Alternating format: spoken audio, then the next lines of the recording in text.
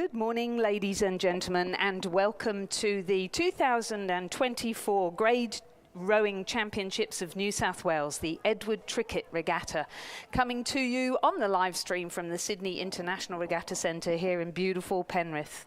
We'd like to begin today by acknowledging the Darug people, traditional custodians of the land and waterways on which we gather, and pay our respects to their elders past and present. We recognise the enduring cultural and spiritual connection of the Darug people, particularly the Mulgoa clan, who connect with the Western Sydney Lakes. We extend our respects to all Aboriginal and Torres Strait Islander people here today. A beautiful day here in sunny Penrith with a temperature in the low 20s, likely to rise just to about 26 degrees today. Virtually no wind at all and no rain forecast either. So we're expecting beautiful conditions here at the lake in Western Sydney. My name is Lizzie Chapman and I'm joined in the commentary box here this morning with Rob Glendenning. Good morning, Rob. Good morning, Lizzie, and what a beautiful day out in the course it is today. It's certainly perfect rowing conditions. But we already have race one on the starting blocks. It's the women's C-grade quad scull heat one. The progression is the first, second, third, forward to the final, and the rest eliminated. In lane one, we have Drummoyne. It's a C crew of Freya Warner Van Dyke, Bianca Riley, Kathleen Hextall, Renata Ipmar, and coached by Sarah Ellis. In lane two, we have Glebe, Belindy Rowe, Elizabeth Lester, Heidi Lindell, Jacqueline Harris. In lane three, St George, Joanne Ward, Jenny Wilson, Amanda Barrett, Christine McCready, coached by Bruce Williams. In lane four, Leichhardt 2, which is a D-grade crew, Nivi Masaryk, Carolina Cossa, Christine Foxton, Shannon Woods, coached by David Ross. In lane 5, Canberra. Once again, a C crew, Lara Connolly, Sandra Sweeney, Jordan Turner, Gabby Pidcock, and coached by Alex Hodges. In lane 6, ADF Rowing, Julia Cronin, Maya Saliva Bell, Jessica Kelly, Holly Kilmartin. In lane 7, University of New South Wales, Anna Ristic, Helen Frith, Samantha Buckler, Annabelle Singh, coached by Chris Burns and Cameron Butler. In lane 8, St George, Cindy Wang, Lilani Turpin, Tessa Jones, Evergreen, coached by Mark Featherston. And in lane 9, Nepean, Ellie Taylor, Jade Sharp, Sophia Whitelaw, Vitty Young, coached by Daniel Waddell, Hugh Harold and Miles Harold. Oh, lovely in that last entry there to see the young rowers, Hugh Harold and Miles Harold, who've done so well in junior rowing and gone through to the senior ranks, now coming into coaching. Absolutely, and it is great to see those young ones coming through and continuing this for the future of the sport. But they're underway in this first race, this first heat of the women's C-grade scull, and a couple of crews, it's hard to see a bit hard in the light here, Lizzie, but a few crews have got out to a flyer, but they would have had a couple of oh no, they wouldn't have had a head start. It's a grade race, of course, but yeah, they've certainly got away quite quickly, and looks great condition. Certainly does, and yes, you're absolutely right. There's a real combination here, isn't there, of masters rowers, which are rowers who are over the age of 27, who combine into different age categories to race at masters specific events, where the ages provide a handicap, I guess. So the younger you are, the greater your handicap, and the idea of masters racing is that racing over 1,000 metres, everybody finishes at roughly the same time if they're racing within different age groups in the same race. But today we have our grade championships, so there are 4 grades on offer in New South Wales. Grades D and C race over 1,000 metres, and the grade that you're in depends on the number of points you have. So the less experienced you are, the more points you have, and as you win races and accumulate points, you have less and less of a gap until you get up to B and A grade, which race over 2,000 metres. So today we've kicked off with the 1,000 metre racing, the C grade, as opposed to C age group category. And as we come through the halfway mark at 500 metres gone, I think the leaders are starting to emerge, Rob. Yes, certainly. And once again, these are two of the predominantly Masters crew, and of course Masters crews can stay in C grade. They don't progress on as they win their races. So some would argue a little bit of an advantage over some of the younger crews, but certainly the Glebe and Drummoyne crews over on the other side, and Nepean right over on lane 9 seem to have a good lead over the rest of the field. I always think that this grade championships is the end of the season for our younger people, and it's starting to get to the pointy end of the season for Masters as they ramp up for our state and national championships in the Masters category. Of course, this year the Masters go to Lake Barrington for their nationals, which will be awesome.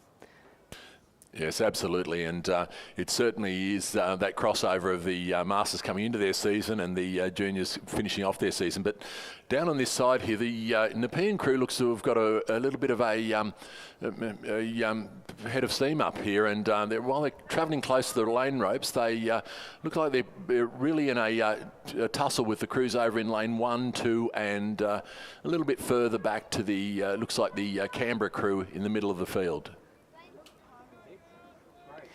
So yes, in lane 9, closest to the grandstand, we have Ellie Taylor, Jade Sharp, Sophia Whitelaw and VT Young from Nepean Run Club. They're all schoolgirl rowers and holding up very well indeed against the Masters. But the great experience of Heidi Lindell and Jackie Harris in the bows of that Glebe quad with Belindy Rowe and Lizzie Lester, they're going to take out the win in our first race of the day, the first heat of the women's C grade quad scull. Second across the line, the crew from Drummoyne in lane 1, and then third, the young crew from Nepean Rowing Club. And our final qualifier through to the A final is the crew from Canberra of Connolly, Sweeney, Turner and Pidcock.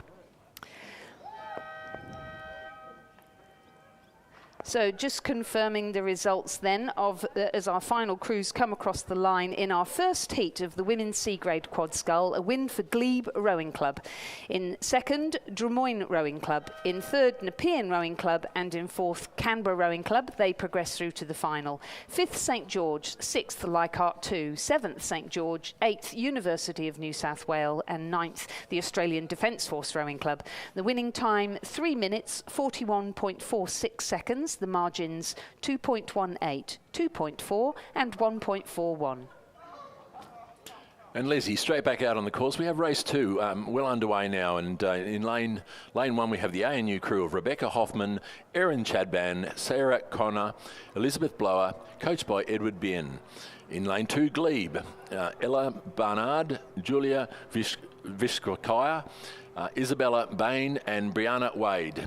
In lane 3, Drummoyne, Wendy Roncolato, Jodie Panagopoulos, Marcella Cox and Amy Greenlees. In lane 4, University of New South Wales, Ashley Potter, Alyssa Burke, Elizabeth Raffin, Caitlin Malquini, coached by Chris Byrne and Cameron Butler. In lane 5, Glebe, Gisela Juza, Emily Barrett, Chloe Hutchinson, Hitchens, Isabel Bugg and coached by Milan Parker. In lane 6, North Shore, Zita Briones, Louise McCoach, Ruth Gibson, Olivia Tung, coached by Guy Morgan. In lane 7, St George, Beth Jacobs, Kiara Beasley, Lily Featherston and Ellen Featherston, coached by Mark Featherston. And in lane 8, Leichhardt, M. Barrick, Sarah Brown, Jennifer Zonga, Danielle Bourget, and coached by Steve Sherry.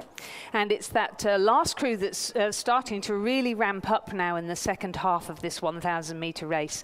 The early leaders were the North Shore crew from lane 6, a very experienced crew with Zita Briones in the bow seat, a seasoned international campaigner as an international lightweight rower for Australia, now doing masters rowing over at North Shore.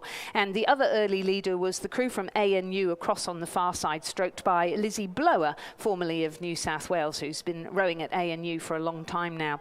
But as they came through the halfway mark, the crew in lane 8 from Leichhardt of M. Barak, Sarah Brown, Jennifer Zongor and Daniela Borger, so at least 3 of those in our New South Wales state team, they started to really push through. Another crew that did a big push in the middle of the course, or 2 crews, University of New South Wales in lane 4, and the young schoolgirls from Glebe Rowing Club under the tutelage of Milan Parker also had a great great push. That managed to get them past the North Shore crew. So the battle now, University of New South Wales and Glebe Rowing Club in the middle of the course. Still ANU looking very relaxed and together there on the far side in lane 1, and still a good battle coming from the Masters of Leichhardt in lane 8. 4 crews to progress through to the final. That looks like the 4 crews that we should be looking at, but North Shore are certainly not going to die, and they're really stepping it up now as they come into the final 100 metres of the race. So it's going to be very tight for the finish. ANU at the moment hanging on, but a fast finish from that young crew from Glebe Rowing Club, and they will take out the win. ANU, I think, will have to settle for second, along with Leichhardt, so it looks to me like that's a photo finish. And then North Shore look to have claimed that final qualifying space for the A final, squishing University of New South Wales out by milliseconds. And then follows Glebe in 6th place. That's the crew from lane 2. And Drummoyne and St George for a photo finish for our final position. Yeah, it certainly was a tight finish at the end, and there's a photo for second and third. We'll just wait to get the official result. But less than 2-3 seconds between the top 5 crews. So what a cracker of a race for the second heat of the women's C grade quad scull. We can at least confirm who's going through to the final whilst the judges finish looking at the photos. That will be Glebe Rowing Club going through in first position. A photo finish for second and third between ANU and Leichhardt Rowing Club in lane 1, and the 4th and final qualifier was the crew from North Shore. 5th University of New South Wales, 6th Glebe, and Drummoyne and St George battling it out for 7th and 8th. And out on the course we have race 3, the men's D-grade single scull. Heat 1, progression is first, second and third to the final, and the rest are eliminated. In lane 2 we have Shoalhaven, Mark Whitaker, coached by Andrew Parry. In lane 3, Glebe, Nick Byrne. In lane 4, Nepean 2, Eamon Ferreira, coached by Daniel Waddell, Hugh Harold and Miles Harold. In lane 5, University of New South Wales, Marcus Black, coached by Cameron Butler. In lane 6, Drummoyne, Nicholas Brown. In lane 7, UTS, Matthew Robertson, coached by Sam Fennessy. And in lane 8, St George, Glenn Shooter, coached by Bruce Williams. And through the 500 metres, we have Marcus Black with about a boat length lead in from the University of New South Wales, a boat length lead over UTS, and the Drummoyne sculler Nick Brown in third place, followed by Mark Whitaker from Shoalhaven, Nick Byrne from Glebe, and Glenn Shooter. So it's a tight race, but a tight race to get these top 3 positions. A little bit of a gap now between the Drummoyne and Shoalhaven, but certainly not big enough to get either of them safely home. So it's a real push here as the top 3 going through to the final in this heat.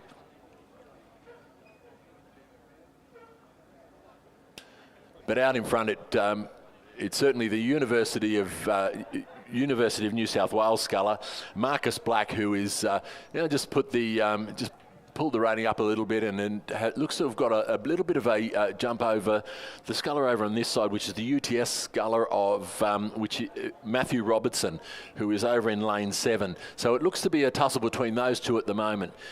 Nick Brown holding in there between them. He's a bit of a meat in the sandwich here. So it looks like these could be the 3 that go through to the final now, and certainly not limited chances. Still the sculler over in lane 2, Mark Whitaker, still not too far out of this, and a bit of a push, but I don't think he'll have what is needed over the last 100 or so metres to catch these 3, and looks like it'll be these crews of University of New South Wales. Marcus Black coming up to the line, and he will take out first position. The UTS sculler Matthew Robinson coming across in second place now, and looks like Nick Brown will come across in third place over here in lane 6. Over to the other side, it is Mark Whitaker. He will come in to take 4th place, followed by the Glebe sculler Nick Byrne, and over here on the this grandstand side of the course, Glenn Shooter coming across the line now. We still have a sculler out, the Nepean sculler, Eamon Ferreira. is still got a little way to go to the line. There was pretty good competition in this D grade scull. Some nice sculling out of this heat of scullers. Yeah, what a beautiful day to go for a single scull. So confirming the results of our first heat of the men's D grade single scull, it was a win for Marcus Black of University of New South Wales.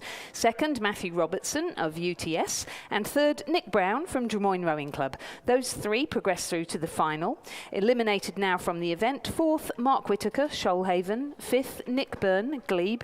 Sixth, Glenn Shooter, St George. And coming across the finish line now, seventh, and Eamon Ferreira from Nepean Rowing Club. The winning time, 3 minutes 50.41. The margins 2.24 and 2.31. Moving through to the second heat of the men's D-grade single scull, we have Nityan Bansal from University of New South Wales in lane 2, Luca Wilson of Leichhardt Rowing Club in lane 3, Richard Jones from Drummoyne Rowing Club in lane 4, James Baker from Nepean Rowing Club in lane 5, Mark McEwen from Glebe Rowing Club in lane 6, Andrew Sapansky from Penrith Rowing Club in lane 7, and Cromwell Olivia from St George Rowing Club in lane 8. And I wasn't aware that Cromwell Olivia is racing in a single, but his daughter has certainly done very well in schoolgirl rowing in her single scull throughout the season. So looking down the course now, it looks as though he's doing quite well. Yeah, absolutely. Cromwell Oliver from St George with a very handy lead coming through the 500 metre mark. It looks a little bit slower than the previous heat coming through the 500, but the sculler, certainly Cromwell Olivia from St George, has handy lead over the Nepean sculler James Baker, followed by University of New South Wales Nityan Bansal, Leichhardt Luca Wilson, Drummoyne Richard Jones, Glebe Mark McEwen, and Penrith Andrew Sapansky. Remembering that only the top three scullers in these heats go through to the final. So it looks like the St George sculler has it well and truly covered over in this side of the course in lane 8. But the real race appears to be in lanes 2, 3 and 5 at the moment, where the final two positions for the final will need to come from. Over in the University of New South Wales sculler now just going on at Nityan Bansal, now on a little bit of a push, and at the moment just probably has a length over the Leichhardt sculler. The Nepean sculler is also right up there, so it's going to be a race between these three, but there's no problems whatsoever for the St George sculler of Cromwell Olivia, who is cruising down to the line now and really just taking it easy coming across the line will take out this heat. But yes, it's certainly Alpha Leather, the Leichhardt scull, just putting that last dive for the line. But as the St George sculler now, Cromwell Olivia coming across the line to take that first position.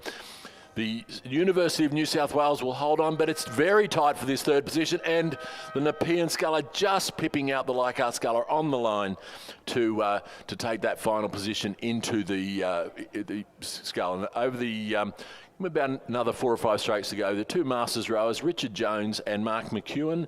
Richard Jones from Drummoyne, Mark McEwen from Glebe, coming across the line now to we've still got another sculler out on the course. The Penrith sculler, Andrew Sapansky, still a little way to go, but certainly those first 3 positions, the St George, Cromwell Olivia in 4 minutes, 0.0253. University of New South Wales, Nityan Bansal, and then Nepean 1, James Baker, making it through to the final, progressing through to the final, which is race 29 a little later in the program.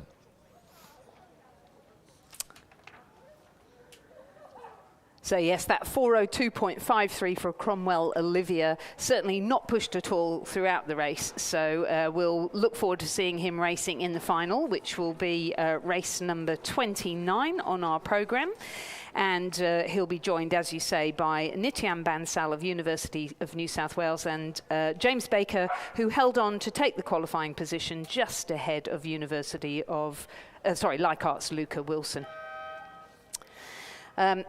We now move to the third and final heat of the men's D-grade single scull, where we have Ian Randall from Penrith Rowing Club in lane 3, Rohan Jayawardena of the Australian Defence Force Rowing Club in Canberra in lane 4, Robbie Ireland of the University of New South Wales Club in lane 5, Massimo Fitzsimon of Leichhardt Rowing Club in lane 6, and Christopher Bonamini of Endeavour Rowing Club in lane 7. So Massimo Fitzsimon, coached by Isaac Shepherd and Dua Callantyl, who run the junior programme there at Leichhardt Rowing Club, having a good battle with Christopher Bonamini from Endeavour Rowing Club, where he is coached by Peter Bond. But unfortunately, there at the back of the field, the action is coming from lanes 3, 4 and 5, where you could have thrown a pashmina over it, as our colleague Ray Ebbett would have said. It was so close at the beginning of the race. As they come into the last 100 metres, there's a good strategic battle going on here between the Australian Defence Force rower Rohan Jayawardena and Ian Randall, the experienced sculler from Penrith Rowing Club. Robbie Ireland of University of New South Wales hanging on there to their coattails to try and secure that qualifying position for the A final. Rohan Jayawardena really cranking it up now as he gets into the red buoys that signify the last 100 metres of the race.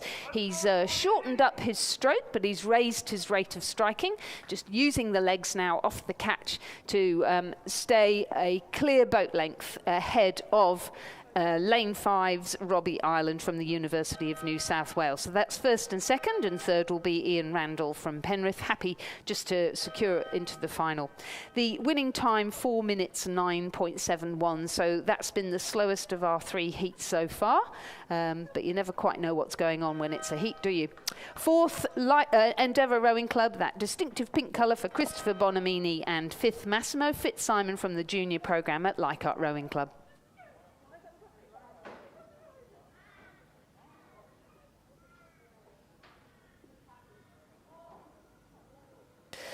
So that concludes our first set of races in our A grade racing here at the Edward Trickett Grade Championships. Our next race in 10 minutes time will be our first para race. We kick off with the PR3 single scull, where Mika Kelly from Glebe Rowing Club will be racing over 1,000 metres, and then move on to our para single races over 2,000 metres, where we see Stuart John from ANU, Bronte Marshall from Community, multi-medalled Bronte Marshall, and Eleanor Taylor from Community Rowing Club. Racing over 2,000 metres, as I say. So we'll see you again in 10 minutes' time.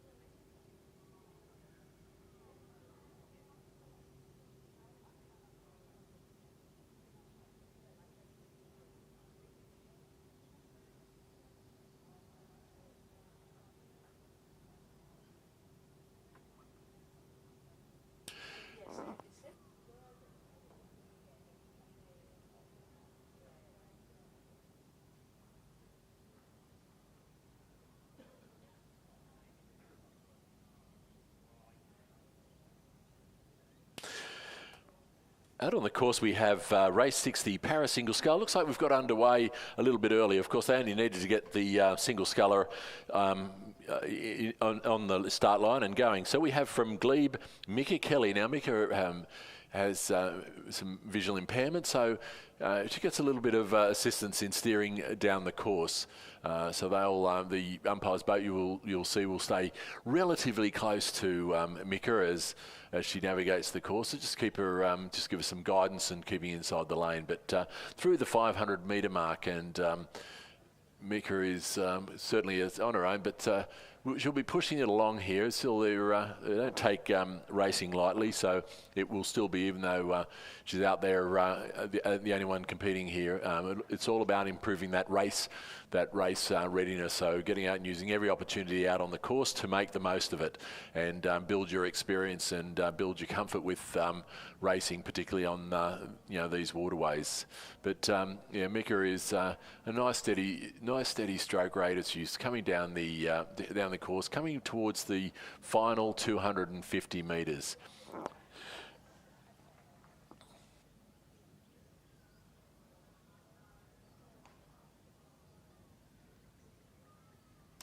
Yeah, it feels like only yesterday that Mika joined the para rowing community. I think she certainly did, I believe, CrossFit, and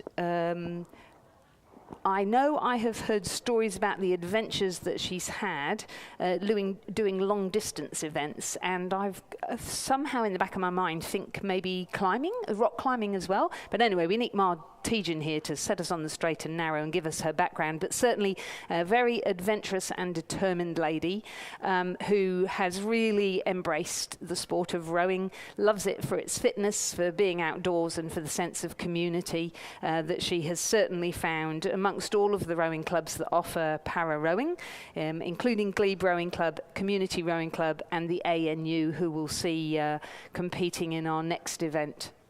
As you said, a PR3 rower, so that means able to use all three major muscle groups, the arms, the trunk and the legs, and also has a visual impairment. So one of the ways in which New South Wales really has embraced para rowing is to allow guides on these lovely catamarans that we have as umpire launches. We're so lucky to have these and to have had Rowing New South Wales make such a big investment into umpiring craft like this that can be used to have a guide very close to the athlete without disturbing the flow of the water for other racers. And it also allows photographers to go onto the canvas at the front of the catamaran, and we can see there, that actually might even be Mark guiding her as well as taking photographs. Multi-purpose, those umpires launches, aren't they?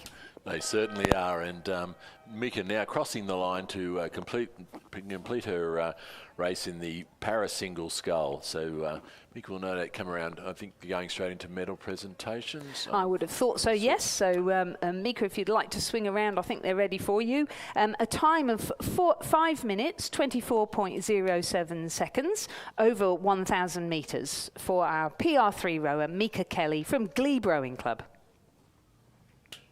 And now, Lizzie, we've got another little bit of a break. We've got to 8:45 before the para singles come down, and we have PR. They're all PR3. So, if I'm sure that if they get to the start line, all get to the start line, they might set it off a little bit early. But we'll wait for that. But certainly a little bit of a break now until the para single starts off the 2,000 metres. In the meantime, the medal presentation will take place for the para single scull 1,000 metres.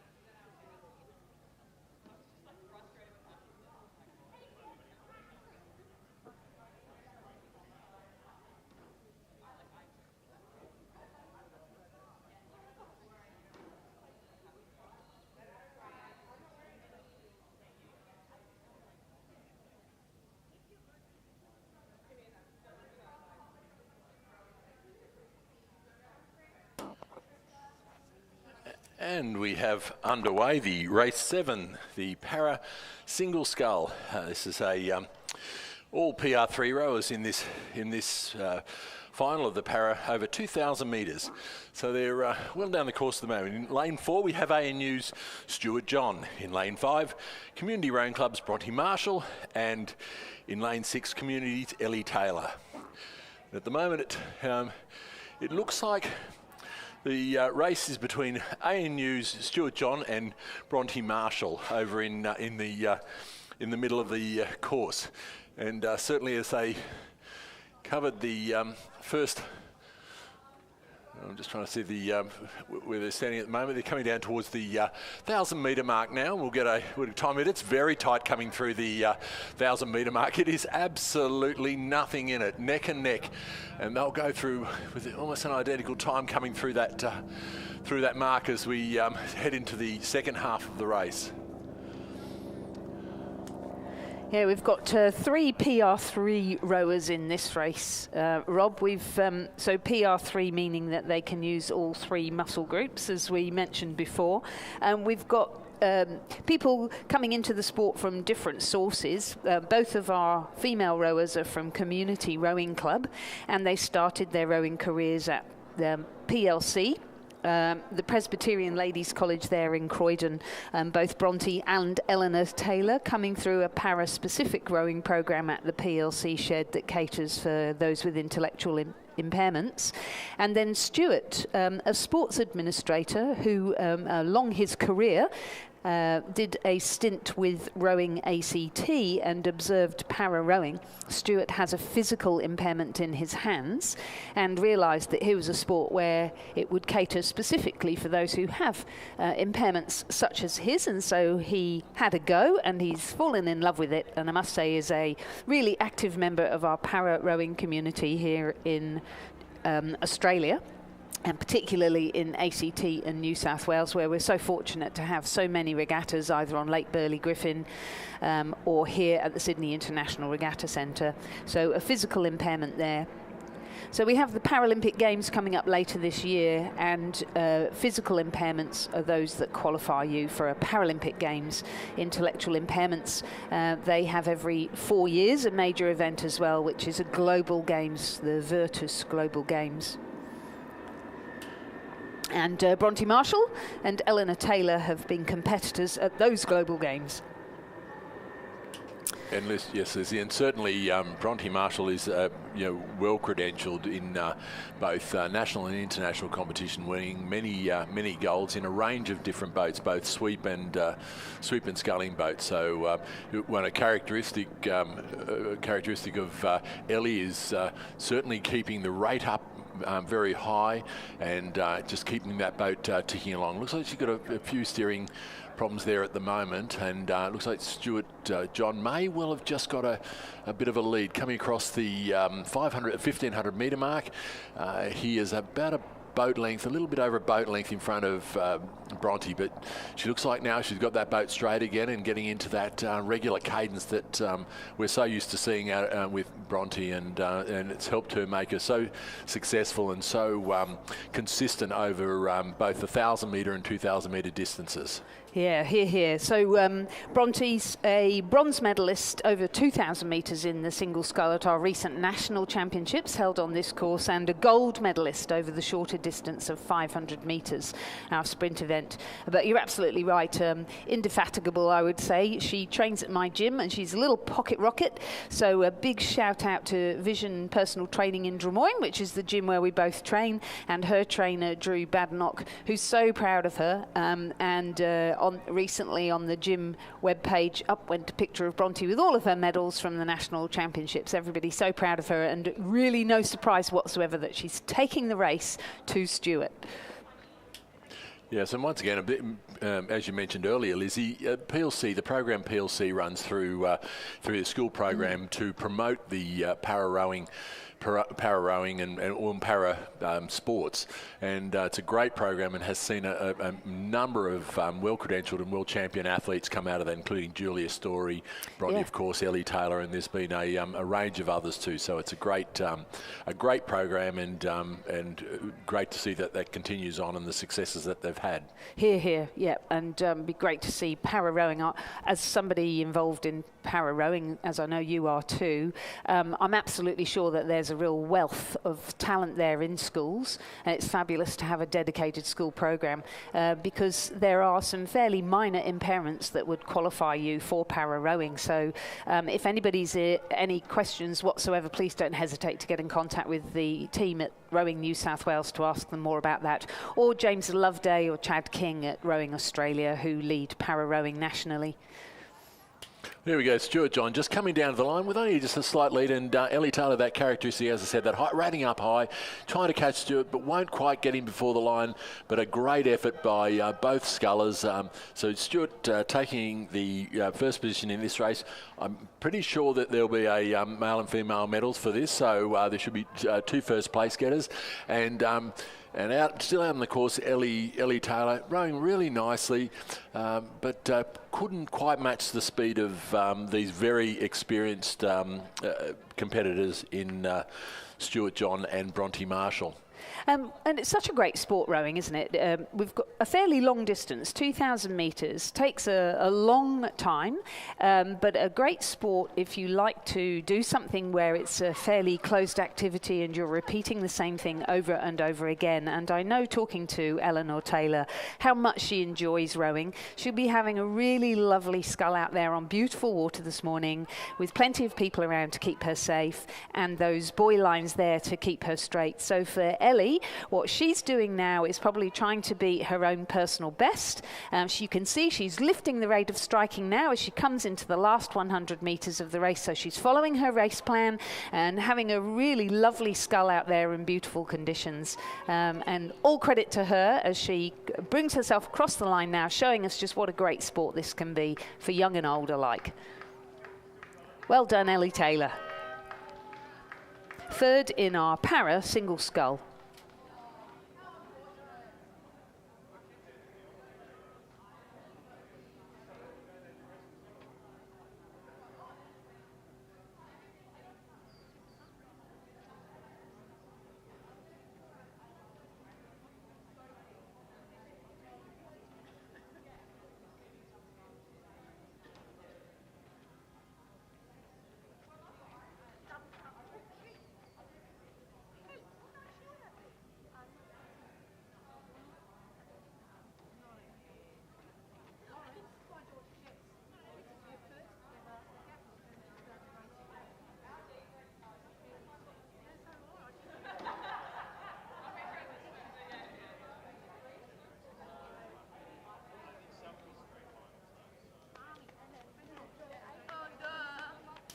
So our next race on the course will be the men's A-grade double scull, where we have a straight final between 3 crews. In lane 4, representing UTS Haberfield Rowing Club, Patrick Burke and Henry Blackwell, coached by Matthias Ungermach and Sam Fennessy. In lane 5, from Newcastle Rowing Club, their captain, Ben Homer, with Remy Keats. And in lane 6, also representing UTS Haberfield Rowing Club, Nicholas Mather and Zink Bosco, coached by Sam Fennessy. So Nick Mather and Zink Bosco, half of our New South Wales lightweight men's coxless 4 that raced in the Penrith Cup at the Interstate Championships at our National Rowing Championships a couple of weeks ago. So lightweights pushing now against 2 crews. You can see on the screen there, not sure who that is actually, but the other UTS crew is Patrick Burke and Henry Blackwell. So Pat Burke, who started his rowing at St Augustine's College, coached by Matthias and Judith Ungermach, who's now racing for UTS Haberfield, with Henry Blackwell, who actually studies at Sydney University, and I'm pretty sure he's the captain of the St Paul's College crew, who would have raced at the Intercollegiate Rowing Regatta for Sydney University here on the course on Tuesday earlier this week.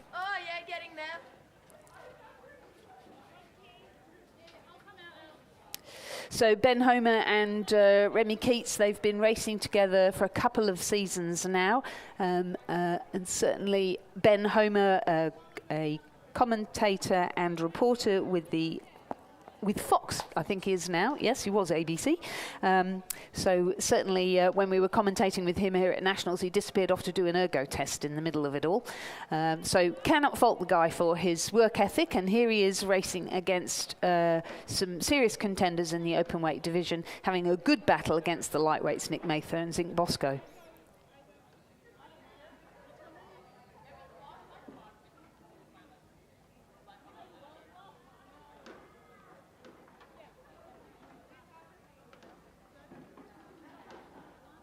So Liz, it looks like the UTS crew of Patrick Burke and Henry Blackwell first through the 1,000 metre mark, followed closely by the lightweight crew of Nicholas Mather and Zink Bosco, with Ben Homer and Remy Keats from Newcastle just shading them in third place. So the race is certainly on here for the great and interesting third 500 and following on to the finish.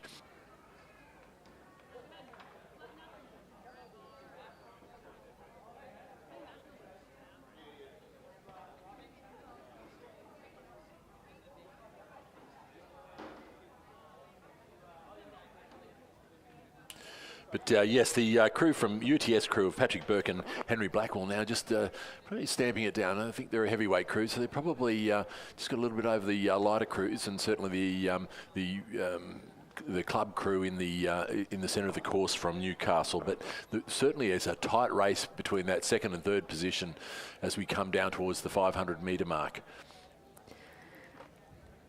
Yes, Henry Blackwell certainly had a good season, and Pat Burke with their sculling. They were fourth in the Open Men's Quad Scull at the National Championships, and Henry was our silver medalist in the under-23 single at the New South Wales State Championships, and won a bronze medal in the under-23 single at the National Championships. So certainly very handy. Pat Burke good at sweep as well as sculling, and certainly not having it all their own way. It's a much tighter race than I was expecting it to be. But they continue to lead now as we come into the last 500 metres.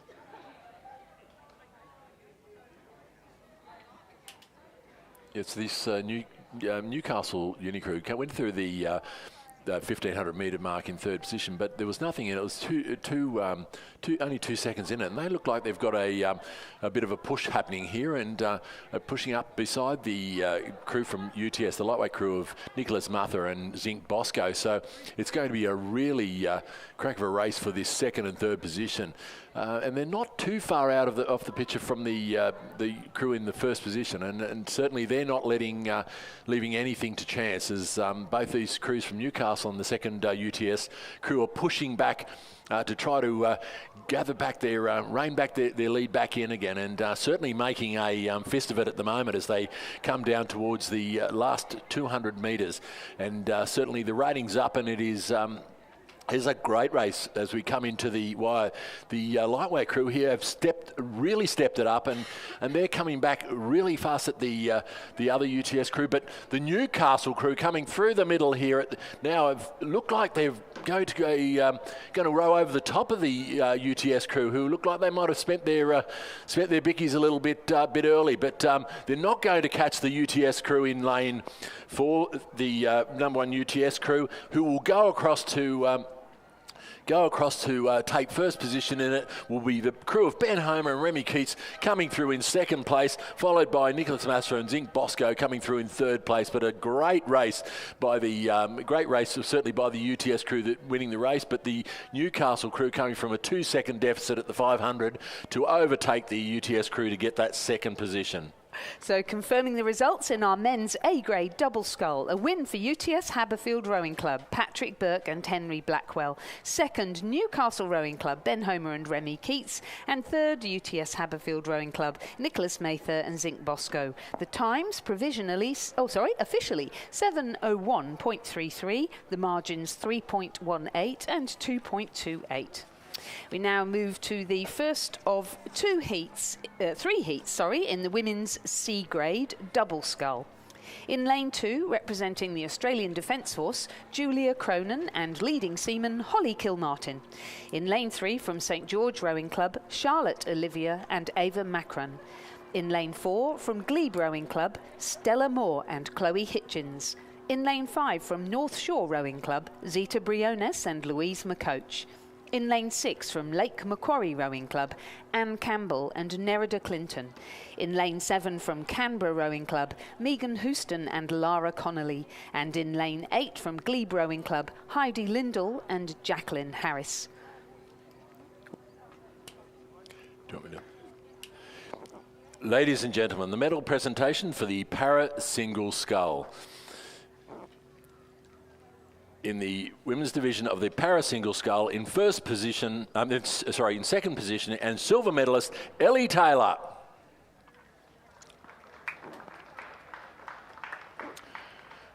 And winner and gold medalists of the women's para single scull, Bronte Marshall. Please congratulate the place getters and winner and place getters in the women's para single scull.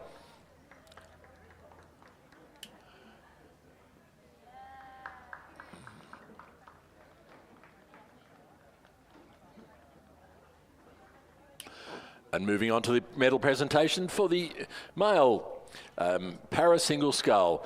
And in first place from ANU, Stuart John. Please join in congratulating the winners and place getters in the para single sculls.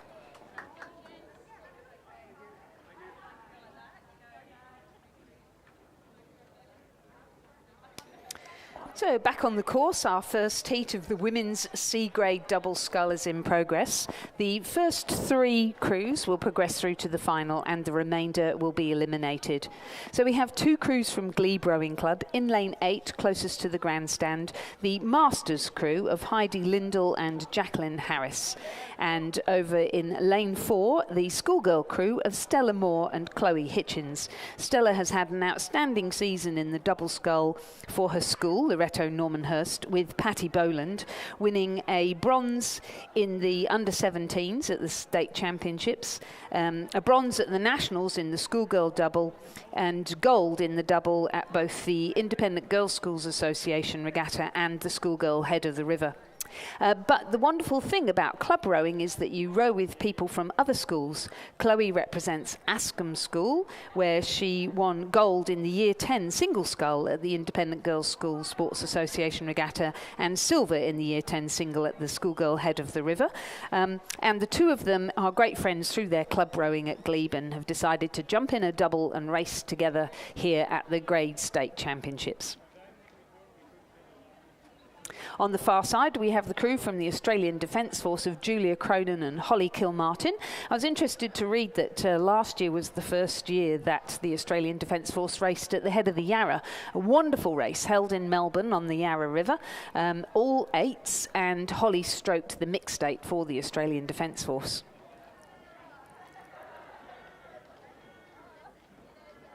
We mentioned earlier about Cromwell Olivia winning his race in his single scull. This is his daughter Charlotte, who's in lane 3. She's racing with Ava Macron, and they raced together in this double as an under-17 double back at the state championships. Haven't seen them together again since then, so here they are having another bash again. Yes, and great to see once again that mixture of all age groups in these the C and D grade events here at the Trickett Regatta. And certainly over on this side, it looks like that very experienced Masters crew of Heidi Lindell and Jackie Harris look to have opened up a little bit of a lead, and they were certainly through the 500 in first position, with a little bit of a gap over that much younger crew of, as Lizzie talked about, in Stella Moore and Chloe Hitchens. way over in lane 2. So that's where the race is, although the crew down the middle of the course, it appears to be the ADF crew of Julia Cronin and Holly Kilmartin, also in there, and a very tight between Charlotte, Olivia and Ava Makram for that 4th position. But certainly that first the top 3 positions, all important to get through to the final. And it certainly looks like now it's getting quite clear now that the crews from these glebe crews will both get through if they can hold it together over the last 150 odd metres. But the race now is really for that 3rd position to try to get through to the final. Of course, with three heats, they'll take 9 heats, 9 lanes to the final. So it allows for three from each heat to go through to the final. But it's certainly a clear and decisive lead from this glebe, very experienced glebe crew over here of Heidi Lendl and Jackie Harris, and they will just hold on to get that first position. The crew of Stella Moore and Chloe Hitchens, the other glebe crew, they've now got a clear water over the crew from St George over, or ADF it is, over in the far side. And they'll come through for 2nd place. Looks like the ADF crew will come through 3rd. St George very tight for 5th and 6th. And we've just still got the Lake Macquarie crew, just about another 10 or 15 strokes to come across the line.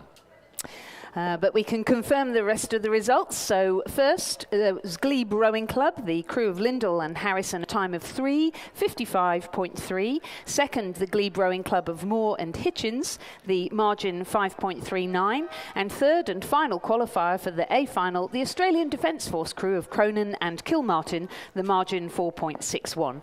Fourth, St George. Fifth, Canberra. Sixth, North Shore. And 7th, Lake Macquarie.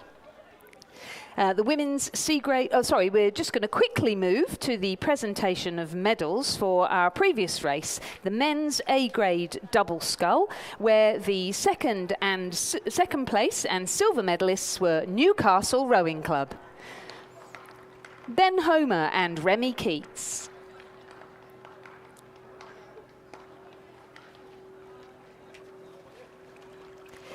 And our gold medalists and A-grade champions in the double scull for 2024, UTS Haberfield Rowing Club, Patrick Burke and Henry Blackwell.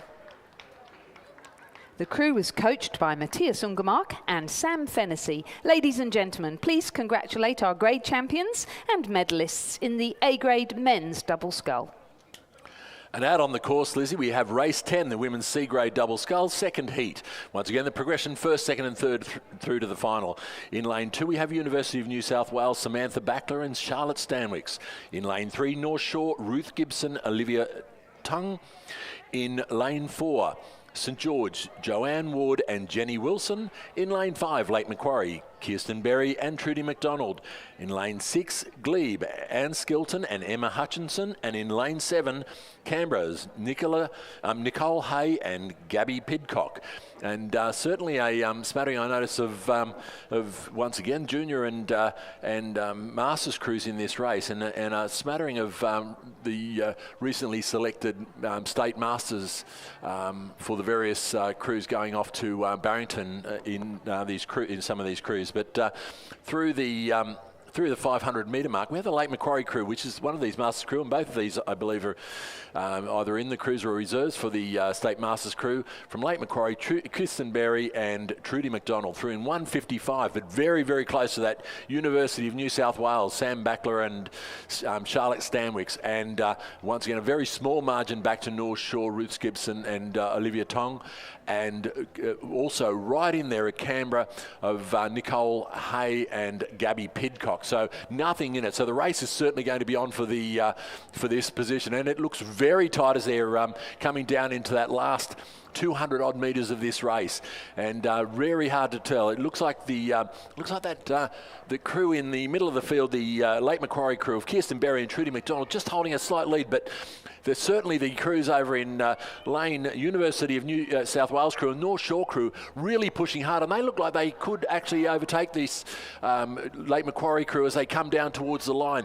The Canberra crew right over in lane 7, still not out of it, but I'm not sure that they'll have enough enough space to get back and get into that third position. So it looks like we're coming down to the line now. It's got absolutely nothing in this first and second position from this late Macquarie crew and the crew from North Shore, and right on the line I think it'll be a photo followed by the University of New South Wales crew, the Canberra crew in fourth, Glebe in fifth, and then the St George crew just coming down to the line now for to take out that last position in this final position in this heat. Oh, so yeah, I'm sure the officials are going to have a quick look at that, but a win there for Lake Macquarie Rowing Club. I don't know if that's necessarily true. No. Okay, we'll definitely wait, but it looks as though first three across the line were Lake Macquarie Rowing Club, Kirsten Berry, Trudy McDonald, Ruth Gibson and Olivia Tong from North Shore, and the University of New South Wales, Samantha Backler and Charlotte Stanwyck. So we'll wait to see how they all sort themselves out, but certainly the time across the line was slightly slower than the previous heat, 3:58.31. Just missing out, Canberra Rowing Club's Hay and Pidcock, fifth, Glebe Rowing Club, Skilton and Hutchinson, and sixth, St George's, Ward and Wilson. Our third and final heat of the women's C-grade double scull is now in progress, with Glebe Rowing Club once again on the far side in lane 2. This time the crew of Brianna Wade and Julia Vichkovskaya. In lane 3 from Canberra Rowing Club, Jordan Turner and Sandra Sweeney, coached by Alec Hodges. In lane 4 from Newcastle Rowing Club, Kensington Steele and Charlotte Holford. In lane 5 from St George Rowing Club, Chris McCready and Amanda Berrand, coached by Bruce Williams. In lane 6 from ANU, Sarah Connor and Elizabeth Blower, coached by Edward Bien. And in lane 7 from Leichhardt Rowing Club, Belinda Brigham and Jane Hutchinson. And certainly, Lizzie, coming through the 500-metre mark, a little bit more spread out this field, with the ANU crew of Sarah Connor and Elizabeth Blower coming through in 1:55.41, with about a length over Kensington Steele and Charlotte Holford, and a little bit further back to Christine McCready and Amanda Berrand. Certainly, that's where the race seems to be, although the crew from Glebe just trailing them at the moment, so they're well and truly in a good position to come back over the top and get a place in this final. So as they come down to the last 250 metres, it does look like this crew from ANU have really stamped their authority on this heat and look to have it well and truly covered coming into the last 200 odd metres of this race.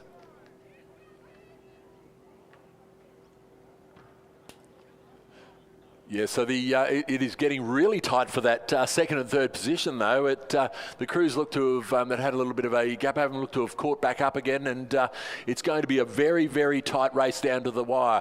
But certainly this ANU crew, they sculling very, very nicely now, and look to be fairly relaxed in their stroke, and certainly got the lots of power there, and using their power very effectively just to hold that lead over the remainers in the field. But certainly at the moment the Newcastle crew of Kensington Steele and Charlotte Holford have just got a little bit of a gap over the others for this all-important second position, and the fight is really on for third.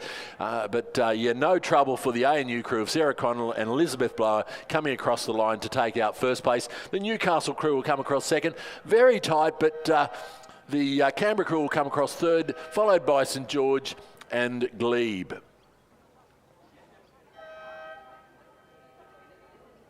With the Leichhardt crew coming across in sixth place to complete the heats of the women's C-grade double scull. So that win for ANU is in a time of 3 minutes 59.25 seconds. The margins between them and second place Newcastle 4.37, and then a further margin back to Canberra Rowing Club of 2.04. That result from the previous heat has now been confirmed as Lake Macquarie in first position, North Shore in second position, University of New South Wales third. So all of these crews will progress through to the final, which will be held at 1:10 this afternoon, race number 33 on our programme.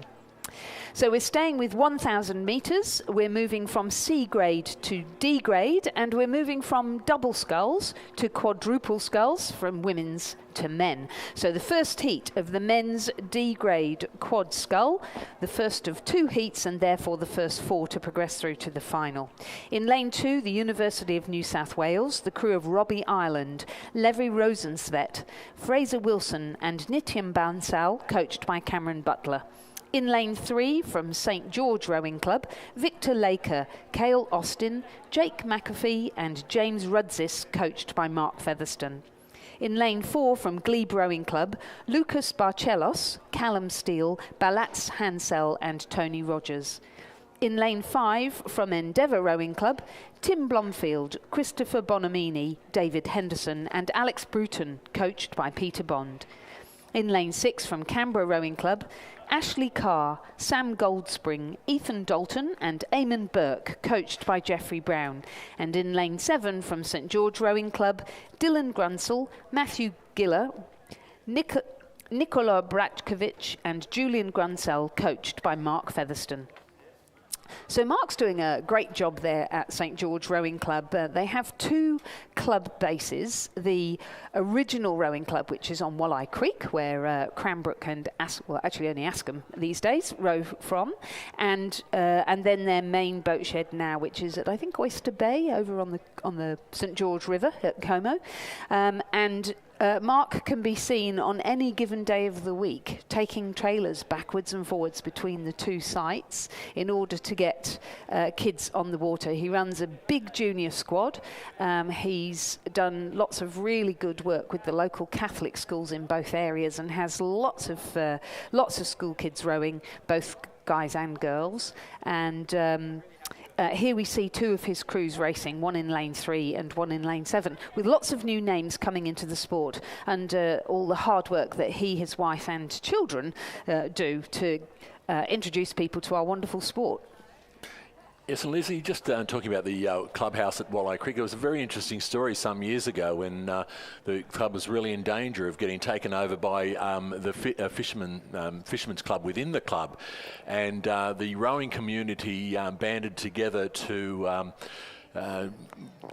ensure that didn't happen. It was one of the great moments for for those of us who have been in the sport for a long time. Yes. That everybody pulled together and to make sure that maintained its status as a rowing club and for the purposes of rowing, and was not taken over. And we've lost so many registered rowing clubs over the last 10 years. So it was great to see that the community pulling together and making sure that certainly didn't happen in this instance. Yes, and that rowing club, the social side of things there, it's a difficult area. There's a lot of people living there now. Lots of new apartment blocks have been built. The river is being cleaned up. In fact, on the ABC radio this morning, somebody from what I think it's called Underwater Sydney Facebook group, who talk a lot about diving in the waters around the Sydney Harbour. The lady from there this morning was talking about Walleye Creek and the Cooks River, and I must admit, as a coach at Askham, it's been absolutely wonderful exploring the Cooks River. It's really beautiful, but it is highly polluted because there's just such a lack of stormwater drainage, I think, around there, and there's a runoff straight into the river every time it rains. But it is a beautiful river. It was charted by Captain Cook when he first arrived in Sydney, and it's really ancient. The Aboriginal peoples fished. It would have been a plentiful source of food back in the day before it became very industrial, because it was near the port of Botany, and then the factories, of course, just discharged everything into the creek. Anyway, it's recovering. There's lots of fish there now, and there's plenty of rowing going on there too. Surfboat rowing, St George Rowing Club and Askham School, and occasionally Cranbrook as well, ploughing up and down the rivers there, and loads of kayaking and canoeing as well. It's always great to see that the waterways are getting so much better and cleaner, and certainly we're seeing that even in the likes of Iron Cove and Blackwater Bay with the proliferation of fish and certainly big fish as well, as it turns out. So haven't seen a shark yet in Walleye Creek, but I'm sure it's not far off. Yes, but that is good to see, and with the plentiful fish in the waterways, I'm sure anything that's much bigger than that would be happy feeding on the fish rather than 7 rowers. But anyway, back into this race, and it's well underway. And this crew over the St George crew that Lizzie talked about earlier, over here in lane 7, looks to have got a little bit of a jump. They had a very fast start, but it's certainly between at the moment the crew over in lane 7, and it looks to be the Glebe crew and University of New South crews that have certainly jumped out to had very good starts in this race. And as we come down towards the 500 metre mark, we just need to come around the course again. It does look like that Glebe crew has a slight advantage over the University of New South Wales crew. The crew over here, the St George crew on the this side of the course, oh no, that looks like they will still go through in second position, but it's very tight coming through that 500 with the Glebe crew of Barchelis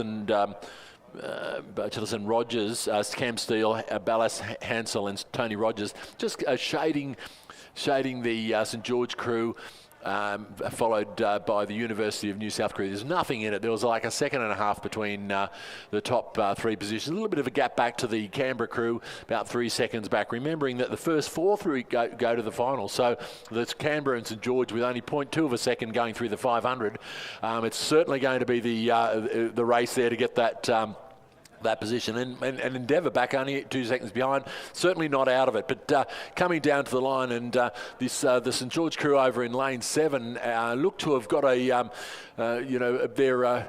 rate up and looking very neat. These are D-grade crews, and they are certainly looking very skilled as they come down towards that last 200 metres of the race. We have so it's over on this side. We have that St George crew in the yellow Impaka boat with only about 200 metres to go. The Glebe crew certainly were up there coming through the 500, but just dropped back a little bit. But I think they're pretty sure that they've got their position in the final covered. And over on the far side, University of New South Wales, they're actually putting on a spurt as well. So it is still going to be very tight on the line here for this first, second, and third. But the race is really on between Canberra and the second St George crew for that 4th position and into the final. But look, the New South Wales crew has put on a bit of a spurt. They just want to let them know that they're going to be a force to be reckoned with in the final. And they will go across the line to take first position from St George. The Glebe crew across the line in 3rd place, and Canberra will take out that 4th position and the final position into the final from this heat. And now the Endeavour crew just coming up to the line and crossing the line to complete this heat of the D-grade quad scull. Confirming the results of our first heat of the men's D-grade quad scull, a win for the University of New South Wales. Second, St George Rowing Club, stroked by Julian Grunsell. Third, Glebe Rowing Club. 4th, Canberra Rowing Club. Those 4 crews progressed through to the final at 1:25. 5th, the St George Club crew, stroked by James Rudsis, and 6th, Endeavour. The winning time, 3 minutes 31.92. The margins 0.57 and 1.81. And 4.88. Our second heat is now in progress. Just started with the Australian Defence Force Rowing Club over in lane 3, David Newman, Rowan Jayawardena, Christopher Boston and Bill Todd. Drummoyne Rowing Club in lane 4, Zachary Neal, Hudson Donovan, Carl Hooks and Nathaniel Lawson, coached by Sarah Ellis. In lane 5, St George Rowing Club, Aidan West, Glenn Shooter, Christopher Jones and Jacob Wilson, coached by Mark Featherston. In lane 6, Glebe Rowing Club, Mark Tejan, Rob Dallimore, Frank Skukamara and Kenny Major. And in lane 7, Shoalhaven Rowing Club, represented by Bradley Sewell, Stuart Drury, Andre Medinis and Mark Whitaker, coached by Andrew Parry.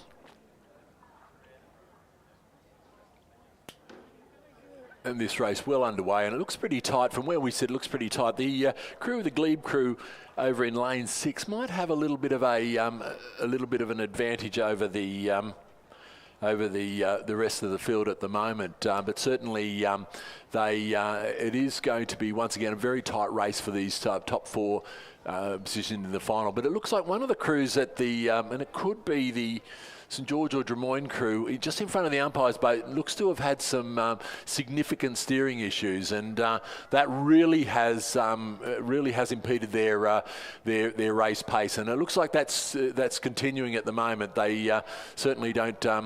Are struggling there a little bit, but certainly this it looks like the Glebe crew with one of our fellow commentators, Mark Tejan. This is a Masters crew, and Kenny Major in this boat.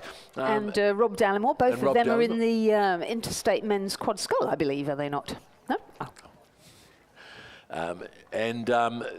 Certainly, they look to have a handy lead over the rest of the field now, but that crew certainly has lost that, and it appears to be the Drummoyne crew, and obviously something's happened. Their foot has slipped or something, and that's certain. Oh no, the Drummoyne crew still looks to be out there. I'm just trying to work out who that is. I'm saying that's St George. So at the moment, it's the Glebe crew, followed by the Drummoyne crew of Zach Neal, Hudson Donovan, Carl Hooks, and Nate Lawson, coached by Sarah Ellis. And this is one of the crews you might have seen on the Rowing New South Wales site. We're certainly pushing to get inclusion from those leaving Year 12 to come and join a rowing club. It doesn't have to be Drummoyne or a Glebe or whatever, just to stay in the sport, which is the important thing for all of us. But certainly Glebe Rowing Club now coming down with a handy lead over the rest of the field. So they hold the lead over the Drummoyne crew back over there in lane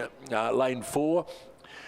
So it's this crew of Mark Tejan, Rob Dallimore, Frank Skukamara and Kenny Major holding looking very, very comfortable as they come down towards the line. Certainly not pushing too hard at all as they come down to the line, and they'll take out that first position from the Drummoyne crew.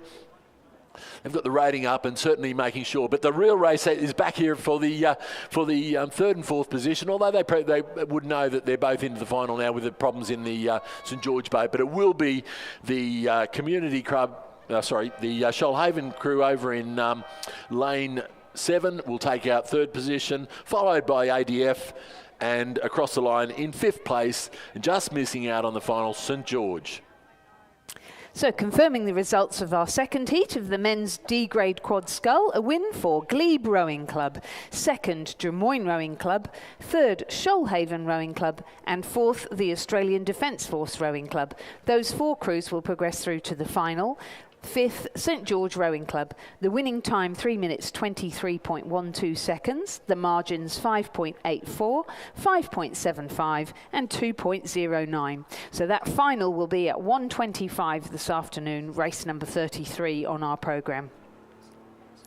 We now have a slight break for another 5 minutes or so before we bring you the first of 2 heats of the men's B-grade single scull. They'll be racing over 2,000 metres.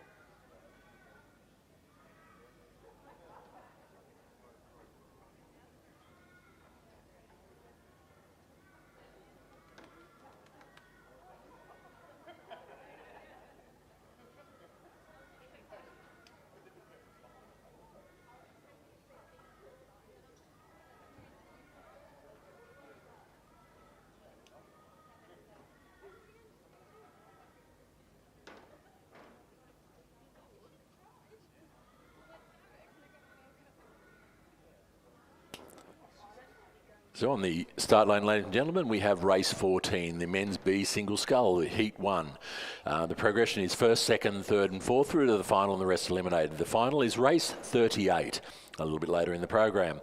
In lane 2, we have Nepean, Nicholas Walsh, coached by Daniel Waddell, Hugh Harold and Miles Harold. In lane 3, we have Newcastle Uni, Isaiah Chandler. In lane 4, Nepean, Hugh Harold. That'll be interesting for Hugh because he's one of his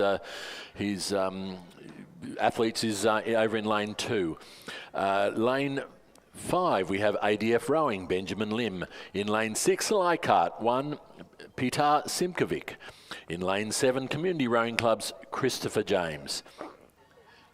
So we're in the starting blocks now and waiting for a start in this heat 1 of the men's B single scull.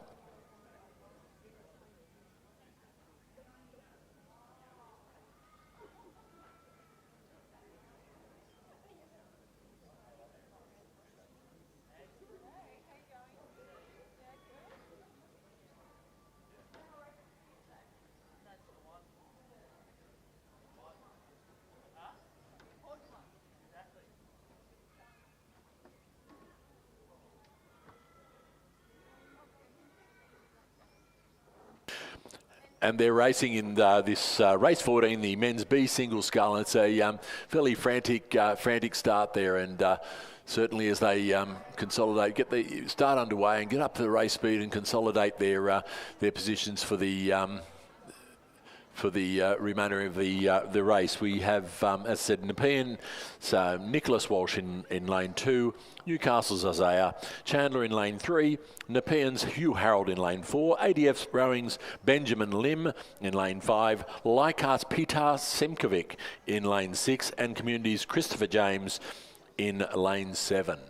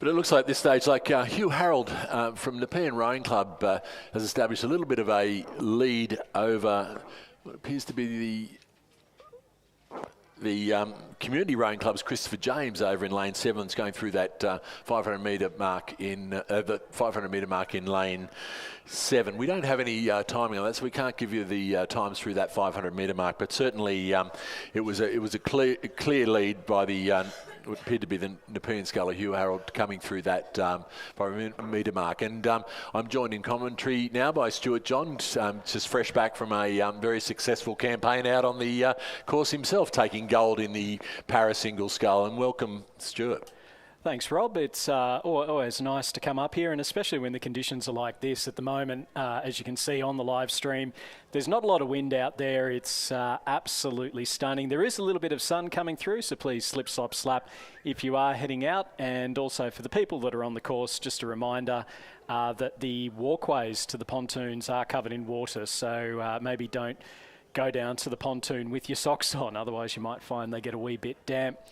But here in this men's B-grade single scull, so as you mentioned before, we did have Hugh Harold from the Nepean Rowing Club, leading Christopher James from Community, Benjamin Lim from ADF Rowing. He's had a very eclectic rowing career. He learned how to row over in Perth, where he grew up, then went down to Tasmania University when he was posted there with the Army, with the Australian Army Band, then up to Canberra at ANU, where he rowed for a couple of years, and now he's living up in Brisbane. So the nomadic lifestyle of the military. Certainly well travelled and got a few clubs under his belt, but it's certainly it's good to see that the clubs can be so accommodating as we move around Australia and the rest of it. And certainly, Stuart, this course has recovered. I understand that only 3 or 4 days ago, the water was nearly up to the cycle path, the lower cycle path. So it's recovered well, except as you say, those pontoons. But I saw the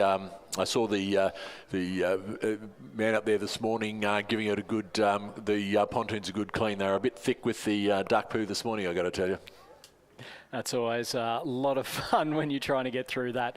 Out on the water, though, it does look like we've got Hugh Harold from Nepean leading Christopher James from Community, and then Leichhardt's Peter Simkovic, coached by Isaac Shepherd and Julia Kalantar, sitting in third place. We've got first 4 through to the final, so we'll get a bit of a timing point as they go through the 500 metres to go.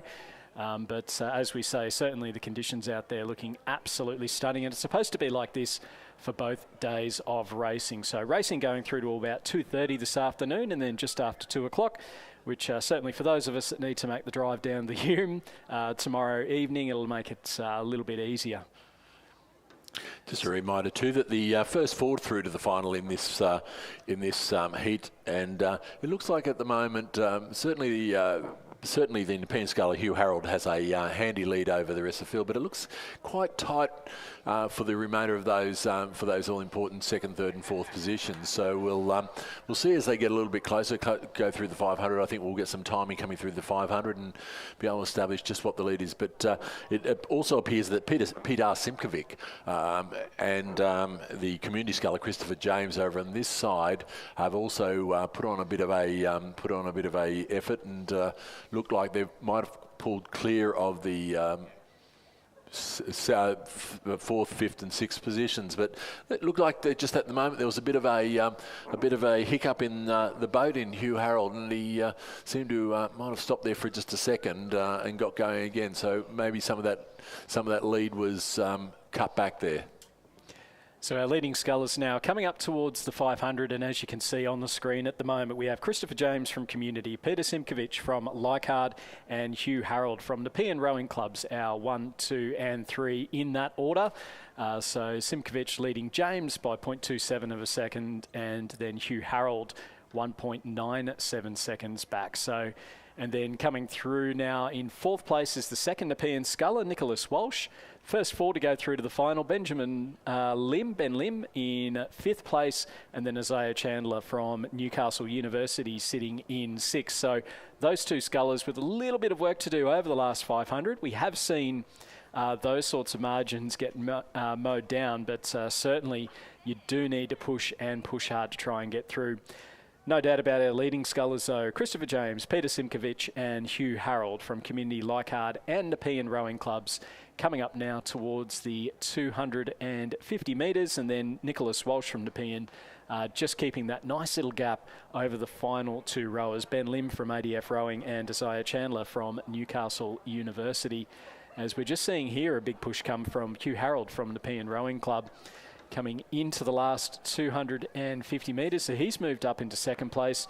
Christopher James from Community just keeping that rating relatively steady. He's not easing up by any stretch of the imagination. Peter Simkovic from Leichhardt just dropping his rating down a little bit. And then Nicholas Walsh from Nepean in 4th place. And he's got about a boat length between himself and Isaiah Chandler from Newcastle University and Ben Lim from ADF Rowing. But out in front, Hugh Harold from Nepean. He was in the lead through the 500 and then the 1,000. Eased off a little bit through the 1,500s. And we're just seeing him and Christopher James from Community Rowing Club.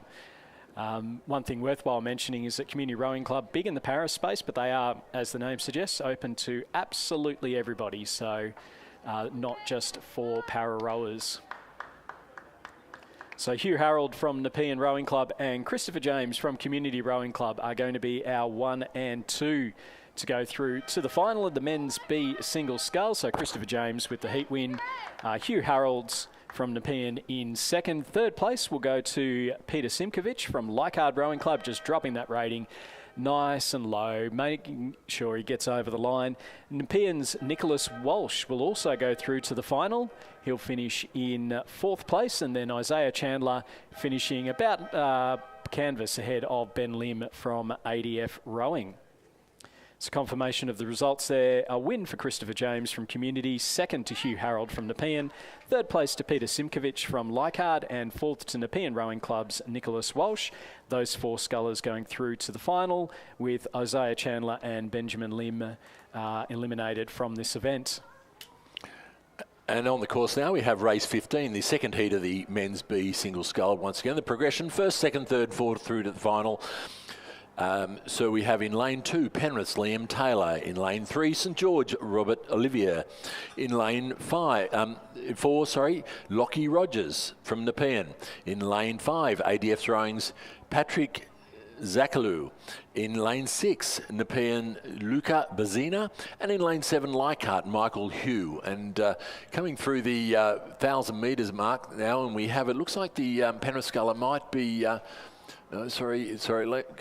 coming through the 500 metre mark. It looks like Penrith sculler Liam Taylor might have a handy lead over what looks to be the ADF sculler in the middle of the field. Just a bit hard to tell with the sunlight on these scullers at the moment, and no timing there. But certainly these 2 scullers out in front, one over in lane, the sculler in lane 2 from Penrith, certainly holding a handy lead over the rest of the field, and they look to be pulling out. And at the moment, there is a bit of a race on for that third and 4th positions, and from the scullers in the middle of the field. But as we come down towards the 750 metre mark to go, it certainly is the sculler over in lane 1 and the ADF sculler of Patrick Zakalou who appear to hold a handy lead over the rest of the field.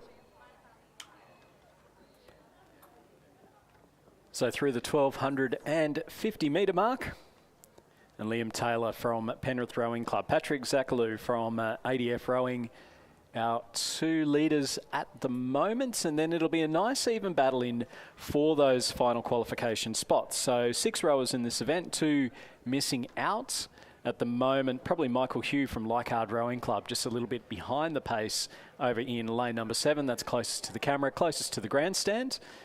And then it'll be interesting to see between St George's Robert Olivier and Nepean's Lockie Rogers. So we've already got 2 Nepean rowers from the first heat that have gone through to the final. Can they make it 4 from 4? Coming up now towards the 500, and we will get some timing at the 500 metre mark. And I think it's going to show that Patrick Zakalou from ADF Rowing is out in front and certainly looking very comfortable there.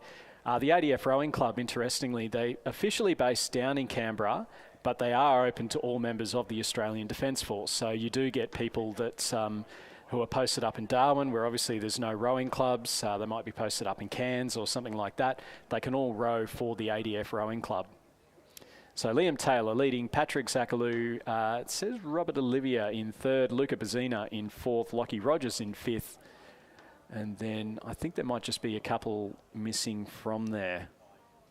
Yeah, it's fairly clear-cut for this with Liam Taylor holding a very handy lead over Patrick Zakalou from ADF with Robert Olivier in 3rd and Luca Bazina in 4th. So still Lockie Rogers a little bit of work to do to try to get back into that 4th position. A little bit of a tailing out at the back of Michael Hugh from Leichhardt, but certainly no trouble for the Penrith sculler Liam Taylor, who as we come down into the last 250 metres has the rating right down now. So that's a very confident looking stroke that he's putting on and race effort here at the moment. Probably not quite so settled is the ADF sculler, but certainly really holding on to that 2nd position.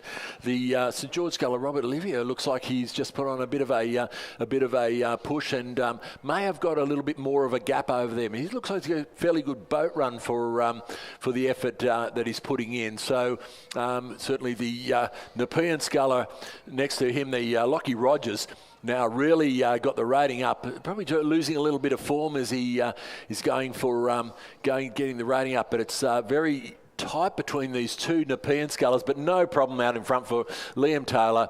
As I said, looks very relaxed as he comes down to the line. Has a look around, just make sure that he's got this well and truly covered as he comes down to the last 7 or 8 strokes. He's holding a slightly, he's holding a commanding lead really over the ADF sculler Patrick Zakalou and the St George sculler Robert Olivia, but it's very tight for this 4th position as we come down the 2 Nepean. It's the hometown shootout here as they come down towards the line, and Lockie Rogers just catching a little bit of a crab at the wrong time, and it certainly will be Luca Bazzina going through to take out that 4th position, and straight through to the final. So a win there. Confirmation of the results in heat number 2 of the men's B-grade single sculls. A win there for Liam Taylor from Penrith Rowing Club. Second at this point to Patrick Zakalou from ADF Rowing. Robert Olivia from St George in 3rd, with Luca Bazzina from Nepean in 4th. Those 4 rowers going through to the final. And then we have Lockie Rogers from Nepean and Michael Hugh from Leichhardt in 5th and 6th, unfortunately eliminated from this event.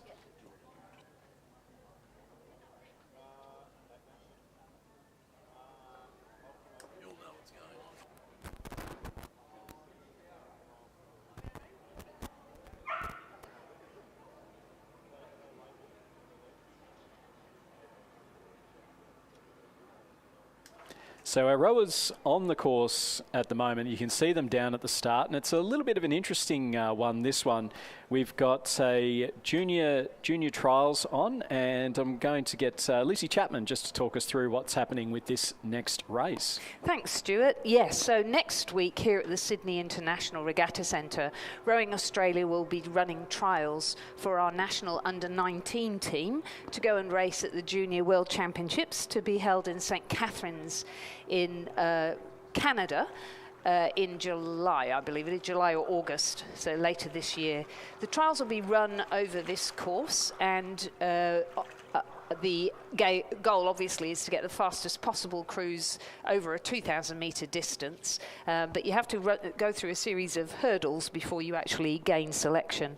So you can nominate, provided you've shown your form through the season, and the 3 crews we have racing here are crews from essentially New South Wales based, who are going to vie for selection next week against people from across the country. In lane 3, we've got a junior women's coxless pair of Megan Wood, who's from Pymble School, and Sienna Morgan, who used to row at St Catherine's School and now rows at UTS Haberfield Rowing Club. That pair is coached by Jared Watson. In lane 6, so leaving 3 lanes between them to allow for wash, we have a composite junior women's coxless 4, Imogen Gray and Jessica Colbrand, who represent Sydney University Boat Club, Lila Fieves and Greta Spencer, who represent Swan River Rowing Club. Now, 3 of these 4 girls have been to a Junior World Championships before. They didn't medal, but they were very keen to go back and have another go. And so Imogen was stroke of the Junior Women's Coxed 4 last year. Lila and Greta were in the Coxless 4 last year. Jessica Colbrand was racing at school level last year and comes into this as a well-credentialed, very strong New South Wales rower. Lila and Greta are from Swan River Rowing Club in WA, and the coaches are Alan Bennett and Mark Beer. And then in lane 9, we have a junior men's 8 from St Joseph's, the King's School and St Ignatius College, Riverview, that is being coached by Will Raven. In that crew, we have Alistair Brown and Ambrose Hennessy in Bowen 2. They're from St Ignatius. We have Sam Hines and Alfred McLean, Campbell Wickham as well in 3, 4 and 5. They're from the King's School Parramatta. Gus Chizolka, Sam Basher, Finley Mitchell, all from St Joseph's College in 6, 7 and 8. And Henry Burton is the cox. In order to make this competitive, they're going to go off with handicaps. So the first going off will be the smallest and slowest boat in lane 3, the junior women's pair. 30 seconds later, the women's coxless 4 in lane 6 will go off, and then 30 seconds after that, so a 60-second gap in total, will be the composite junior men's 8. Certainly with Megan Wood and Sienna Morgan, we've got some pedigree in schoolgirl rowing. Both of these were schoolgirl rowers for their Head of the River 8 last year, with Sienna's crew St Catherine's taking gold at the schoolgirl Head of the River, the New South Wales State Championships and the National Championships, a really fantastic 8. And the Pymble Ladies College 8 taking second place this year at the Head of the River and third place last year. So Megan and Sienna would have raced against each other last year. This year Megan's gone on to race in the schoolgirl 8 at the New South Wales State Championships, where they also took silver, and then with Jess and Imogen in a Sydney University 8 in the under 21 category at the National Championships, where they won gold. Imogen and Jess have been doing a pair since this time last year, or since getting back from Junior Worlds last year. And from the moment they got in a pair together, we can just see they've just taken off there now. They've performed very strongly indeed. So they've won gold in this pair at the New South Wales State Championships and silver in under 21 age category at the New South Wales Championships. They won gold in the coxless pair. And Greta and Lila won silver in the coxless pair at Nationals, and together they won gold in the coxless 4, and so that is why their coaches have decided to bring them together into this 4. And we can see them going off the start now as you look at the big screen or at the live stream. And one of the interesting things, and you can really see it on the screen at the moment, Lizzie, is because of the high water, the bow side boys are slightly off cue to the... Right. So when you get out there... A bit unnerving in a coxless boat. It would be very unnerving in a coxless boat. I know in the single it was very... sort of, you have to go off at a wee bit of an angle and then make sure that as you're taking off, because normally they are your power strokes, you're just trying to go dead straight, you're just trying to motor through it, but it is something just to watch out for anyone that's on the 2K. And you can see there sort of in lane 5, the finger is going out, but the boys are right next to it. As we just see there, the St Joseph's Composite 8 off on the course, and it's very rare actually that we get to see a composite schoolboy crew. It is indeed, and it's all credit to Will Raven and the other coaches around New South Wales. Will is a cox himself and has been really involved in state rowing here in New South Wales for a number of years. He had a period of time where he was in Melbourne and then went to South Australia, where he was a very successful school coach and a coach on the junior national team. It's really great to have him back here in New South Wales as head coach of St Joseph's College, and bringing his experiences and knowledge of junior rowing back to the scene here, and really encouraging school kids to get involved in state and national team. It always amazes me as someone who didn't row through school. There's not any rowing clubs in Toowoomba. Yep. But it always astounds me, you know, the amount of mobility that there is within the rowing community, where you have someone like Will, Sydney, Melbourne, Adelaide, Sydney. You know, you get people that move around from state institute to state institute. Yep. And really sort of, I guess it's that sharing of the knowledge right around the country. 100%. It makes us stronger as a country. I think one of the astounding things about Australia is the level of competition between the states. We see it at the interstate competition at masters level, at national level in seniors, and at national level in under 21s. And then at the junior trials there will also be held the Schools Pathway 8, which is where there's an interstate regatta amongst the 8s and now quads as well. From the different states. So that, yeah, there's a terrific pathway in our sport. It's been carefully nurtured and it needs to adapt from time to time. So one of the things we've seen is that there's a little bit of a gap to excellence in our sculling groups nationally, and so it's been a request of Rowing Australia that at that school pathway level we step up as states and we try and find some good scullers. So I certainly know in New South Wales the coaches are very excited. We've got 2 girls quads and a girls 8. We've got 2 men's quads and I think 2 men's 8s, a composite 8 and a GPS 8. So there's lots of exciting stuff. Actually there might be 2 8s, 2 women's 8s. So certainly New South Wales will be representing strongly next week in that interstate schools competition and also at the junior national trials. And I think also too with the sculling, because I know from an ACT perspective we are predominantly a sculling territory. So yes. there's not really, and particularly at the schoolboy level, you know, there's not really a lot of sweep racing that people do. So it's so certainly the inclusion of that quad race will make it very, very interesting. We saw at national titles, we've seen Bradford, Canberra Girls Grammar, Canberra Grammar, all very competitive, say, in the quads, but not always in the sweep, because it's not always the focus down in the ACT, because it can be, and again, it comes down to sheer numbers game. It can be really, really tricky to try and get a group sort of in together doing something that, you're doing differently to the rest of the season, Sweep to scull, it's I know that the theory is that it's easier to go from scull to sweep than sweep to scull, but as we're just seeing here, the junior women's 4 view from the BRO boat as they look across towards, and then you can see the 8 over on the far side. And certainly in New South Wales, with school programs, as you were mentioning, we're very strong in school rowing, and we usually start in the younger ages with sculling to ensure that there's there's no injury caused, and then as the body strengthens and becomes more or less prone to injury, then we move to sweep rowing. So these crews have raced over 1,250 metres, which is traditionally, with the Australian team, one of the last hit-outs you'll do before going into your World Championship racing. So they've gone from a standing start to give themselves the best possible time over 1,250 metres, and their coaches are no doubt following them, and we'll be looking at those times with interest. We would expect the men's 8 to be a lot faster than a women's pair, which hence going off with that handicap level, and we can see the pair and the 4 pretty close together, and the men's 8 managing to catch them up by the end.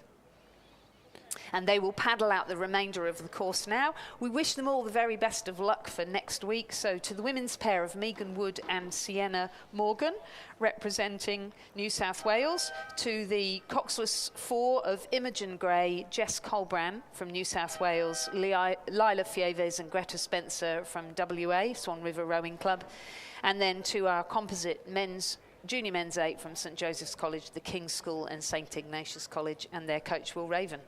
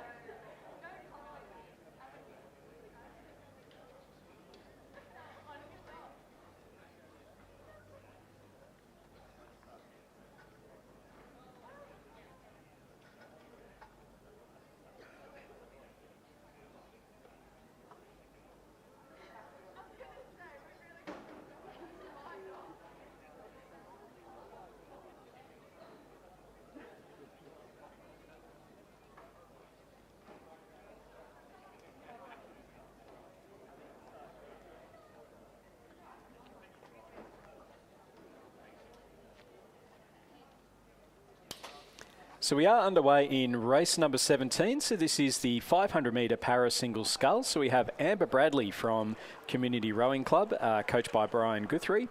And so she's just racing over the 500, came from PLC and is now rowing with Community. So it's a nice little way, particularly, I think, having gone through this. I think my first race at Cirque was a 500 metre para single scull race. Back in about 2021 or 22, the New South Wales Championships. And it's certainly a nice way to get in there and just get used to racing through. You can see the BRO boat just showing that view there of Amber. So she's got the flotation devices on either side. And so the idea is that they're there just in case to try and stop a capsize. So you'll see those in the PR1s. You'll see those flotation devices on the boats so as that they can go through, as we just see Amber just straightening a line up there. So the PR1s will have those flotation devices, and then the rowers themselves will actually be strapped in. In the PR2, they'll have the fixed seat. So that is, but you can move your body backwards and forwards. And then in the PR3, it is legs, trunks and arms. So you can sit there and so you have an impairment that obviously affects your rowing, but you're still able to get into a normal boat for the most part and be able to row without any adjustments. Or you might find that people have different aids to help them grip, or to, you know, in the case of amputees, they'll have the prosthetic legs and that kind of thing. So, but Amber Bradley in the PR3 category over 500 metres. So Stuart, when I watch somebody like this, not knowing much about para rowing, and when, for me, rowing is such a leg sport, the idea of going all the way down the course with arms only, you know, arms and trunk only, sounds like a nightmare. And I mean, I'm just in awe of these guys that do it. Yeah, and it's really, you know, and I think one of the best quotes I've ever seen was on Ellie Taylor's Instagram once, where she said having a disability is like having life in the hard mode, playing the game of life in the hard mode. Yeah, I mean, they're absolutely amazing. I know for me, if I lost the use of my legs, I'd be absolutely cooked, because my forearm blows up just with my current impairment. Yeah. So yeah, it's really, no, I take my hat off to them. As we just see Amber Bradley, Community Rowing Club, she'll go through and take the win in the para 500 metre single scull.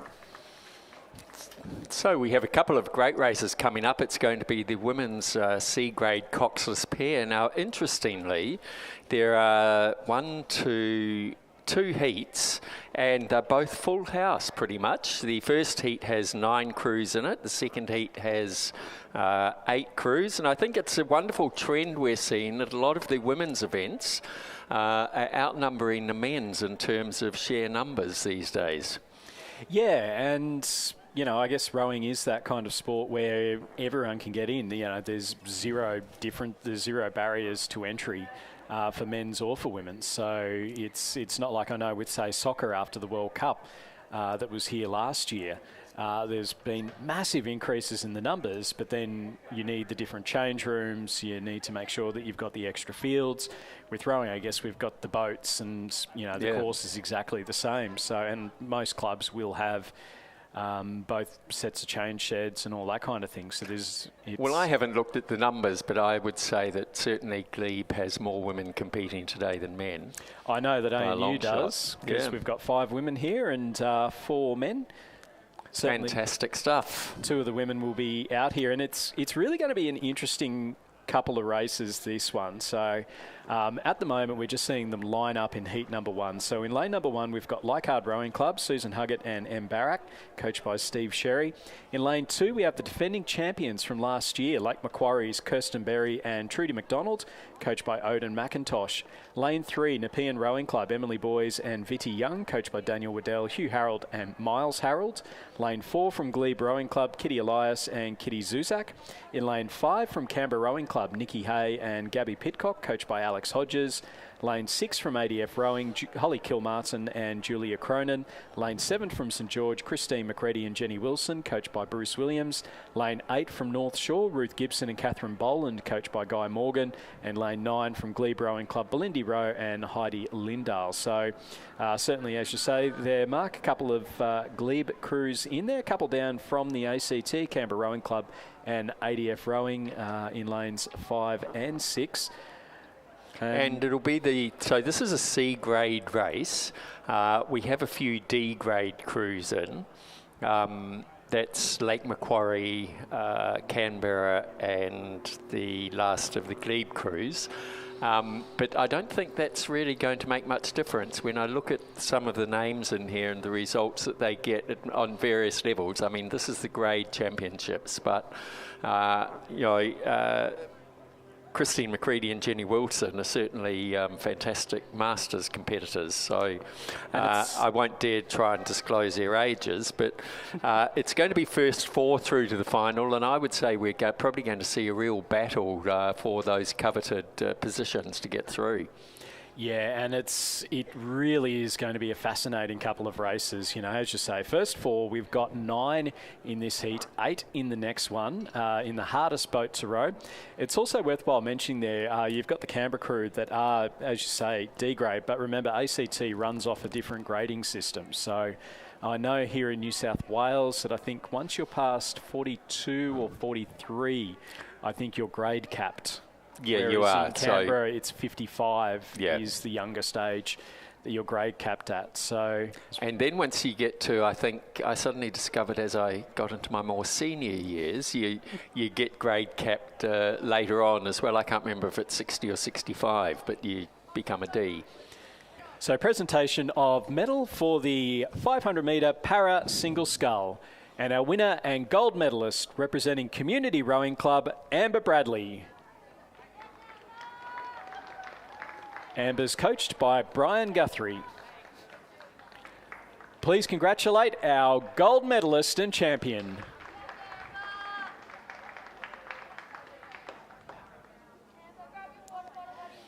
And the pair race is now underway. This is the first heat of the women's C grade coxless pair, first 4 through to the final. And it looks like we've just got a slight steering issue already. In lane 4, I think it is. Yeah, and they're having a good laugh about it there. The Glebe crew in lane 4. That's the pair of kiddies, Kitty Elias and Kitty Zuzak. And just steering that one, Canberra Rowing Club, Nikki Hay and Gabby Pidcock. You can see there in the middle of the screen, looking very comfortable, just leading Holly Kilmartin and Julia Cronin from ADF Rowing. And then looking across, you've got the Nepean pair of Emily Boys and Vitty Young. Kirsten Berry and Trudy McDonald looking very comfortable out in front. As I say, they are the defending champions. They beat ANU at last year's Trickett in the pairs, in a boat they bought from ANU, which I thought was very rude.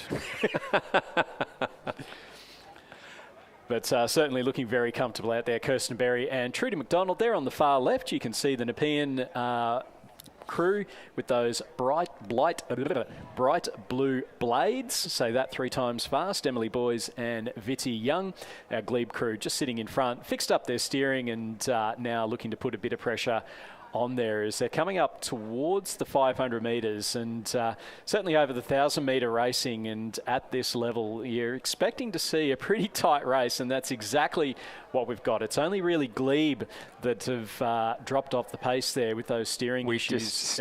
We just have some more interesting steering looking from up here, the lanes 2 and 3, just taking the scenic route slightly. They're managing to stay in their lanes, but only just. Well, it's worthwhile pointing out as well, I have seen an 8 crew in like an under-23 at New South Wales Championships that did an S down the course, which I thought was a very impressive effort. I'm not sure the coxswain was particularly popular at the end of that race, but so potentially some steering issues there. The D-grade crew of Belindy Rowe and Heidi Lindahl from Glebe have come through the first 500 well ahead, followed by the masters there of Kirsten Berry and Trudy McDonald from Lake Macquarie. That's a very quick time there over the first 500, under 2 minutes. I think, well, Heidi has been selected for the state crew, the interstate, for the Masters Interstate. So she is a fitness instructor. You have to work very hard to get in front of Heidi.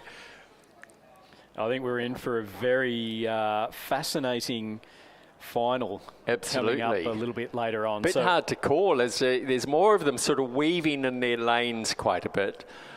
So we've got first four through to the final. Glebe Rowing Club and Lake Macquarie, our 2 leaders, with 250 metres to go.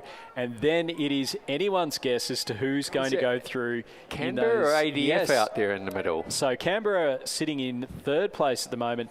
ADF, St George, North Shore, and then Nepean and Leichhardt all in with a shot into the final stages. So Canberra only about a boat length up. They've got 200 metres left to go. We've got Glebe, Belindy Rowe and Heidi Lindahl. Lane number 9, closest to the grandstand with the lead. Lake Macquarie starting to put a bit of a push now. Kirsten Berry and Trudy McDonald. I think Trudy McDonald is in the New South Wales interstate crew, and I think Kirsten is one of the reserves for it, certainly putting on a bit of a push. But then in the battle for 3rd and 4th to qualify through to the final, Canberra Rowing Club with the boat length lead, and then the rest of our crews all pushing through. It's going to be a win for Glebe in lane number 9. That's Belindy Rowe and Heidi Lindahl. They'll qualify in 1st place and look very comfortable doing that. 2nd place will go to the Lake Macquarie crew of Kirsten Berry and Trudy McDonald. Now in the battle for 3rd and 4th, Canberra, they're going to go through in 3rd place. Who's going to take 4th? ADF. North Shore, St George, it's going to be ADF by about a bow ball. ADF rowing at 4th, final qualification position. St George finishing in 5th, North Shore in 6th, and then across to Leichhardt in 7th place, Nepean in 8th, and then Glebe, the second Glebe crew in 9th with the bookends there. But the gap between 4th and 6th was just over a second. So absolutely nothing in it. Holly Kilmartin and Julia Cronin with the unofficial results there, qualifying for the final in the women's C pairs. What a fantastic race that was, and we're in for a hell of a final. Yeah. So that was the Glebe crew of Belindy Rowe and Heidi Lindahl, followed by the Lake Macquarie crew of Kirsten Berry and Trudy McDonald, the Canberra crew of Nicole Hay and Gabby Peacock, and they were followed through by the ADF crew of Holly Kilmartin and Julia Cronin, and they'll be the 4 going through to the final. Now the next heat is underway, the women's C-grade Cox's pair.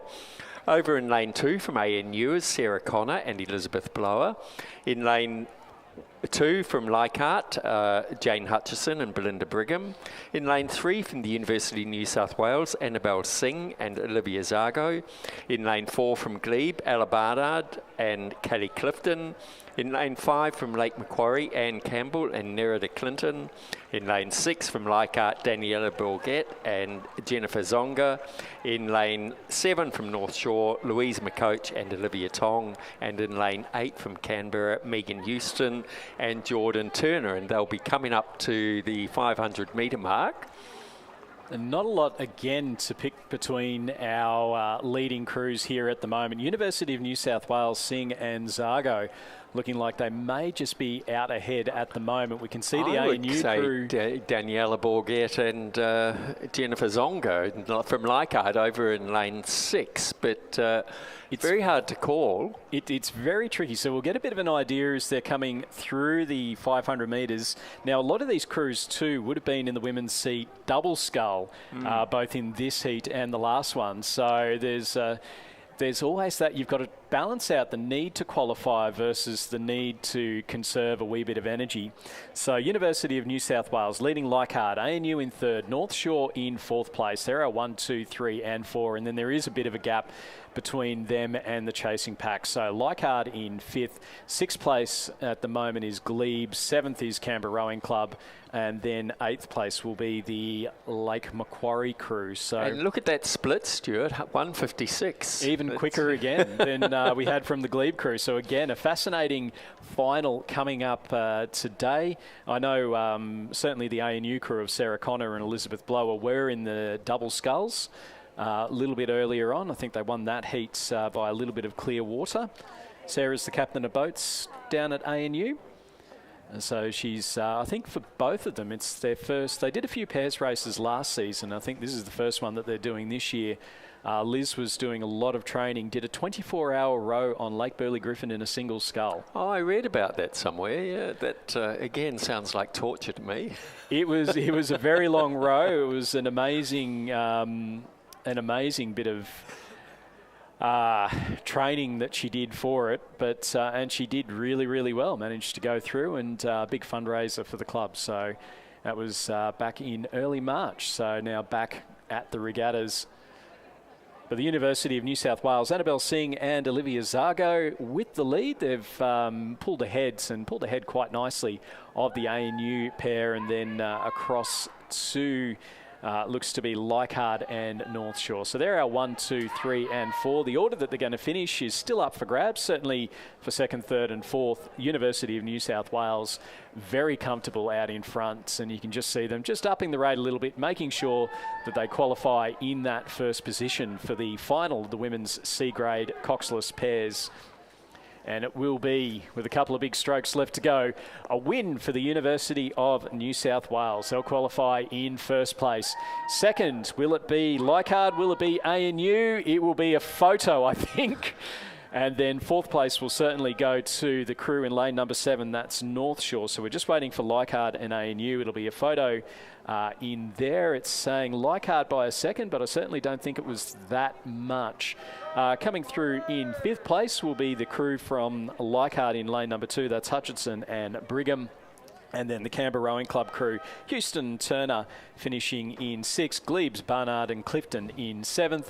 And then our final crew from Lake Macquarie, Campbell and Clinton coming through in 8th place. So the winning time on that one was a 4:01.58, and that compares to a 4:04 for our first heat. So again, I think it's going to be a fantastic final coming up a little bit later on today in the women's C coxless pairs.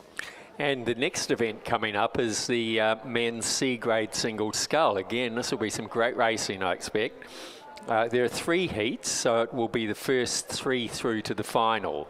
The first heat is underway.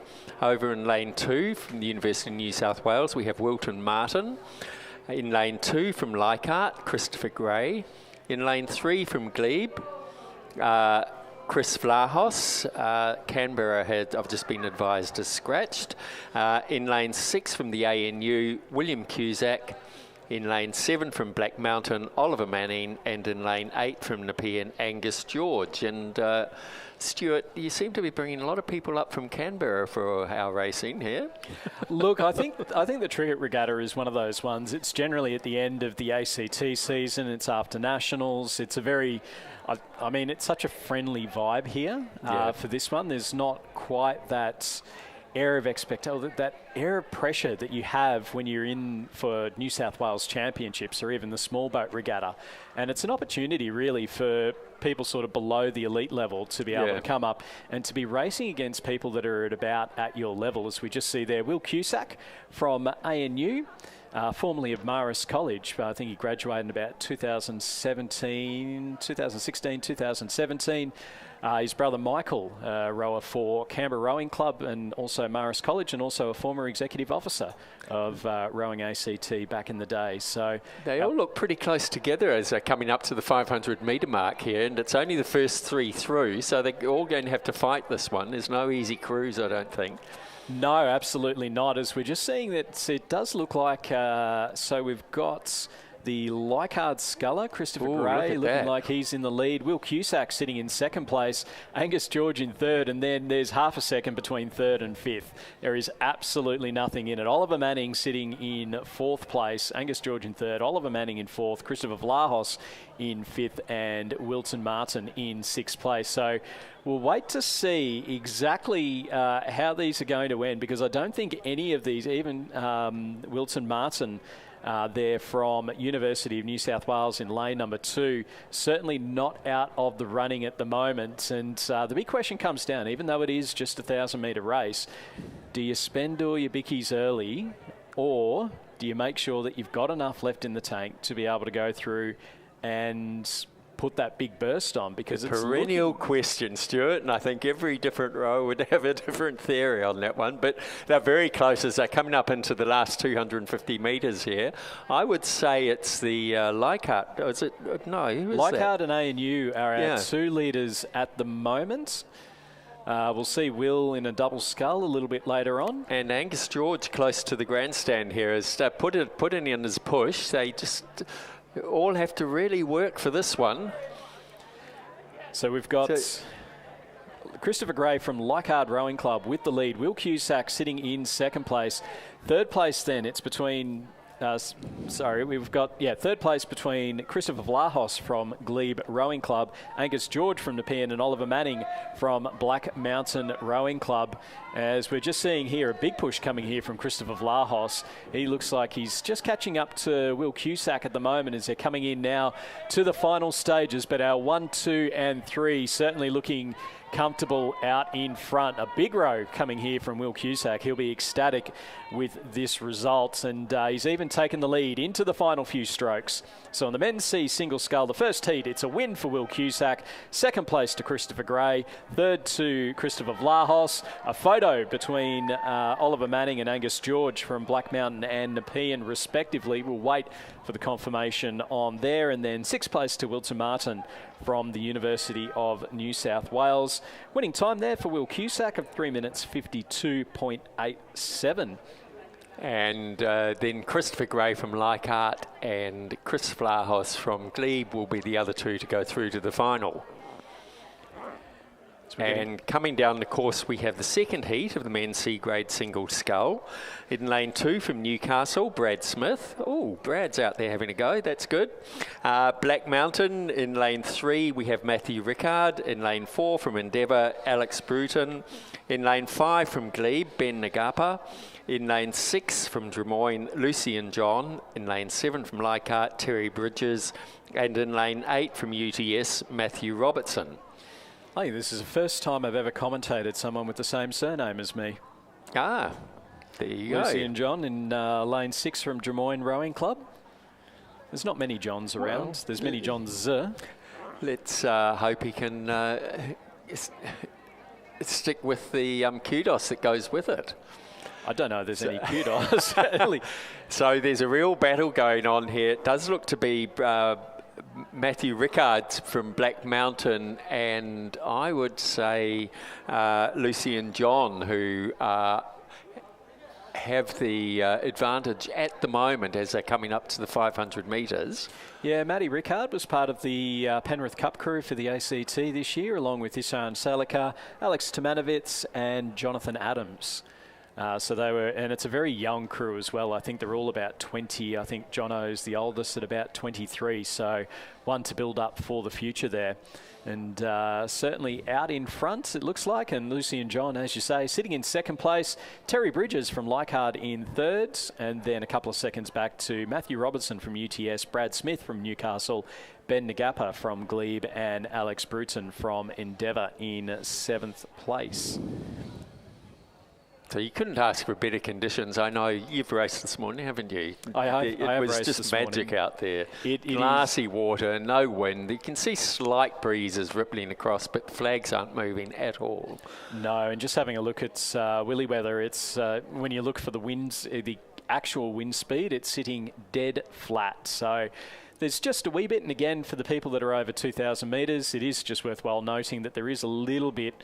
You do have to point a little bit of an angle off the finger because the buoy lines, because of the recent rain that we've had, obviously it has meant that the lake is a little bit fuller than what we might usually be used to. It certainly is. But the other thing is that you get the most accurate times you're probably ever going to get on a day like today, thanks to our fantastic volunteer timekeepers. Yeah, absolutely. And if you are interested in helping out at some point throughout the regatta. It is a 2-day regatta. It does require a lot of helpers. So if you go down and I think speak to the guys down at the Rowing New South Wales tent when they're down there. So they're into the last 100 metres, at least Matthew Rickard is. The closest to the grandstand here, it is Terry Bridges and Lucy and John really battling it out to make sure that they are going to be in that third position, but close to us from UTS. Matthew Robertson's putting a bit of a push on. Will he be able to catch Lucy and John? I think he might just be overtaking him as they come up to the finish line. Bow balls out in Yes, front. he's got about a quarter of a canvas on him. Very nice finish there. So that was Matthew Rickard, followed by Terry Bridges, then Matthew Robertson. Back to Lucy and John, just crossing the line over on the far side there is Matthew, Brad Smith. I don't recognise his Newcastle colours. He was followed across by Ben Nagapa and then rounded out by Alex Bruton from Endeavour. The winning time for that one, 3:46.61. Very quick time there from Matthew Rickard from Black Mountain Rowing Club. As we are underway in heat number 3 of the men's C single sculls, you can see that fantastic footage from the BR rowboats looking back out towards the Blue Mountains. And Ian Mongan there from Black Mountain. So we'll go through the crews. It's lane, the scullers. It's lane 2, Glebe Rowing Club's Andy Wigan. Lane 3, Christopher James from Community Rowing Club, who we just saw in the B single. In lane 4, Ian Mongan from Black Mountain Rowing Club. Lane 5, Canberra Rowing Club's Hamish Ridd, coached by Mark Kwiatkowski and Tom Hayes. Lane 6 from Leichhardt Rowing Club, Frank McHugh, coached by Steve Sherry. And Lane 7 from Drummoyne Rowing Club, Zachary Neal, coached by Sarah Ellis. So Ian Mongan, former ACT representative, still the captain of boats down at Black Mountain, and a very, very quick scully. He was chatting to him a little bit earlier and he was talking about a 1-2-3 from Black Mountain. Certainly we had Matt Rickard, Oliver Manning missing out. But, you know, we could have Will Cusack. We'll make it an ACT clean sweep in the final. That'd be lovely. You can come and visit, but I don't know you're allowed to do that. No, of course. We get to row each day on Lake Burley Griffin. It's fantastic. Ian Mongan with the lead, 1:48. They're very quick there. Hamish Ridd sitting in second place. Frank McHugh in third. They're our 1-2-3 to qualify. Zachary Neal in fourth. Christopher James in fifth. And then Andy Wigan in sixth place. As again, we just see that footage coming through from the BR rowboats looking out towards the grandstand. And always, I know when you're out on the water, particularly at the end of a 2K, that 1750 sign is just one that you're just absolutely looking out for there.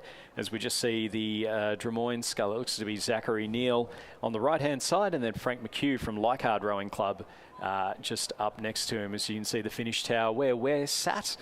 But out in front at the moment, it is Ian Mongan from Black Mountain Rowing Club sitting very comfortably indeed. He's just dropped that rating down, still making sure, getting plenty of pressure in there. Off to his left-hand side, Hamish Ridd from Canberra Rowing Club sitting in second place.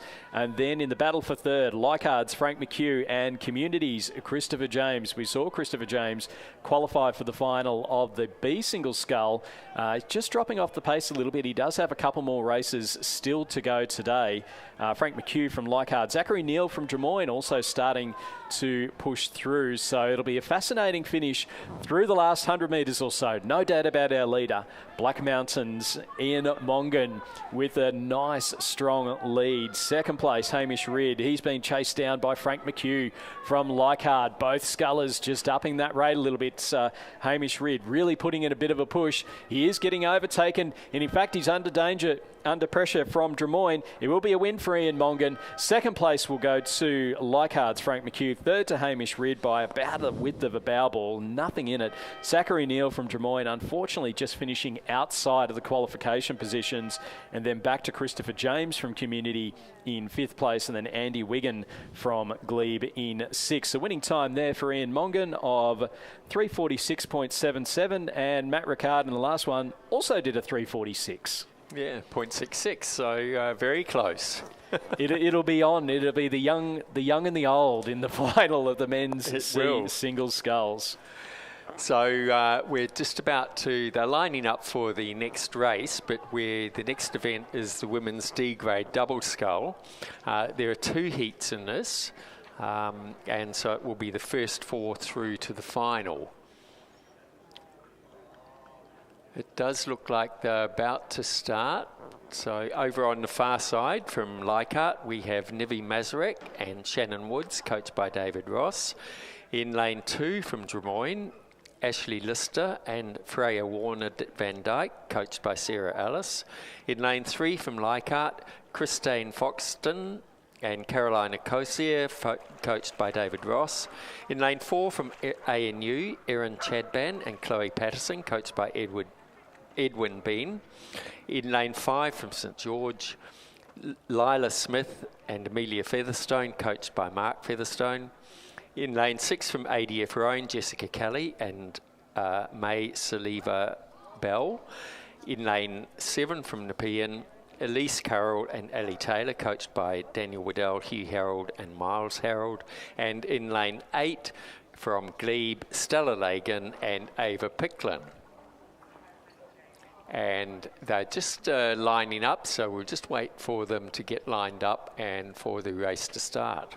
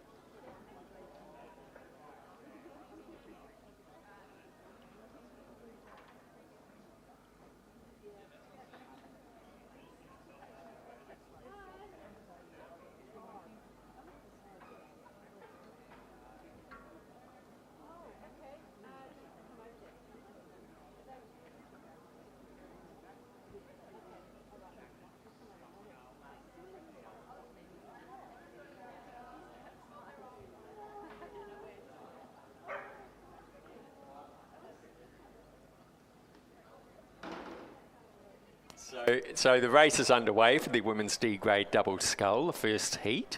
It'll be the first 4 through to the final. And again, we're getting some fantastic footage or video off the front of the boat race officials. We just have one crew there's obviously had something happen at the start. A bit of a struggle is, yeah, I think, ADF rowing. Jessica Kelly is, I think it's her first regatta. It's only about a 5th or 6th time in a boat. I know this because her mother, Mika, is the para rower that we who is vision impaired, who I was following down the course earlier in the day. Yeah, no, I know Mika Kelly, fantastic para rower for Glebe Rowing Club. Out in front, though, it does look like the ANU crew, a couple of lanes across, Erin Chadban and Chloe Patterson.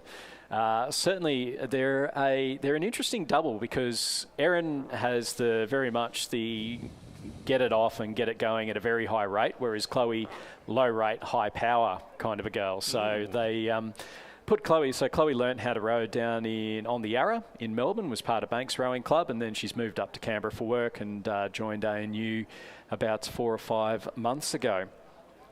So the key is which one's in stroke, the fast one Chloe or the is slower in one? Chloe is in stroke seat, so they are following what Chloe does. Okay.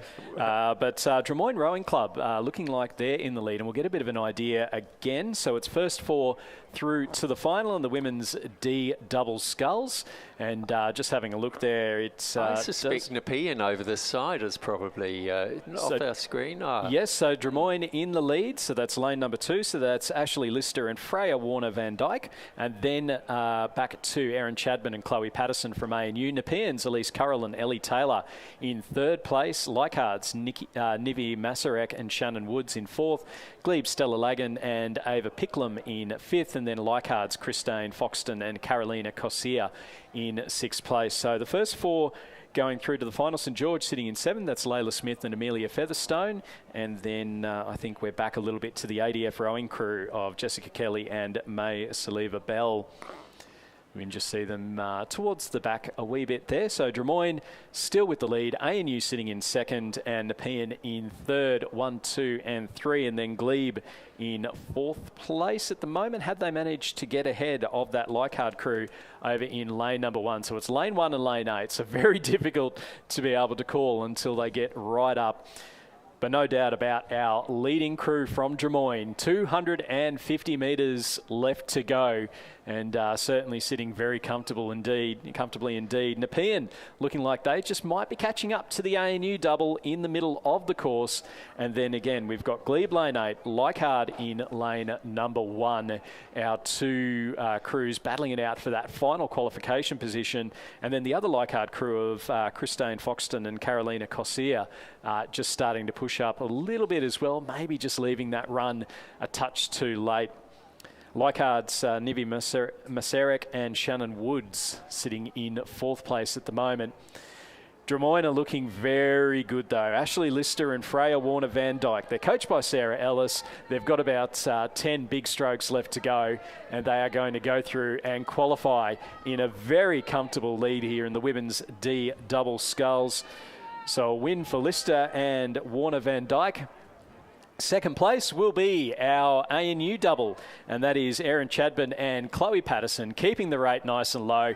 They'll qualify in second place. Third will go to Nepean, Elise Currell and Ellie Taylor, with fourth going through to Leichhardt's Nivi Masarek and Shannon Woods. Those four crews qualifying for the finals. In fifth place will be Glebe, Stella Lagan and Ava Picklum. Sixth place will go to Leichhardt's Christine Foxton and Carolina Cossier. And then our final two crews to come across, we've got St George's Leela Smith and Amelia Featherstone, and then Jessica Kelly and May Saliva Bell from ADF Rowing, making up our field there in the women's D double sculls. And coming down the course is the second heat of the women's D double scull. Over in lane 2 from Glebe, we have Kate Wareham and Nan Skilton, coached by Robin Mackney. In lane 3 from Drummoyne, Izzy Hooton and Alessandra McCluskey-Voigt, coached by Sarah Ellis. In lane 4 from University of New South Wales, Samantha Backler and Helen Frith, coached by Chris Burns and Cameron Butler. In lane 5 from St George, Leilani Turpin and Cindy Wang, coached by Mark Featherston. In lane 6 from Nepean, Georgia Ewan and Sophia Whitelaw, coached by Daniel Waddell, Hugh Harold and Miles Harold. In lane 7 from St George, Jocelyn Foreman and Ava Richardson, coached by Mark Featherston. And in lane 8 from Leichhardt, Lily McHugh, Maliha Zolfikwa, and they're coached by Isaac Shepherd and Julia Kalantar. So they're coming through to the 500 metre mark.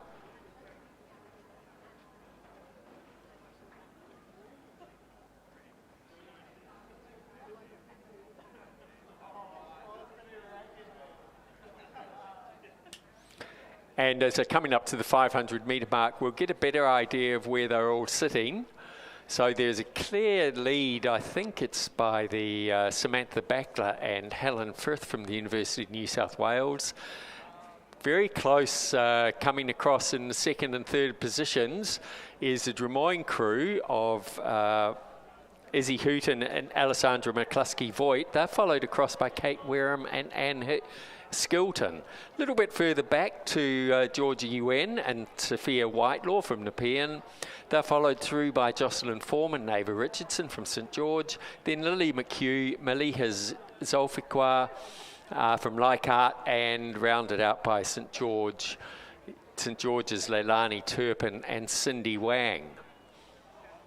So it's the first four through to qualify I'm very tempted to do a big shout out to Kate and Kate Wareham and Anne Skilton from Glebe over the far side. They'll be absolutely delighted if they can get through to the final here. But it's going to be a clear run by Samantha Beckler and Helen Frith. From the University of New South Wales, have about 3 or 4 boat lengths over the rest of the field. So the battle is going to be to see if anyone can get into that 4th place past the Drummoyne, Glebe and Nepean crews. It's St George over here in lane 7. Pushing hard to see if they can catch up, but I don't think they're going to make it. I think the positions are fairly well settled. It's more going to be so it's going to be very close between 2nd, 3rd and 4th. But what a great row there by the University of New South Wales, Samantha Beckler and Helen Frith. They have extended their lead as they're coming up. They're about 5 or 6 strokes from the finish line. Looks like a fairly even line right across, but I think it's going to be Drummoyne's Izzy Houghton and Alexander McCluskey-Voigt, who will be in 2nd place. Close to us, Nepean have put on a really good push. That's Georgie Yuen and Sophia Whitelaw.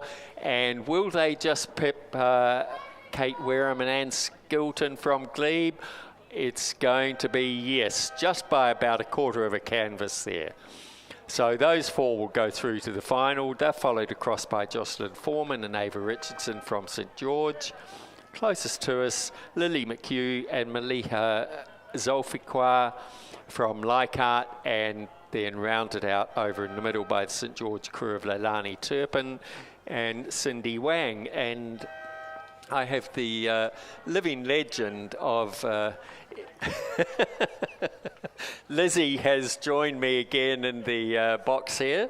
So, but I'm actually really glad to be on with you, Mark, because we've got the Para Double Scull coming up. Yes. And earlier on today, Mika Kelly from York Rowing Club Glebe was racing in her single, and I could not, so rude of me, I couldn't remember her history. But she came into rowing from, was it CrossFit? No, so she's a dragon boater. Ah, right. And we train on the same bay as the dragon boats, of course. Indeed the you dragon do. boats are located under Anzac Bridge. And she'd watched us going by and thought she'd come across and have a go. And she told me the other day she actually enjoys rowing more than dragon boating. So That's very interesting, which is good. Well done. Yeah. Well, I think we've got so much more going on than in a dragon boat. Yeah, but yes. she certainly was off in Thailand earlier in the year doing some representing the country in dragon boating. So. Right. Yeah. A woman of many talents, and she's going to be racing in this Para Double Scull with Robert Fendel. Just another little interesting thing about Mika is she blew me away not too long ago. She's vision impaired quite severely. Yeah. She's been to the top of Mount Everest. Oh, of course she has. Nothing will stop her. Of course she has. Typical rower, an overachiever. Yeah. But we have a bit of a delay now till they start, so Lizzie and I might just chat amongst ourselves and let you all enjoy a coffee or something. Yes, indeed. Beautiful conditions out there. So there is a restaurant at the back of the grandstand called the Lakeside and a cafe. So please head on up there and get yourselves a coffee. Beautiful conditions will remain for the rest of the morning, and we'll be joined again at 11:10 with the Para Double Scull featuring Mika Kelly, who we were just talking about. Well, I'll just add that Mika's, so it's a double with Rob Fendel, and this is their crew to hit the Nationals, yes, the Masters Championships.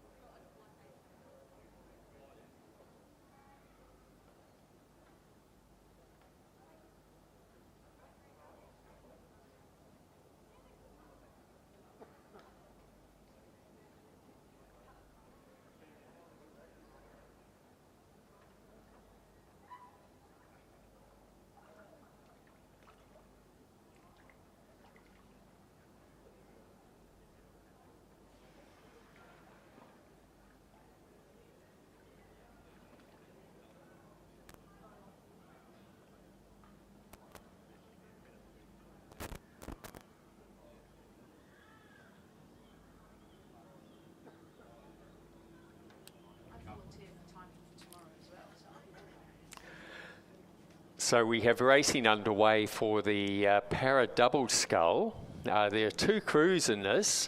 Over on the far side in lane 4 from Glebe Rowing Club, we have Mika Kelly and Robert Fendall practicing for their onslaught for the Australian Masters Rowing Championships coming up in Tasmania in a couple of weeks.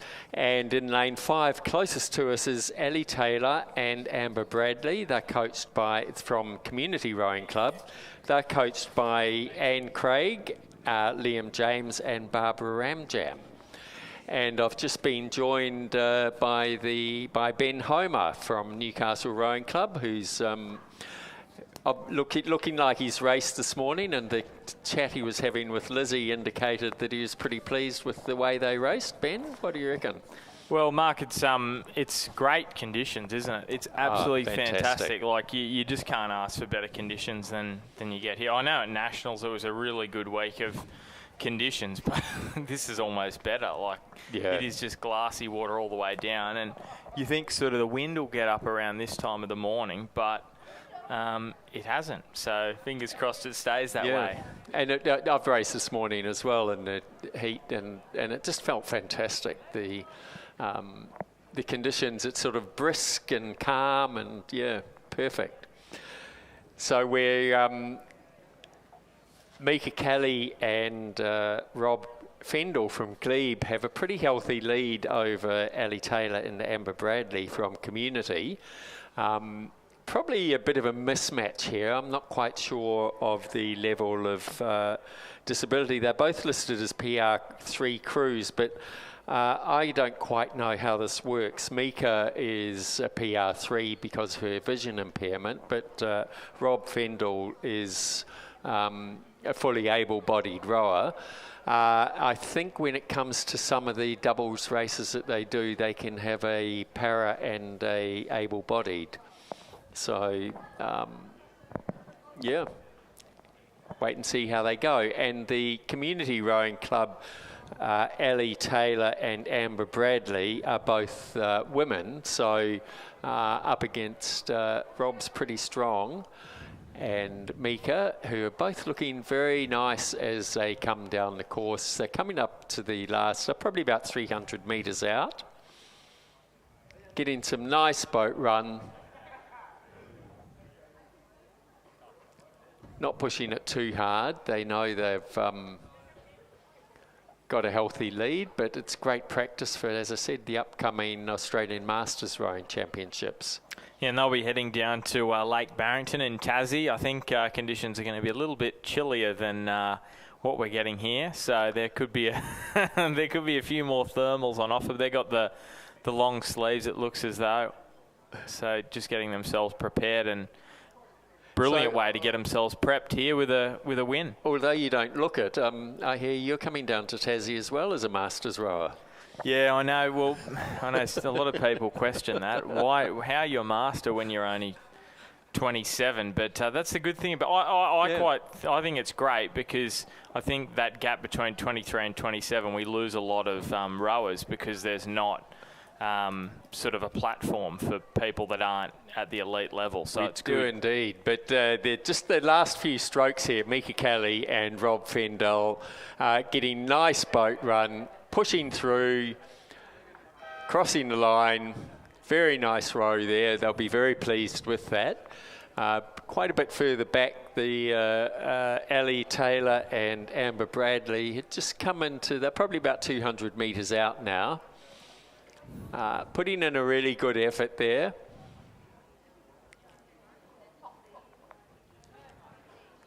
Just haven't quite got their timing sorted, but they're getting a nice little bit of boat run considering.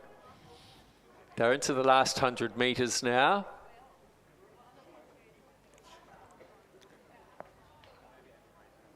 Looking around.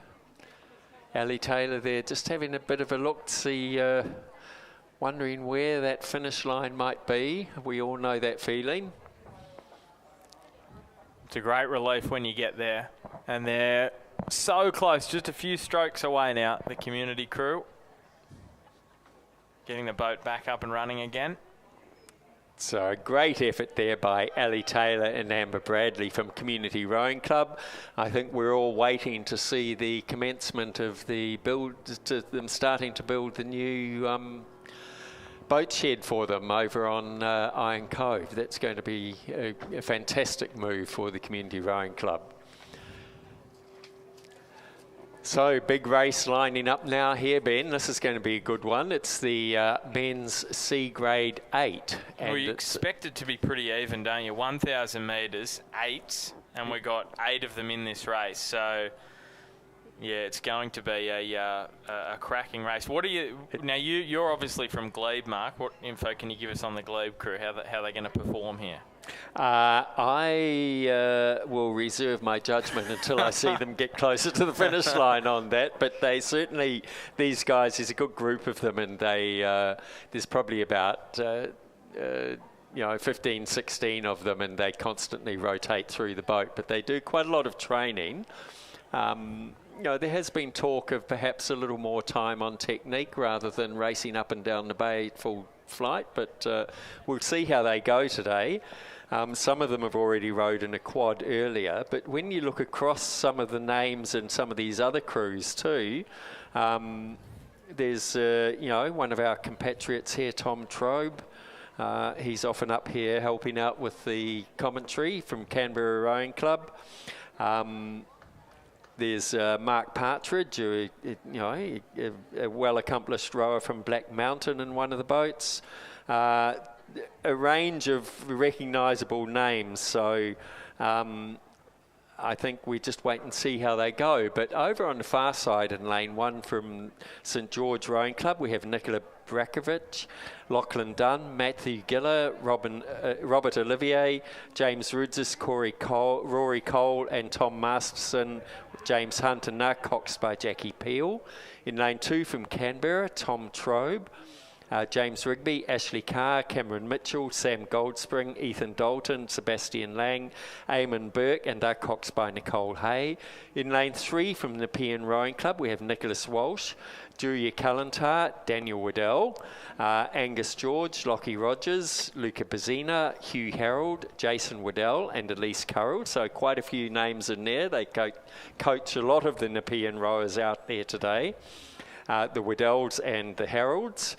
In lane 4 from Black Mountain, Lucas McLean, Mark Partridge, Henry Bridgewater, Oliver Manning, Cameron Schmidt, Alistair Bridgewater, Matthew Rickard, Ethan Murphy, now coxed by Jane Robinson, who Lizzie was questioning if she might be the former dual Olympian, has popped up out of the woodwork. We don't know. In lane 5 from UTS, we have Edward Kelly, Oliver Taylor, Flynn English, Matthew Robertson, Lawson Banks, Jack Power, Tane Potts, Luca Milozzi, and coxed by Terry O'Hanlon. In lane 6 from Glebe, Callum Steele, Lachlan Larson, Chris Flahos, Belaz Hansel, Andy Wigan, Tim Spiteri, Tony Rogers, and Ben Nagapa, and they're coxed by Catherine Maxwell. In lane 7 from Leichhardt, Marcus Wilson, James Dupree, Tom Allen, Benjamin Farrar, Lachlan Moore, Christopher Gray, Michael Roberts, and Alexander Kempson, coxed by Alexander Lowe. And in lane 8 from Drummoyne Rowing Club, Cameron Rennie, Carl Hooks, Hudson Donovan, Hugh Lucas, Andrew Patterson, Zachary Neal, Lucian John, and Nathaniel Lawson, coxed by Gabrielle Lucarelli. Now, quite a few of those names have already raced through the morning. I'd probably going to need a mouthful of water after going through all that, but we'll just do a quick medal presentation down here on the Victory Pontoon. This is for the previous PR3 doubles race. So for the silver medal from Community Rowing Club, Eleanor Taylor and Amber Bradley. They were coached by Anne Craig, Liam James, and Barbara Ramjan. And our gold medalists representing Glebe Rowing Club, Mika Kelly and Robert Fendall. Congratulations to our place getters. Now roaring down the course is this 8's race.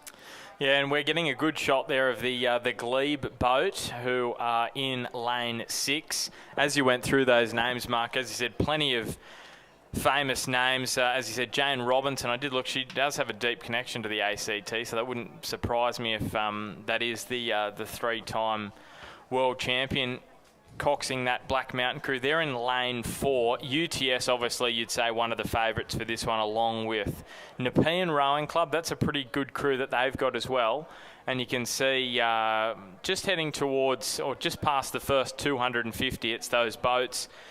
In the middle of the course, UTS are in a good position there. Black Mountain alongside them look a little further back, and then Glebe a little further back from UTS. So the crews on the far side, Canberra, Nepean. Nepean are certainly up there. That is a very experienced crew with the likes of Daniel Waddell, Jason Waddell, Hugh Harold as well in there as well, Calanta, Bazina, Rogers, George and Walsh. And Angus George had a really good race in the single a little bit earlier. So UTS go through in first, Leichhardt in second, and Nepean in third. So probably no surprises that UTS, Nepean up there, Leichhardt as well. But you can see the difference. Marco was only 0.5 at the 500. So we're going to get a great finish here. Canberra, Black Mountain 4th, Canberra 5th, Glebe 6th, St George 7th, Drummoyne in 8th place. Very close though. So through that 500, UTS and Leichhardt had a fairly healthy lead over Nepean, and then it could be anyone after that. They're all pretty closely bunched up, but I'm sure if you're out there, you can hear the roar of the crowd and the yelling as they come into the last 250 metres there, with UTS out in the lead, followed by Leichhardt. They seem to have extended their lead, do you think, Ben? Well, the question is, can Leichhardt produce something special here in the last 200 metres? Because it's definitely UTS from Leichhardt. Nepean are sitting back in the bronze medal position, but they'll want to try and hold on to that because they've got crews around them that potentially could try and snatch it off them. But they're sitting well there in the bronze medal. Out in front, it's UTS who look to have a sizable advantage back to Leichhardt Rowing Club. It was just half a second, the gap between those two clubs at the 500 metre mark, but they have extended that to the 1,000, and it will be UTS Haberfield Rowing Club who win the men's C Grade 8, gold to UTS.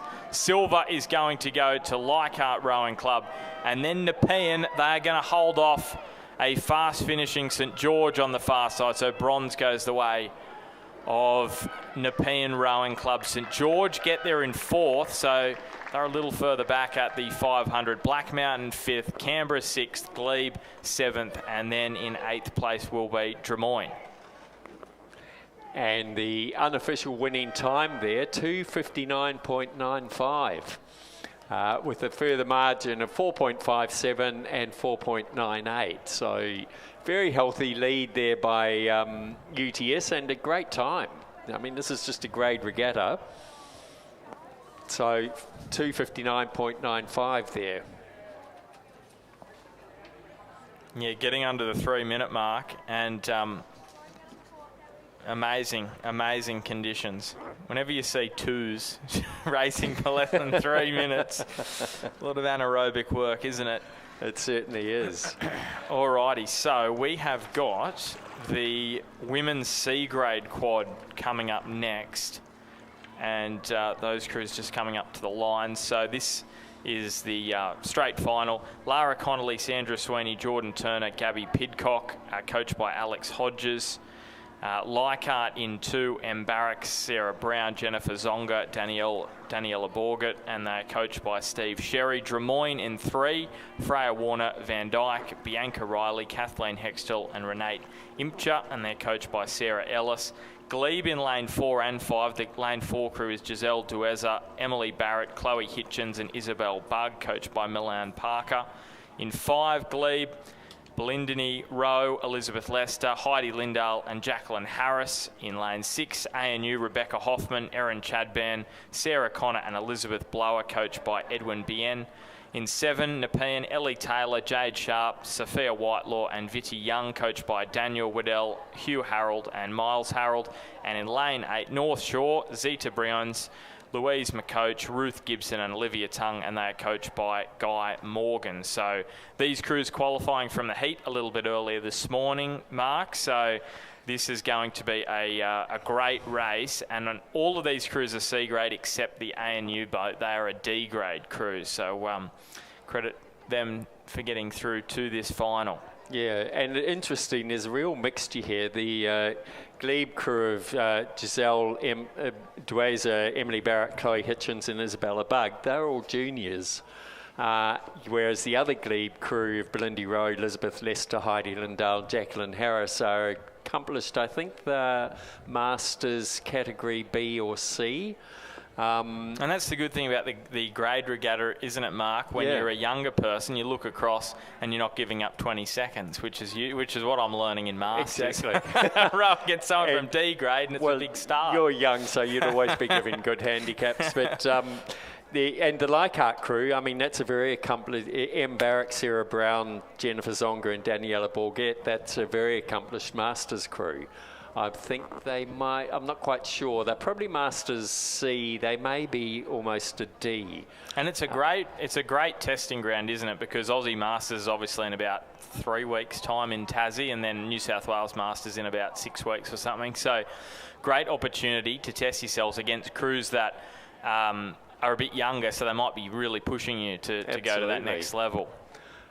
Coming up in my memories not so long ago was a photograph of myself and my former doubles partner Masters on the podium against some 18-year-olds, I think. But this race is underway now. That's that ANU crew on screen with Glebe next to them. That's the lane 5 Glebe crew. So that ANU crew, they're the only D graders in this race. Yeah.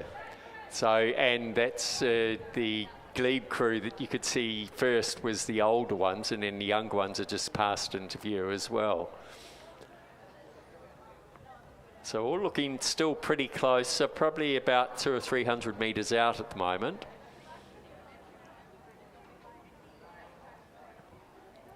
Pretty even line across the field. It's going to be a pretty close race, I think, Ben.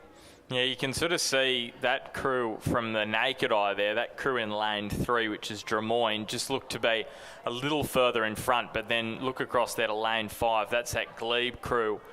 They are sitting now maybe in first, you'd say, without being able to see the rest of the course. Just from the perspective here in the tower, it looks as though it's that Glebe crew who are leading the way.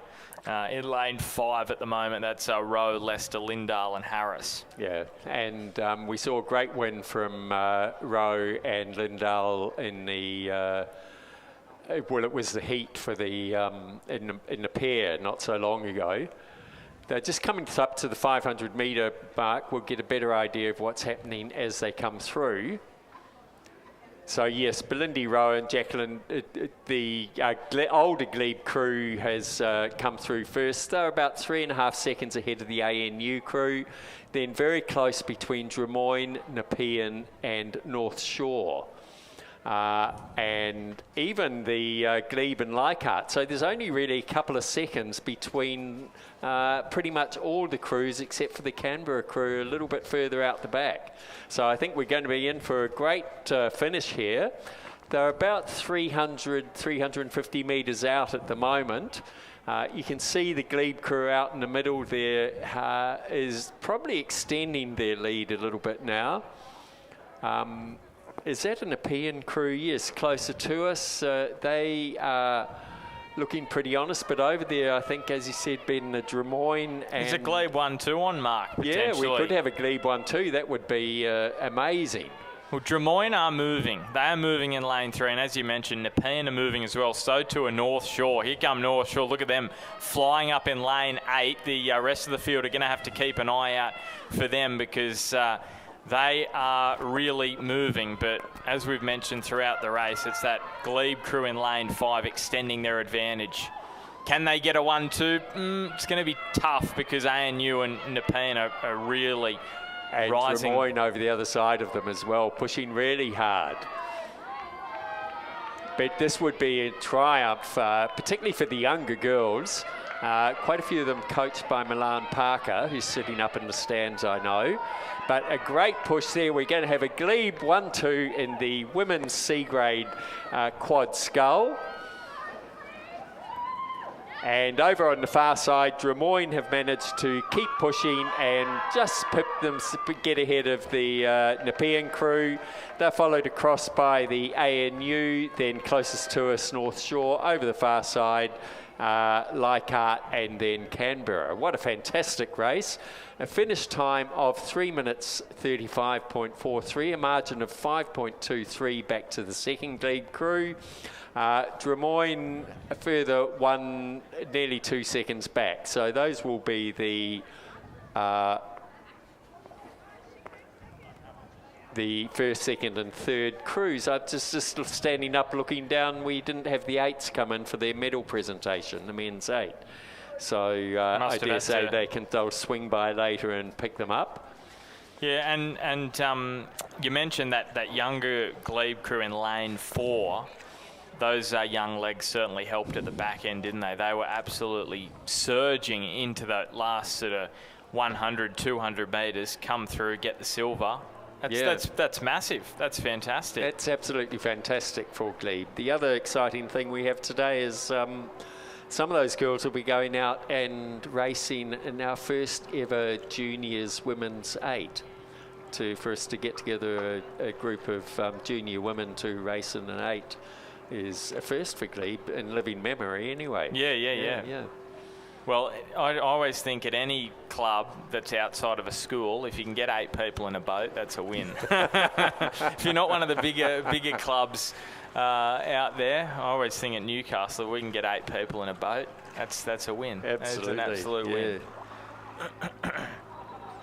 So we've got the Para double scull on the water next, and this one is going to get underway at 11:40. So we are a little ahead of schedule because that women's C grade quad was meant to start at 11:30. It's 11:31 by my watch. So Para double scull community will be in lane 4. Bronte Marshall and Christopher James, coached by Ian Craig, Liam James and Barbara Ramjan. And then in lane 5, Stuart John from the commentary, with William Cusack, coached by William Hatcher. So looking forward to seeing how they go. And just having a look then, after that we've got the D grade single, which is always hotly contested. Then the B grade double, and that is a final. So there'll be 8 crews in that one. And then we've got the B grade coxless pair. And then we've got the practice, the row for the state crews to get themselves on the water ahead of the Aussie Masters. So we're going to have the men's D quad. We've got the women's D8, the women's Masters D quad as well. The men's Masters D8 is not here, Mark. So they have pulled out of this practice row, you'd call it, or race training. I think there was a kid issue or something. So this is into the state crews, isn't it, for the Masters? Yes, these are the state crews. So that's going to be an interesting one. So the men's Masters D quad, they'll be off 17 seconds, and the women's Masters D8 is going to be off 5, and then the women's Masters D quad is off go. So just to allow them a decent race, get themselves into some kind of race format, which is going to be great to see how they go. So all of those crews sort of D averages in the Masters events for the interstate events at the Aussie Masters. So you're going down, aren't you, Mark? Oh, yes. So you've got your thermals sorted? The first time I went to Tasmania, which was about 10 years ago for the Masters, was it was cold, but it was at the end of the month. About 4 or 5 years ago we had the Nationals down there as well, and it wasn't quite so cold. You could actually take your thermals off during the day. I know, I've been having a look at the temperatures all this week, knowing that in about 3 weeks it'll be even colder, and I think our minimum's around 4 degrees, 5 degrees at Lake Barrington. So It is a magic place to row, though. It's really set in the wilderness, and yeah, I haven't been there, but it's fantastic. But yeah, that is what I've been told by everyone. They said you've got to row there, so yeah, it'll be pretty awesome. So I'll have this medal presentation, Mark, and I think it's apt that you do it because it's a Glebe-a-thon. It certainly is. It's just the most fantastic thing for Glebe.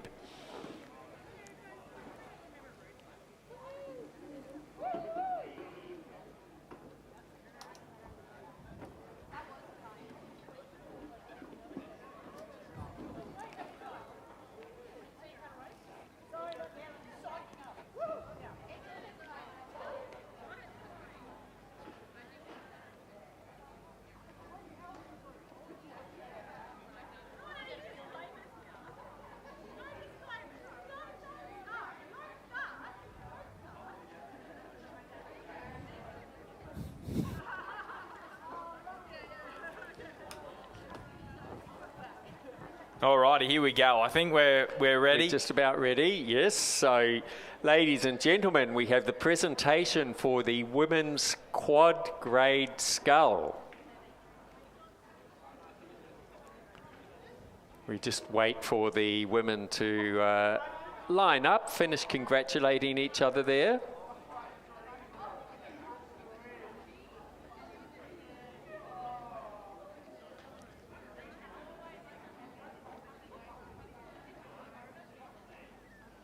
So the medals will be presented by Melissa, the CEO of Rowing New South Wales. The bronze medalists representing Drummoyne Rowing Club, Freya Warner Van Dyke, Bianca Riley, Kathleen Hextall, and Renata Ipma. They were coached by Sarah Ellis. The silver medalists representing Glebe Rowing Club, Giselle Duazer, Emily Barrett, Chloe Hitchens, and Isabel Bugg. They were coached by Milan Parker. And the gold medalists representing Glebe Rowing Club, Belindy Rowe, Elizabeth Lester, Heidi Lindahl, and Jackie Harris. Congratulations to our medalists. With a big plug for Glebe Rowing Club.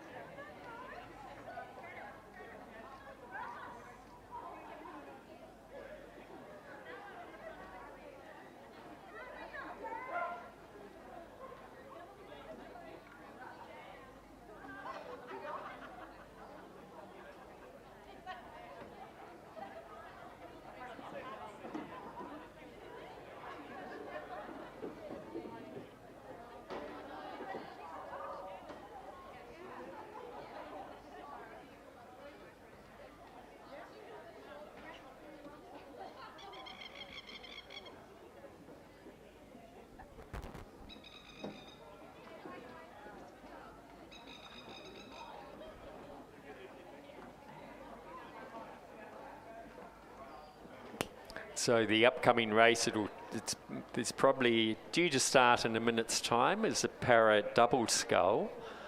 This is PR3. It's a 2,000 metre race.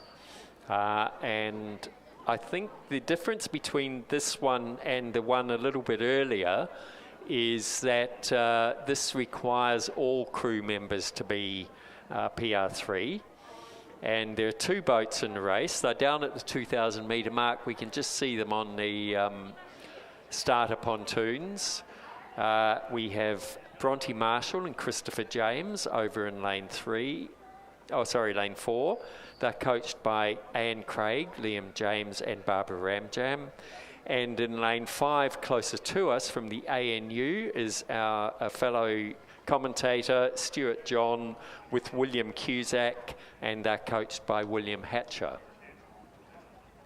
So if you can see on the screen there, the conditions are absolutely magic. We're seeing the clouds reflected in the lake, just waiting for Stuart and William to hook on to the boat holders there.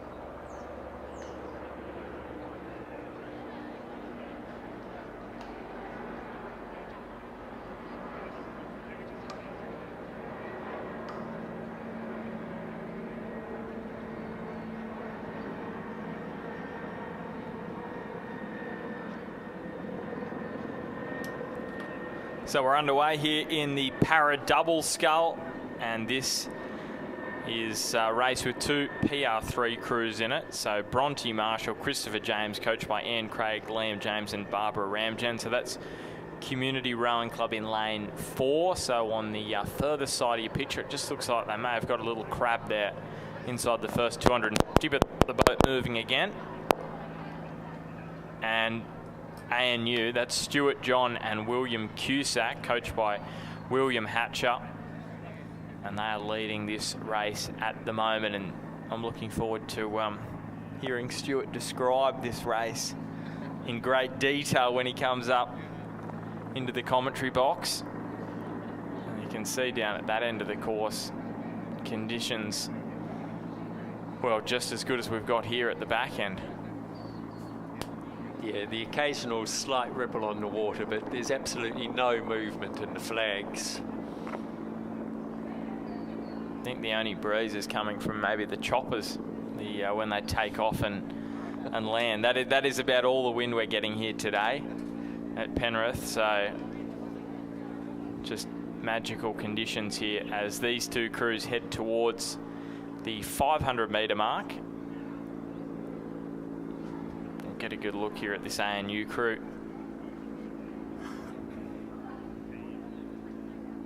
Just trying to have a close look to see. There's Stuart John, he's in stroke. William Cusack in the bow seat. So dead on 2 minutes they cross the 500 metre mark. And the crew from Community about 9 seconds behind. So it's a really good margin that the ANU crew have here.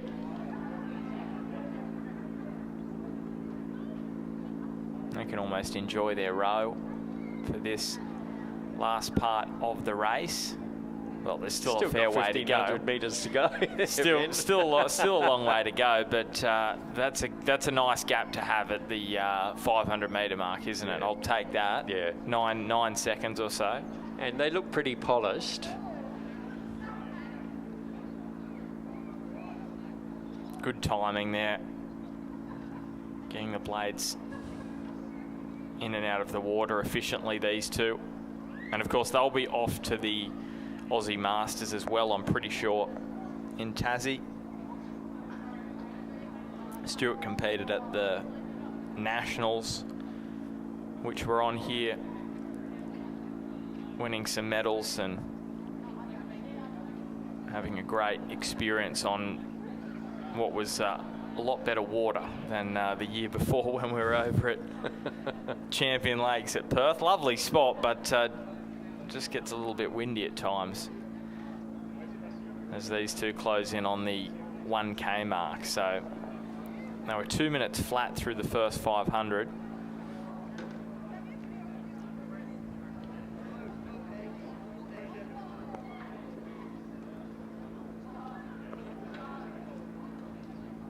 So they're getting really nice boat run there. I think, as all of us who have raced so far this morning, are really enjoying the conditions out there.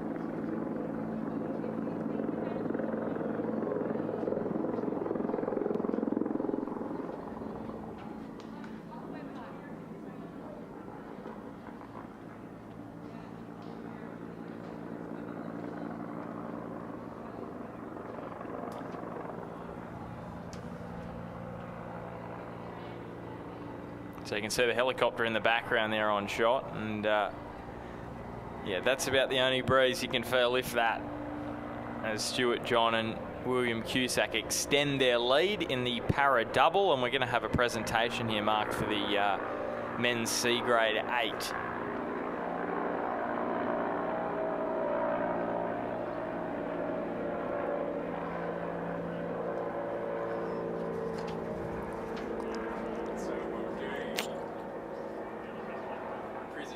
For the men's C grade 8, we only have half the UTS crew by the look of it. We have the full Leichhardt crew. So silver medalists representing Leichhardt Rowing Club.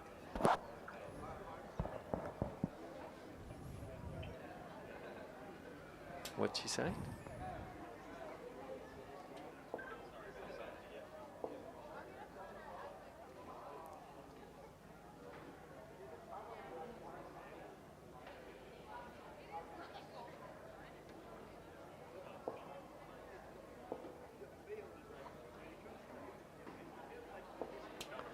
Is she not listening?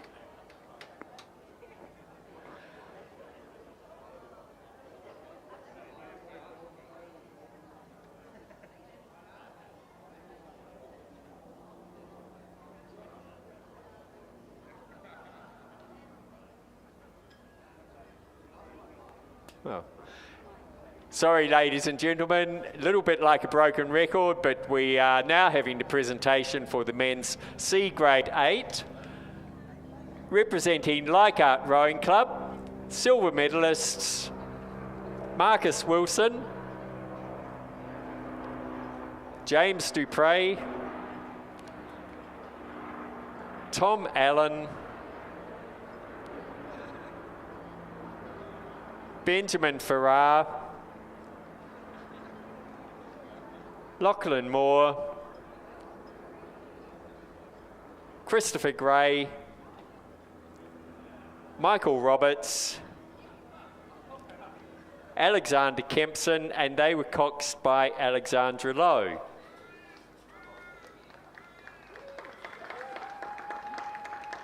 And just before we present the UTS medals, we just note that Stuart John and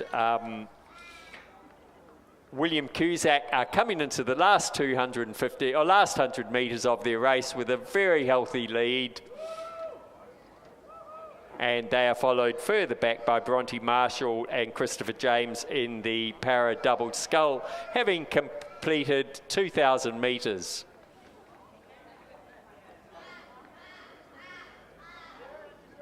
So fantastic row there by Stuart John and William Cusack from representing the ANU in the para double scull.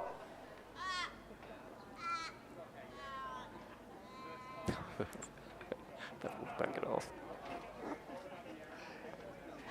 And that's a finishing time of 8 minutes 9.71.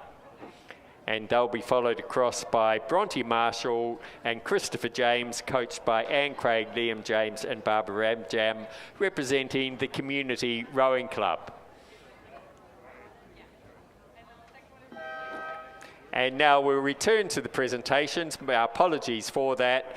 So for the final presentation for the gold medalists representing UTS Rowing Club, there's only 4 bodies there down on the thing, so we'll have a guess at the names, but in amongst them Edward Kelly, Oliver Taylor, Flynn English, Matthew Robertson, Lawson Banks, Jack Power, Tane Potts, Luca Malozzi, and they were coxed by Terry O'Hanlon and coached by Sam Fennessy. Congratulations to the medalists for the men's C grade 8.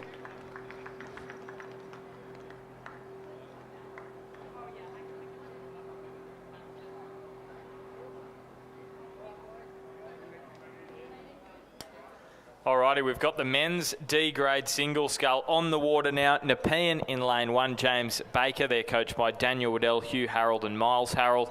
In lane 2, Matthew Robertson from UTS, coached by Sam Fennessy. Robbie Ireland from Uni of New South Wales in 3, coached by Cameron Butler. Cromwell Olivier from St George in 4. Rohan Jayawardena in 5 from ADF Rowing. Marcus Black from Uni of New South Wales in 6, coached by Cameron Butler. Nityam Bansal from Uni of New South Wales, also coached by Cameron Butler, is in 7. Nicholas Brown in 8. Ian Randall from Penrith in lane 9. So we have a full field here. 9 boats in the men's D grade single. And you can see we're getting through the splits from the 500. Marcus Black from the Uni of New South Wales leading from Cromwell Olivier from St George. Matthew Robertson from UTS in 3. In 3rd place, I should say. And then Uni of New South Wales in 4th and 5th. So can those two, it's going to be a bit of a gap. It looks as though the top 3 have well and truly sorted out their spot in this race. Can they do some interchanging there? Can Matthew Robertson pull back about 3 seconds on 2nd? Or Olivier about the same margin on Marcus Black in 1st. But it is lane 6, you can see Marcus Black from the Uni of New South Wales. He rode the club double at the Australian Rowing Championships, I'm pretty sure. And D grade, you know, the 500 split of 148 is pretty fast. It's every now and then, or I think it would happen more often than you'd think at this regatta. The D grade single can sometimes go quicker than C grade, as is the case. B grade sometimes can go.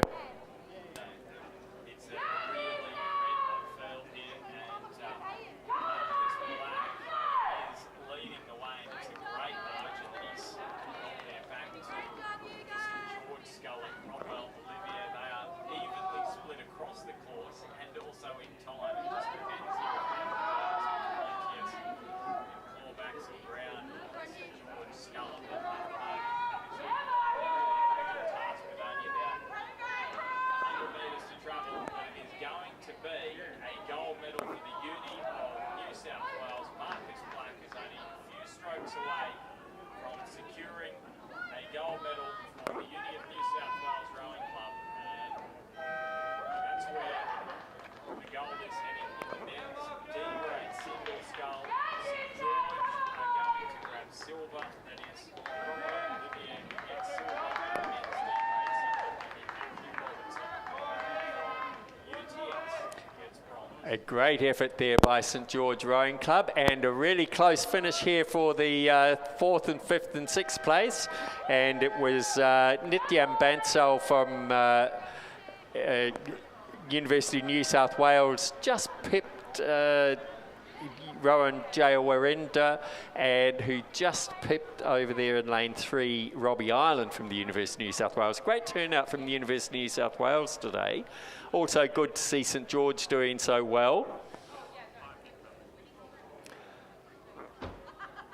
And we now, so the finish time there was fast indeed. It was 3:43.04. This is a D grade, remember.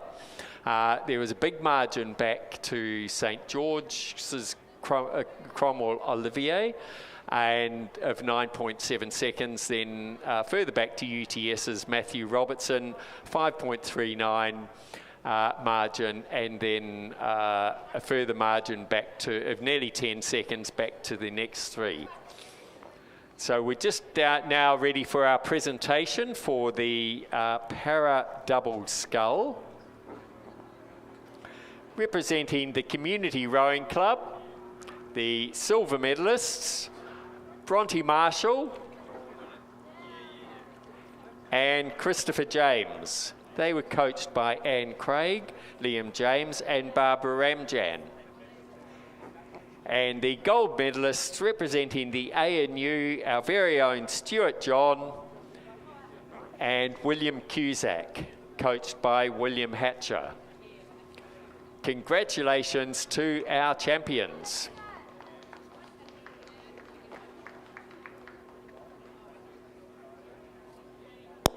So the boat's just getting sorted at the start now in the men's B grade double. This is just a straight final, as we see the community and ANU crews. Big smiles, fantastic. Yeah, just awesome. And you can see there, keen onlookers, because I have been down at the start, might notice the fingers are a little bit different to the lanes. That's because of the rain last week. Just difficult getting them back into the middle. So to be honest, this time last week, from what I was hearing, this regatta might not have been able to take place if there was any more rain. There was so much rain around this Penrith area. So yeah, it's wonderful that the crew here at Cirque have been able to get the regatta centre up and running for this great championship. I have to say, I was wondering, I was sent some video of the rainwater. Yeah, so was I, flowing down. It didn't look good, did it? Southern side of the lake there. And when that happened a year or two ago, the whole centre was closed down for a long time. Because the other problem is the rainwater, as it washes into the lake, brings lots of nutrients, and then we get huge weed growth. Yeah, a bit of blue-green algae and the like. So I'll just run through these crews. So at the far end, you can see that's the Uni of New South Wales crew. On the near side, there should be a Canberra crew coming into lane 9, but we'll wait and see how that pans out. So in lane 1, Jacob Cobley and Vaughan Henderson from Newcastle University. They're a C-grade crew. Edward Kelly and Lawson Banks from UTS Haberfield in lane 2, coached by Sam Fennessy. Harry O'Donnell and Jack Clements from Uni of New South Wales in 3, coached by Cameron Butler. Nepean in 4, Hugh Harold and Jason Waddell, coached by Daniel Waddell. ADF in 5, Benjamin Lim and Patrick Shakaloo. And in lane 7, we've got a St George crew scratched in 6. So in lane 7, it will be Angus Dunstan and Oliver Taylor from UTS, coached by Sam Fennessy. In lane 8, Wilton Martin and Michael Pickford in lane 8, coached by Cameron Butler. And then in 9 is Riley Elliott and Hamish Ridd, coached by Tom Hayes and Mark Kwiatkowski. So they have been scratched. So confirmation there, no Canberra crew. So we're underway. Men's B grade double. So no heats in this event. We have just got a straight final, and we have got 7 boats fighting it out for the 3 medals in this one. So I'd probably say, Mark, we've got a couple of crews that I know were rowing in the club men's double. I know Michael Pickford, he didn't row with Wilton Martin, I'm pretty sure, in the club double, but he is in that lane 8 crew. Harry O'Donnell and Clements, they did row in that event at Nationals, and Edward Kelly and Lawson Banks, they finished 4th in the final. So if I was looking down the page, I'd probably say that crew, and you can see them just on the left of screen there, they already look to have an advantage over at least that Uni of New South Wales crew next to them. I'd probably say that they would be the favourites for this one. Yeah, and what about the Hugh Harold and Jason Waddell there from Nepean? Yes, yeah, they are a red-hot crew as well. And obviously Jason, I was chatting to him on the day of the club double. He said New South Wales, obviously being part of the interstate regatta, they couldn't race on any of the...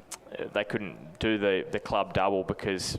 Obviously, you've got to keep yourself fresh for the Penrith Cup, which he was in. So didn't get the opportunity to see him in that one. We'll go down to that medal presentation, Mark. Yes, we'll just do slip in the medal presentation for the men's D grade single scull. Representing UTS Rowing Club in bronze medal position, Matthew Robertson, coached by Sam Fennessy. The silver medalist representing the amazing St George Rowing Club, Cromwell Olivier.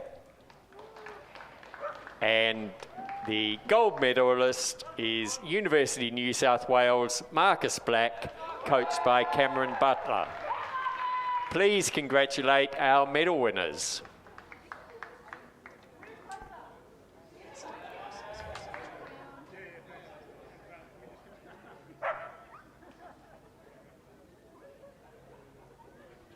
So this men's B double, this is going to be a cracking finish. You can really just see, like as we just touched on, Mark, that UTS crew, obviously a very good crew. So too the Nepean crew. Newcastle Uni, I'm interested to see how they go. Vaughan Henderson with Jacob Cobley.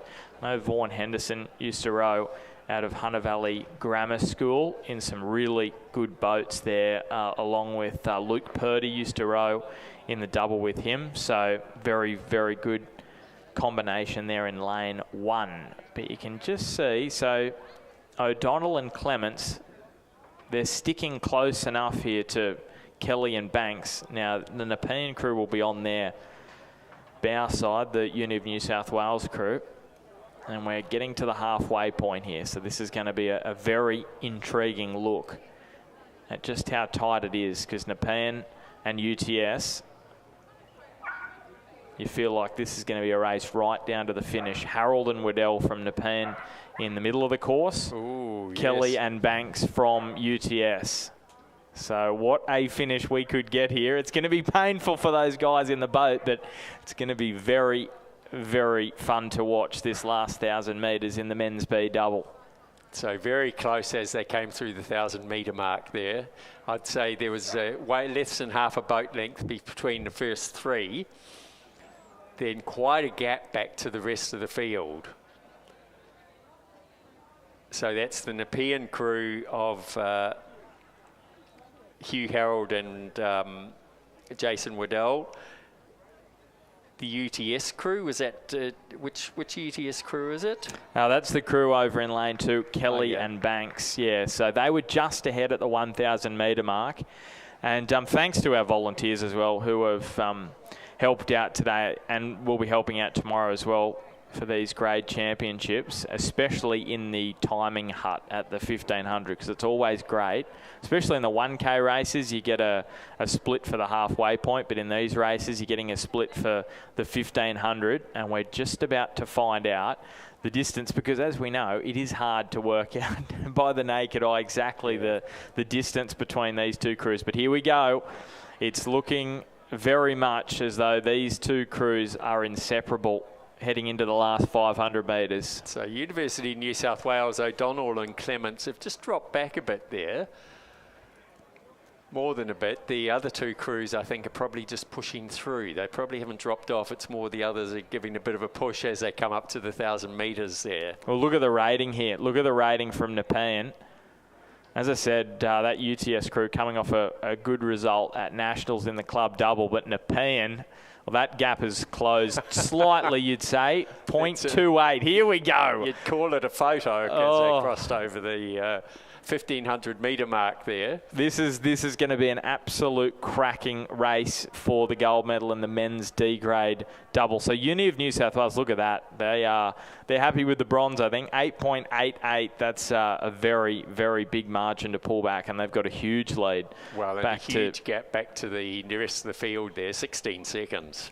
Massive. 2 races in one, this one. ADF in 5th, Uni of New South Wales in 6th place, and I think it'll be Newcastle Uni in 7th. So here we go. Last 250 metres. The boys in these 2 boats are going to be absolutely in pain. Those legs, those arms, they're going to be screaming out here, but there's a lot on the line. The gold medal in the men's D grade double scull, and right now it looks as though Nepean have just maybe edged in front, but there's a response here coming from UTS. UTS have led for most of the race, but it's Nepean who have come home the stronger in the last 500. UTS are trying to lift the rate.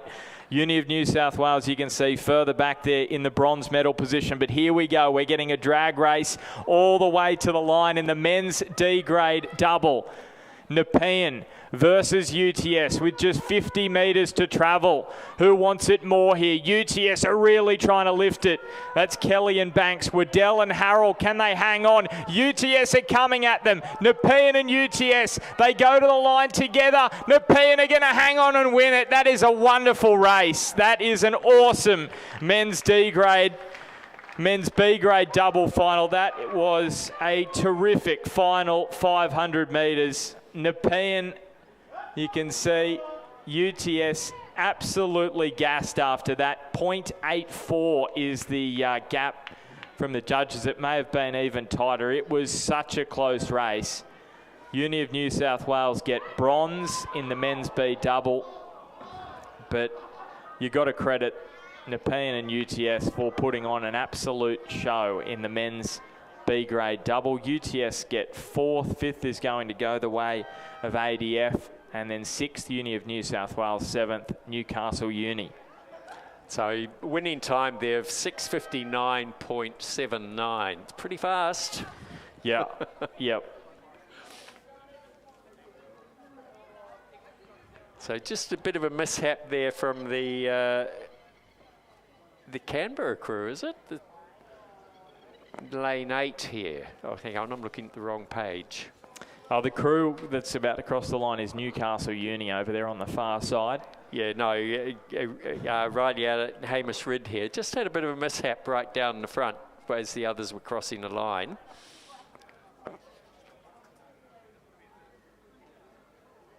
Great bit of racing there, though.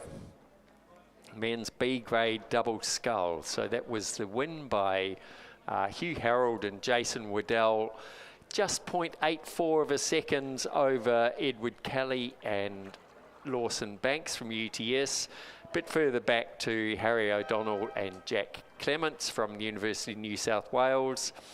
They were followed through by Angus Dunstan and Oliver Taylor in 4th position. Then ADF rowing's Benjamin Lim and Patrick I won't even try and pronounce that name, sorry. Then University of New South Wales, Wilton Martin, Michael Pickford in 6th place. Newcastle Uni, Jacob Cobley and Vaughan Henderson. And that rounds out that men's B grade double scull. Now we have the women's B grade coxless pair coming down the course. Over on the far side from Leichhardt, we have Nikki Lepresti and India Evans, coached by Steve Sherry. In lane 4 from the University of New South Wales, Elizabeth Raffin and Caitlin Mulquinny, coached by Chris Burns and Cameron Butler. And there's been a scratching from Sydney, but in lane 6 from the University of New South Wales, Olivia Zargo and Lisa Matthews, coached by Chris Burns and Cameron Butler. And it looks like the second University of New South Wales crew, Olivia Zargo and Lisa Matthews, possibly has a lead. They're battling it out with Nikki Lepresti and India Evans from Leichhardt Rowing Club. A bit further back to the second University of New South Wales crew of Elizabeth Raffin and Caitlin Mulquinny. We'll get a better picture as they come through the 1,000 metre mark. So this is a B grade race, so 2,000 metres.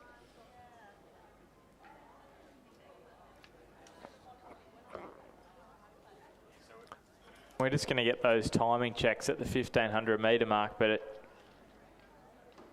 looks like a decent margin here.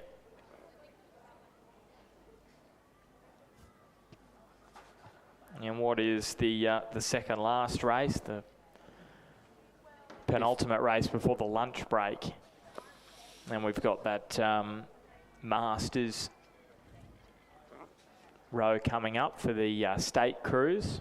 So look at that, about 5.5 seconds Leichhardt over Uni of New South Wales in the women's B grade coxless pair.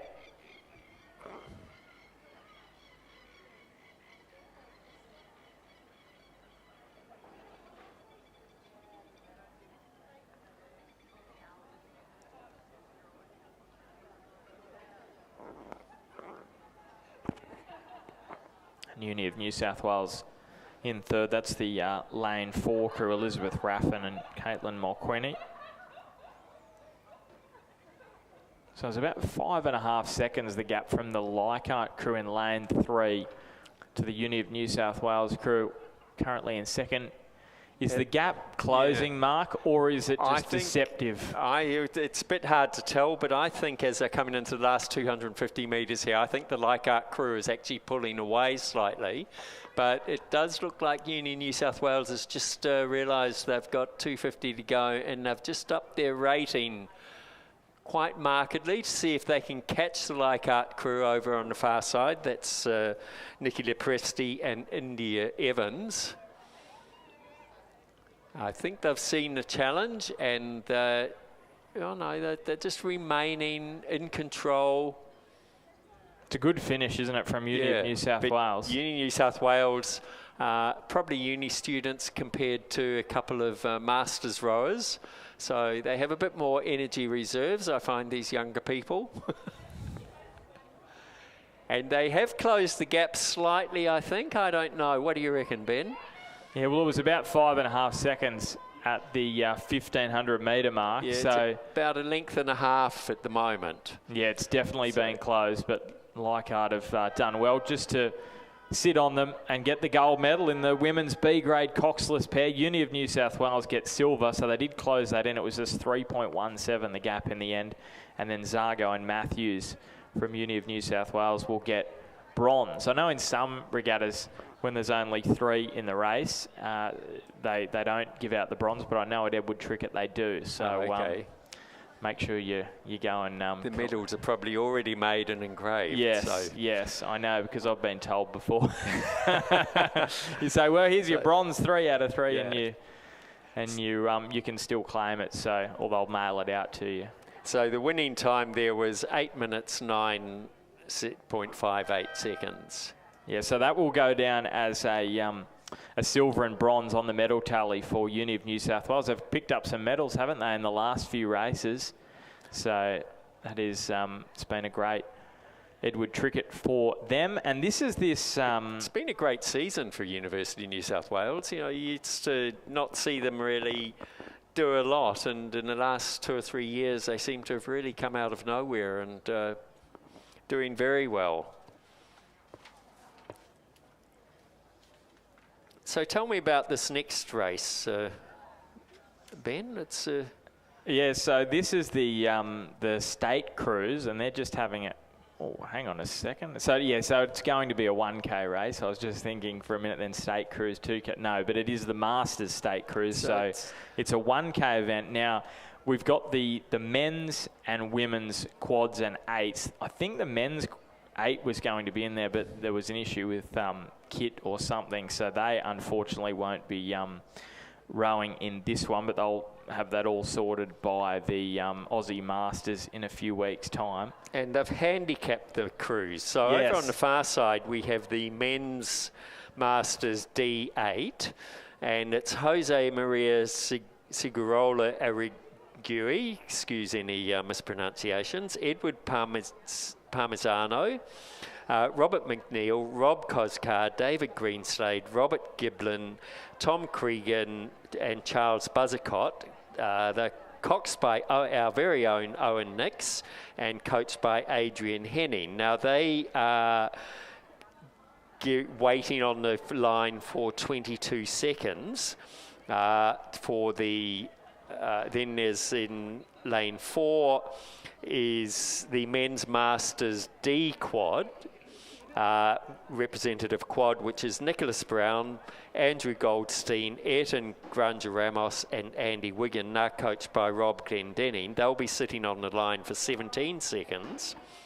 Then in lane 5 we have the women's masters 8 of M. Barracks, Susan Huggett, Nikki Lepresti, Heidi Lindahl, Louise McCoach, Lucy Stackpool-Moore, Jennifer Zonga, Carissa Kleiman, and it also says Owen Nix is the cox, so I guess it was a name filler there. But they're coached by Jeff Patterson and Kathleen Hextall. And then off go, closest to us, is the women's masters D quad of Trudy McDonald, Amanda Berendt, Katrina Davis and Daniela Borgett, coached by Steve Sherry. Now, all these names, or a lot of these names, we've been calling out not too long ago, so they would have been jumped out of their boats they've just finished in and rushed in to go down and race these races. And when I talked about them all being D, that is the Australian Masters Rowing Champs interstate races are D category, Masters D, which is average age 50 to 55. It's a long-standing tradition, so it makes for some very exciting racing on the day, but it looks like we're going to a bit of a medal presentation down here, Ben, while we wait for those crews to line up. Yes, and looks as though we've only got the Leichhardt crew, so we might just wait and see. No.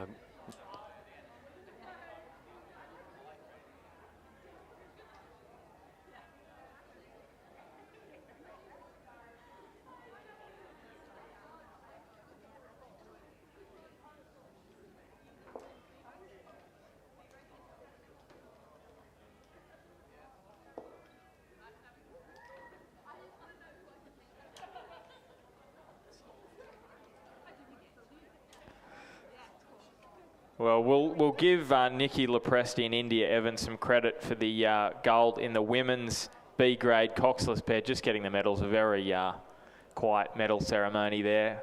Congratulations to Leichhardt Rowing Club. Gold in the women's B-grade coxless pair.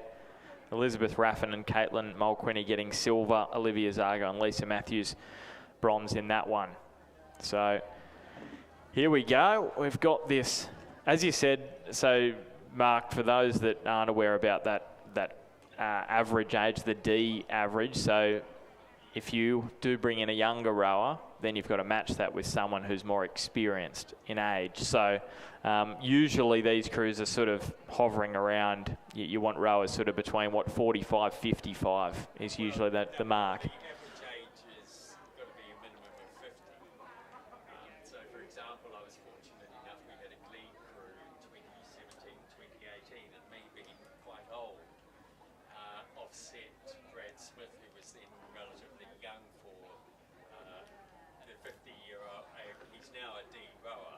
Now Brad's doing the opposite. I was going to say, Mark, now Brad's doing the opposite to that. So you get a situation where you might decide you're going to have a fairly young rower. So, for example, in the quad, I know that Andrew Goldstein, I'm not quite sure of his age, but he's certainly not pushing 50 at this stage, and he's obviously by Nicholas Brown. Andy Wigan also is under 50, so he's obviously by Ayrton Ramos. But the selectors are also looking to be as close to the minimum age as possible, because you don't want to be at the top end, because invariably in Masters rowing with the 5-year increment, it's as you get to the top of your age group, you suddenly realise you're not winning the races against the younger ones in that age group. And especially when you get to my age bracket, I've just turned an H. So I'm at the bottom of my age, but unfortunately there's some fast older ages. But I got an extra 10 seconds handicap. But I know I'm 10 seconds slower than I was 5 years ago. And it can depend, like some age groups obviously can be quicker. You just get luck of the draw, and I don't know, you get an ex-Olympic rower, Australian rowing champion coming through. So yeah, but it's interesting. In Europe, they match you up with, so for example, in singles races, they match you up with other people born in the same year as you. So they still use the same age brackets, but they try and match you as close as possible to your own age. Yep. And obviously it just depends on how many people you've got, doesn't it? Depth of rowing. It makes it a bit easier if you've got more or less. But I was going to say, I put the knife into Brad Smith there, but the reason is because I'm rowing the B double with him at Aussie Masters, so he's heavily offsetting me, so we can row in that event. So you come together as a B, right? Yes, B. Yeah. Unfortunately, my age doesn't help us out on that one. So. That means that you've got power and strength. Now, what's going on here? I think we might be having a crew change. Are we switching seats here? I'm just having a look. Maybe it was. I think it's Lake Macquarie. I just wonder whether this is one of the rowers that just won the pair event, and they just had to fill it to allow them to get her down to the start. Yep. Because obviously in an 8, if you've got one person not rowing, it's quite problematic. So that's all sorted now. And I can tell you exactly who that is. That's Nikki Lepresti, who, because, yeah, we just saw India Evans collecting the gold medal for those two. So Nikki Lepresti goes down to the start. This is a very Leichhardt heavy boat. So Lepresti, Barak, Huggett in the boat. Jennifer Zonga as well. There's a couple from Mossman, Stackpool Moore and Kleiman. And then North Shore's Louise McCoach. You can see there, I believe maybe in 2-seat, 3-seat. And then Heidi Lindahl as well from Glebe. You can see they're in 7-seat. So.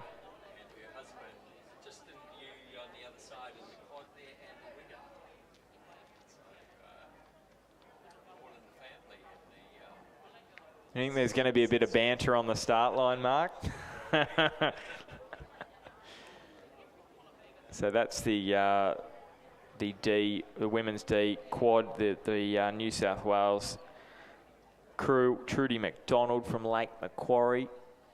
It'd be very interesting to see how they've calculated. Well, I dare say they did it on prognostics to work out what the advantages would be to set the handicaps between the women's and men's boats and the different size boats. In theory, they should all cross the finish line together. Yes. We'll wait and see how that pans out. So it'll be the women's quad off first, then it'll be the women's 8 followed by the men's quad. Yeah, so the women's quad goes off go. The women's 8 goes off 5 seconds, then 17 seconds before the men's quad goes, and 22 seconds before the men's 8. So what they're basically saying is that the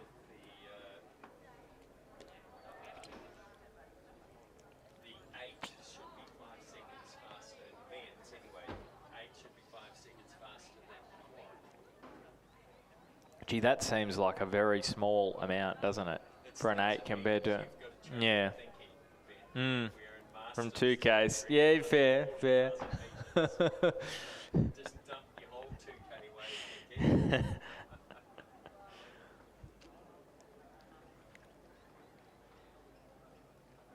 And they're off. So that's the quad: McDonald, Berrant, Davis and Borgert. So 4 different clubs represented, and then the 8 is off. So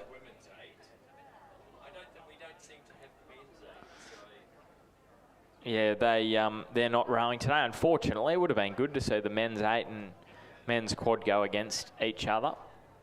So this is the men's quad. So they went off 17 seconds. So Brown, Goldstein, the Panda. There he is, the Panda. Andrew Goldstein. He said to me to say some kind words about him. And he's been keeping himself fresh for this one all day, getting himself ready for... I did see him walking around looking a little bit... So we're about a minute in, and we've already seen the so the quad on this near side. Well, they're in the middle, as coming down. So that's the women's quad, and you can see the 8 gradually gaining ground on them. Yeah, so they get the men's quad over the far side coming up as well. Yeah, so they've just swung around the positions of the quad and the 8. The quad was initially going to be on the outside, so the 8. Or the men's quad might even catch the 8 before the 8 catches the women's quad, because the men's quad on that far side's flying. So this is the crew that went off go. So this is going to be an accurate representation of their split here. So 146. Take 5 seconds off the 8.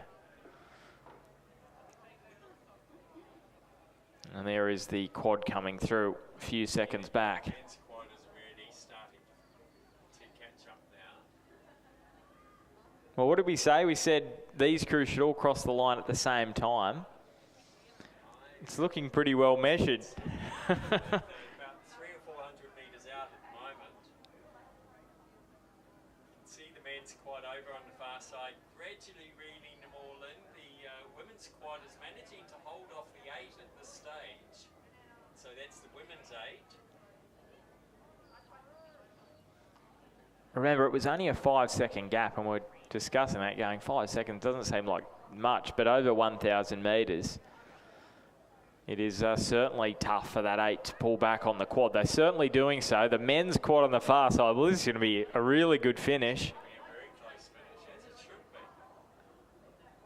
If the, got the handicaps right. They're into the last about 150 metres now. The women's quad pushing hard to hold off the men over on the far side.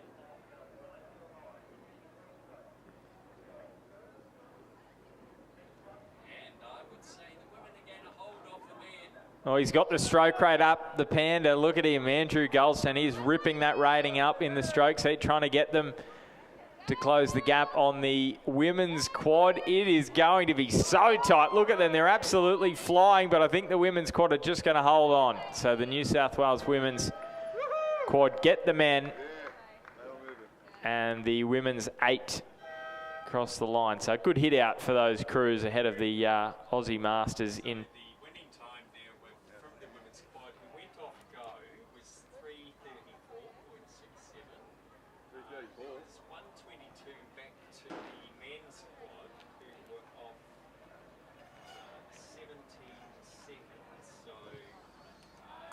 What's that, about a 3:17, 3:16? Yeah.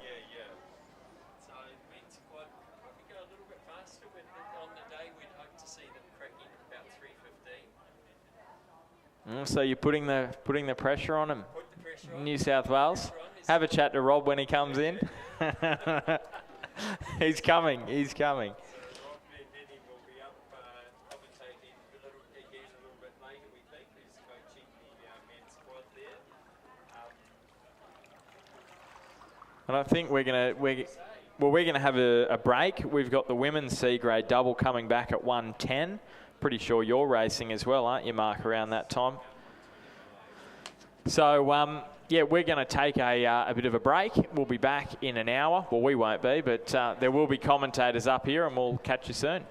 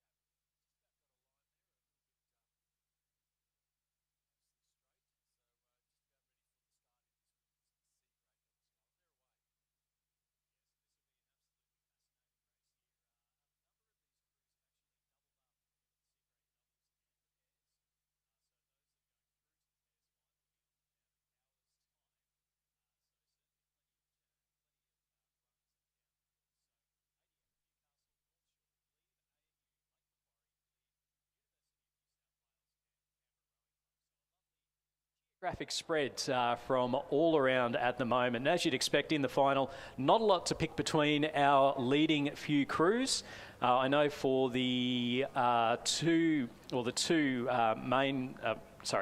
the ANU and Canberra crew, they've got a couple of committee members on there. So you've got Sandra Sweeney, who's the president of Canberra Rowing Club. And then from ANU, you've got Sarah Connor, who's the captain of boats at ANU Boat Club. Yes, it's certainly a wide range of competitors again, both young and old as well. As we'd expect, the crews in the centre of the course have got out to a really good start. They had clearly the fastest heats this morning, so that's the ANU crew and the Glebe crew and the Lake Macquarie crew. So we'd expect if there wasn't too much holding back in heats that this is where the action's going to happen. But you can never know, depending on how hard the heats were, that some crews have had to work a lot harder to get through to the final. But if it's if they all were going equally in their qualifying for the race, that it should be that chevron shape that we're starting to see now. Yeah, so conditions at the moment, it's about 25 degrees. The wind has just picked up a wee bit, but we're talking not very much at all. So a bit at the moment, it looks to be of an east-southeasterly. So it's very, very pleasant conditions out there, really. As we just have a look here. So a nice little tailwind. We can see Glebe leading Lake Macquarie, ANU, ADF rowing in fourth. Not a lot to pick between them, particularly ANU, Lake Macquarie and ADF. Glebe, University of New South Wales, Canberra in seventh place at the moment, then back a little bit further to, it looks to be the Newcastle crew, and then also to the University of New South Wales is their North Shore crew. And certainly not much between any of the crews coming through that 500 metre mark. There was about 4 seconds blanketed the first 6 crews. So this is a very, very tight race. The Heidi Lindell and Jackie Harris combination just holding a slight advantage over the ANU crew. But it looks like they've got the bit between their teeth now, the ANU crew, and are really pushing to make a comeback into play here. The Lake Macquarie crew over in lane, looks to be over in lane 6. Maybe just didn't keep going, hold that position they held. So at the moment, it looks like the Glebe crew in the middle of the field, ANU out there pressing hard, and over in the Newcastle crew over in lane 2 also coming into play in this race as the final. But look, the ANU crew now really putting in a big effort to reel back the crew of Heidi Lindell and Jackie Harris. So it's the crew of Sarah Connor and Elizabeth Blower, and they look like they're on level terms now, Stuart, as they come into the last 200 metres. It's Glebe and ANU battling it out. Newcastle sitting in third place, just ahead of North Shore, and then back to Lake Macquarie, second Glebe crew, University of New South Wales and Canberra ADF rowing also in there. Glebe, though, they've seen the danger. They've pushed ahead. It's Glebe Rowing Club, Heidi Lindell and Jacqueline Harris. They're ahead of ANU. They've only got a few strokes left to go. ANU making up some ground, but it's too little too late. It's a win for Glebe Rowing Club. Half a boat length ahead of ANU in second place. Third will go to the crew from Newcastle in lane number 2. North Shore in fourth. Glebe, Moore and Hitchens in fifth place. Lake Macquarie in 6th. ADF rowing in 7th. University of New South Wales in 8th.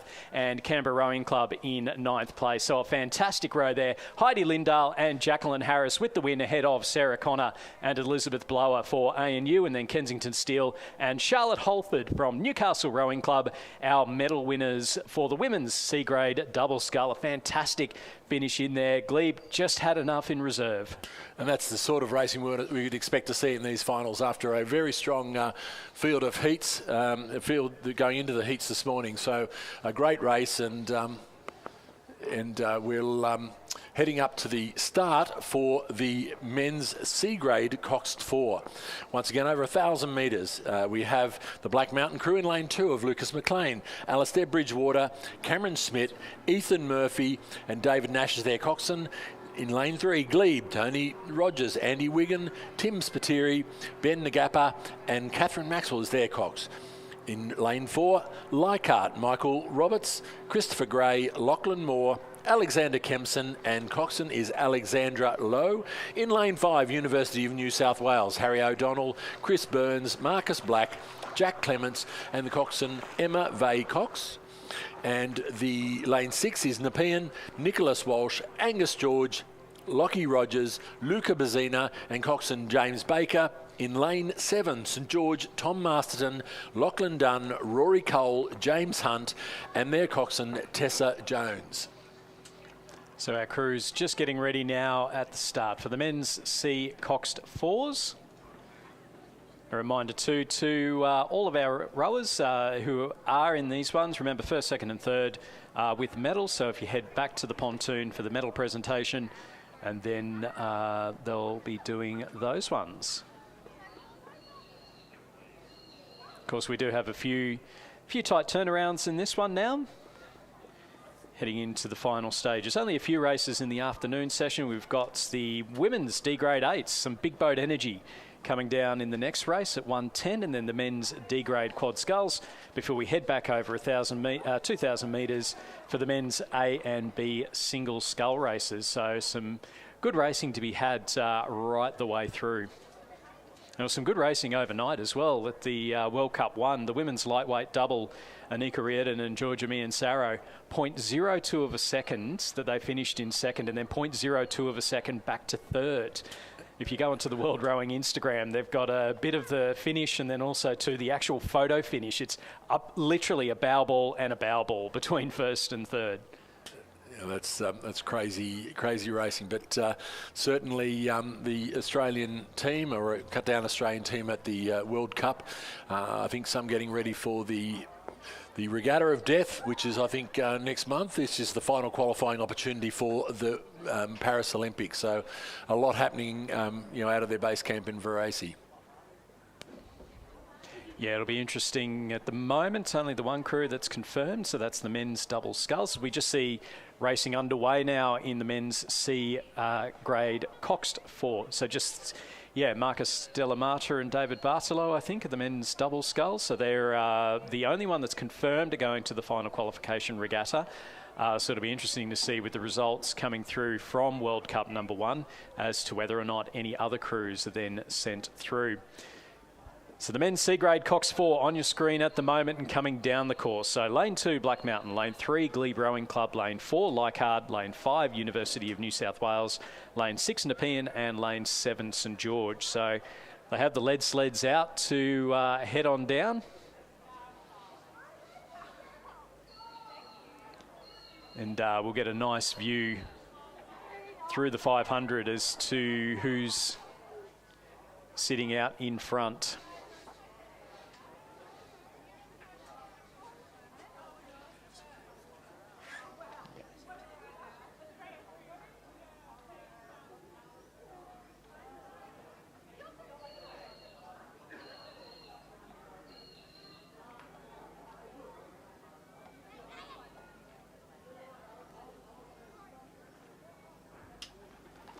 So our crew's just coming up towards the 1,500 metre mark now, and it does look like Leichhardt have the lead as things stand. Right next to them is the University of New South Wales. They're our 1 and 2, and even University of New South Wales may just be out in front. And then back then we've got Glebe, Nepean, St George, and then the Black Mountain crew may just have a couple of issues there. They are quite a distance back. As we see them there, I think there might just have been some equipment issues. Looks like there's a problem with one of the oars. So unfortunate for the Black Mountain crew. University of New South Wales with the leads. Leichhardt in second, Glebe in third, Nepean in fourth, as we just see, again, that footage that we have from the BR rowboats. So the little cameras set up on the front, and you don't really notice them, though, when you're out there. No, you certainly don't. We hope we don't notice them. But that was very close going through the 500 metres with identical times for the University of New South and the Leichhardt crew coming through with basically deadheading through the 500 metre mark. So the race is absolutely on here as we come down to the, coming into the last 250 metres with the University of New South Wales crew. Looks to have just jumped a little bit over the, got a little bit of a jump over the Leichhardt crew. They look to be a little bit heavy on their in their stroke at the moment, the Leichhardt crew. So they may well have spent all their bickies over that last 300 or 400 metres. But certainly this University of New South Wales crew Looks like they're going to they've got about a length in front at the moment and look fairly comfortable there. But Leichhardt not giving up, though. They're not giving up, and they're certainly coming back. Whether they're going to run out of space, about 100 metres to go. They're into the red boys now, 100 metres to go. Will they be able to make it back? But over on this side, the St George crew is really...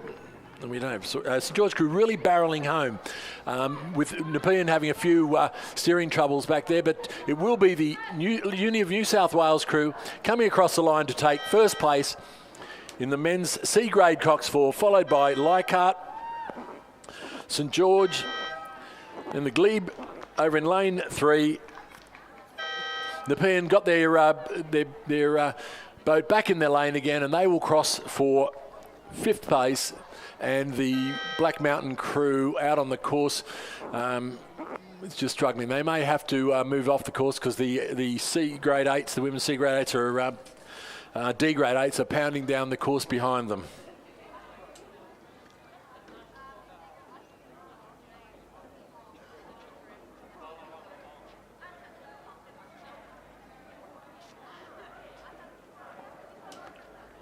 So our crews on the course at the moment, it's the women's D-grade 8s, lane 3 Drummoyne, lane 4 Nepean, lane 5 University of New South Wales, lane 6 St George, and lane 7 Glebe. So Drummoyne, the crew of Rowena Stewart, Izzy Hooton, Jodie Panagopoulos, Marcella Cox, Bianca Riley, Helen Burton, Katrina Brangwyn, Amy Greenlees, and Wendy Roncolato is the coxswain.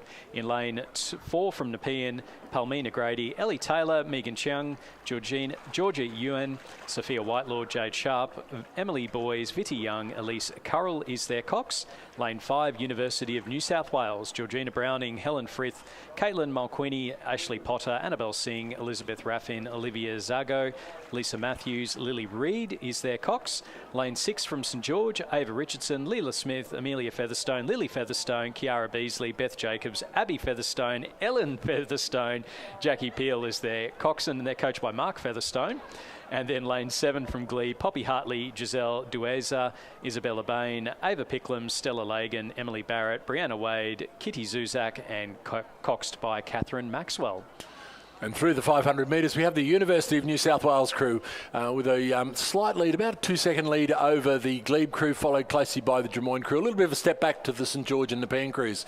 But certainly this Uni of New South Wales crew is having a really good row out in front, and but over on right over on this side, the Glebe crew, and this is the young Glebe crew, and they are coming home. They are coming home strongly against the Uni of New South crew. Looks like over on the far side, the Drummoyne 8 is holding down that 3rd place and will not give it up, I don't think, to the Nepean or St George crews. But certainly at the moment, the Uni of New South crew, it looks like they have a comfortable lead here and looking very strong as they come down into the last 100 metres, and they, notwithstanding any disasters, will take out this race. The Glebe crew over this side absolutely pushing them all the way to the wire, though, but will not, just run out of space at the end to track them down. But it looks like the Uni of New South Wales crew will take out this one with about a length and a half over the Glebe crew, followed by the Glebe crew crossing the line now.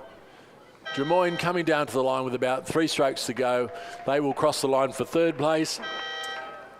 In 4th, Nepean. It looks like a fairly young Nepean crew, and the St George crew with about 2 lengths following that, coming down to the line to round out this race.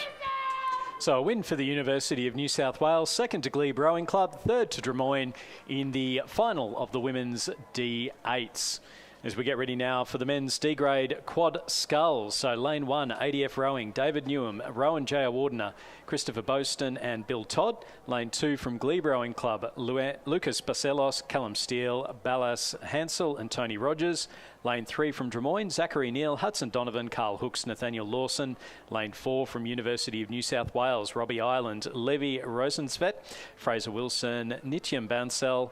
In lane 5 from Glebe Rowing Club, Mark Titchen, Robert Dallimore, Frank Scuchimara and Kenneth Major. Lane 6 from St George, Dylan Grunsell, Matthew Giller, Nicola Brakovic, and Julian Grunsell. Lane 7 from Shoalhaven, Bradley Sewell, Stuart Drury, Andres Medenis, Mark Whitaker. And lane 8 from Canberra Rowing Club, Ashley Carr, Sam Goldspring, James Rigby and Eamon Burke. So coming up now into the 500 metre mark, so halfway through, it's Glebe leading Drummoyne. And then back to the University of New South Wales. So the same clubs as last race, just in slightly different order. St George in 4th, Shoalhaven in 5th, Glebe in 6th, ADF Rowing in 7th place, and then back a little bit further to the Canberra Rowing Club crew in 8th. And certainly this Glebe crew not overrating, so they're looking in a fairly comfortable position as they're coming down, looking very clean. A very experienced crew. These are masters that have been rowing for many, many years, so they certainly have rowed together for a long time as well. So got some good combination happening there.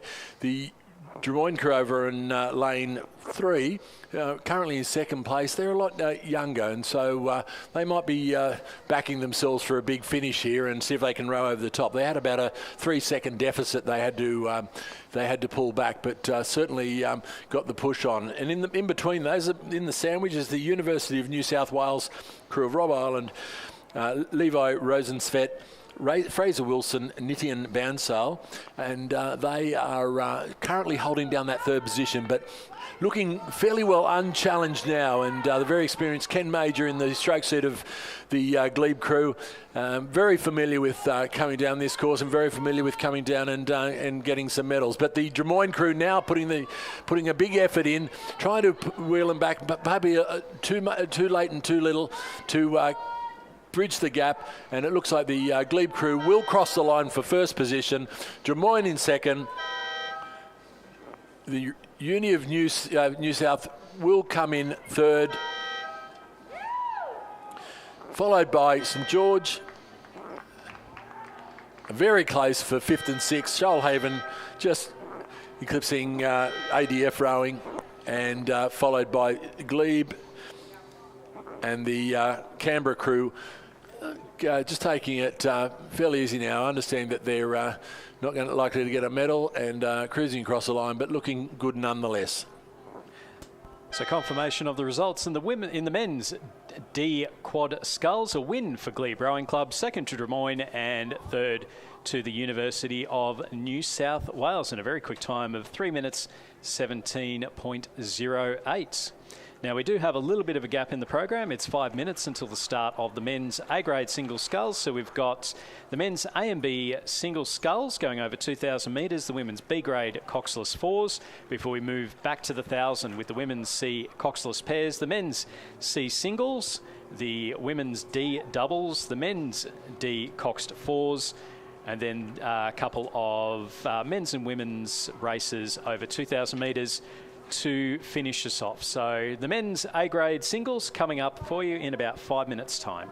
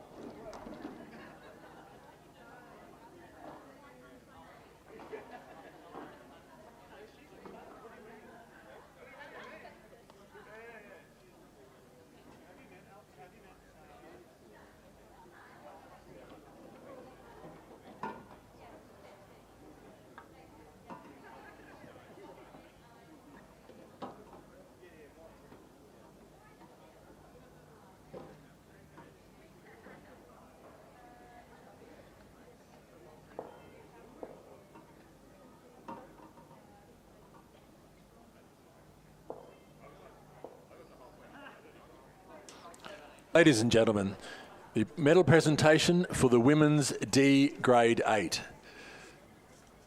In third position and bronze medalists, Drummoyne Rowing Club, Rowena Stewart, Isabel Hooton, Jodie Panagopoulos, Marcella Cox, Bianca Riley,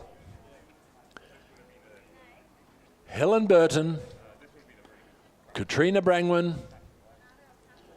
Amy Greenlees, coxswain Wendy Roncolado.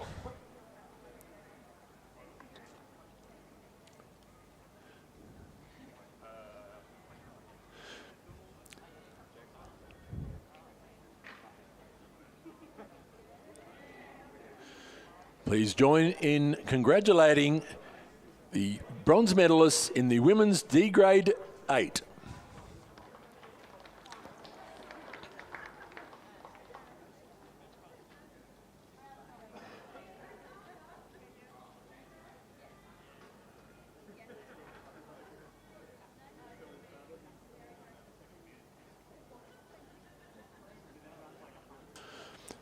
And on the start, we have race 37, the men's A-grade single scull. In lane 2, UTS Zinc Bosco. In lane 3, University of New South Wales, Michael Pickford. In lane 4, Newcastle, Ben Homer. In lane 5, UTS Patrick Burke. In lane 6, Nepean Jason Waddell. In lane 7, Newcastle Remy Keats. And in lane 8, UTS Henry Blackwell.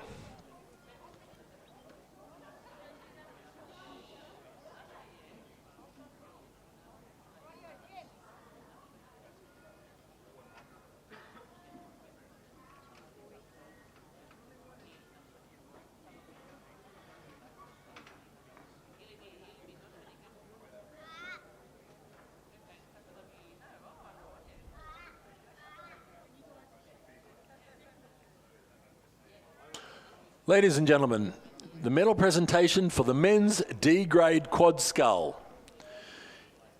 In second position and silver medalist, Drummoyne Rowing Club, Zachary Neal, Hudson Donovan, Carl Hooks, and Nate Lawson, coached by Sarah Ellis. And in first position, gold medalist, Glebe Rowing Club, Mark Tejan.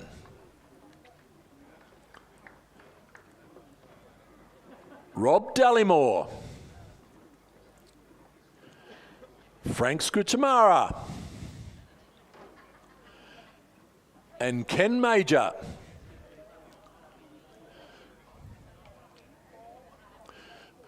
Please join in congratulating medalists in the men's D grade quad scull.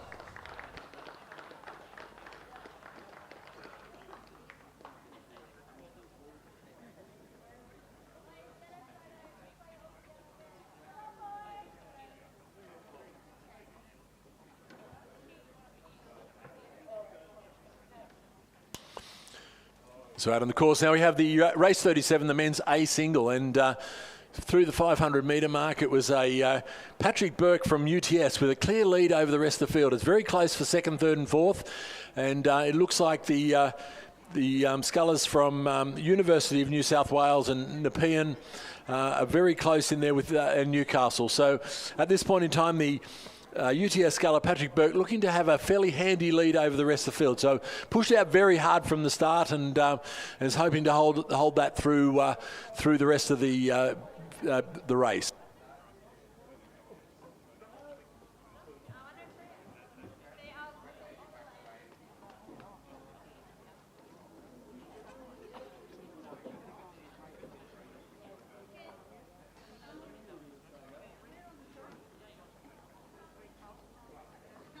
We're getting some great vision on the live feed at the moment from the umpire's launch. Getting some really close-up action of the scullers as they go through their thing. We're currently looking at Ben Homer in lane 4 from Newcastle Rowing Club, and just to the outside of him we can see Zinc Bosco. So these two have just come out of a very close tussle in I think it was the men's double, and they certainly are in a great tussle in this race as well.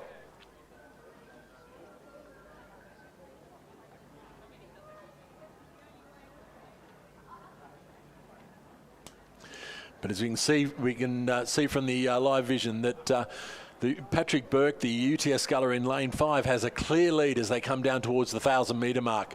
A little bit of a gap back to Zinc Bosco right over on the other side, but it will be a clear 2 or 3 lengths margin from Patrick Burke over the chasers. He's just gone through that through the mark there at about 3:38. So very handy time at the moment, and very close here. We've got lane 7, the Newcastle sculler Remy Keats also in the action there, going basically across the line at the same time as Zinc Bosco over in lane 2.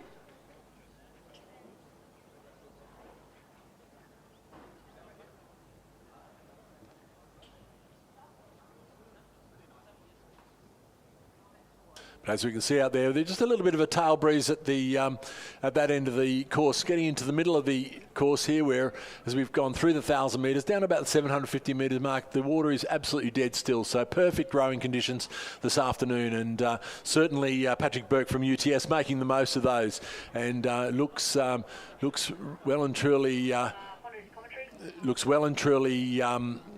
in control of this race at this point.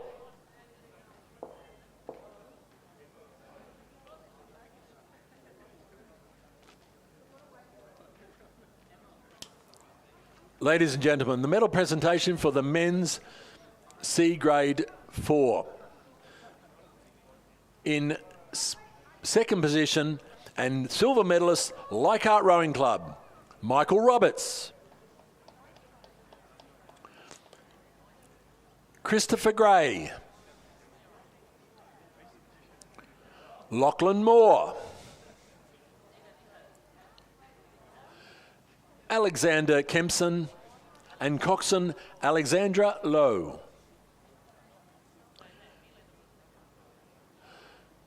And in first position and gold medalist, University of New South Wales, Harry O'Donnell. Chris Burns. Marcus Black.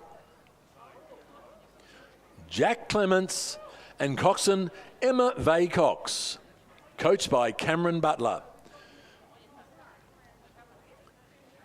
Please come together and join in celebrating the medalists for the men's C grade coxed 4.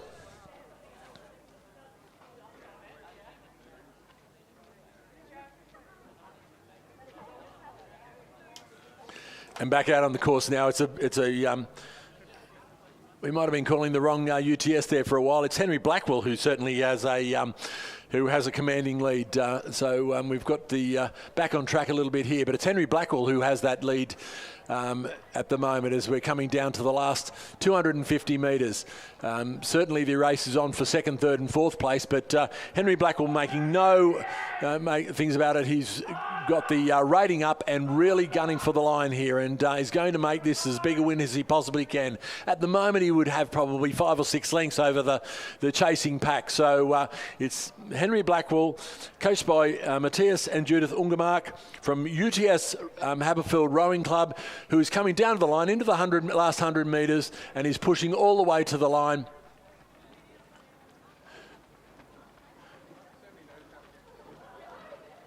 A couple of strokes to go and he will cross the line to take out the men's A-grade single scull.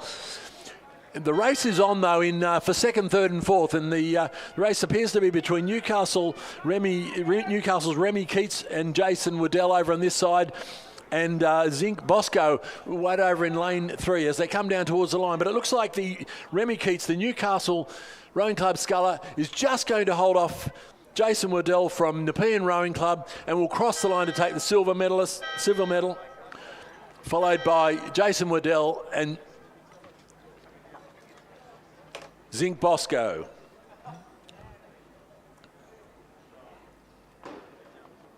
Let's go, Pickles, to the line. So Ben Homer from Newcastle Rowing Club just coming across the line now. We've got the last 2 scullers, Patrick Burke of UTS and Michael Pickford from University of New South Wales.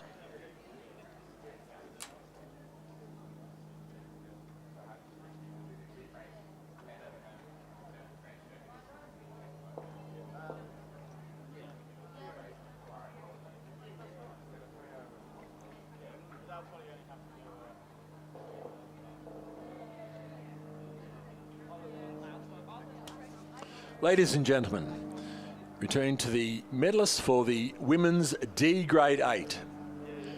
And in second position and silver medalist, Glebe Rowing Club, Poppy Hartley,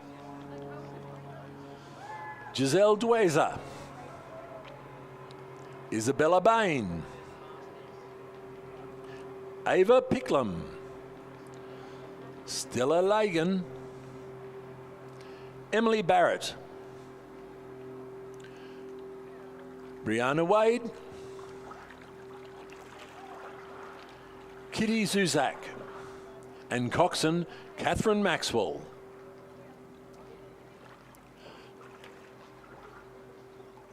Please join in congratulating silver medalists in the women's D grade 8.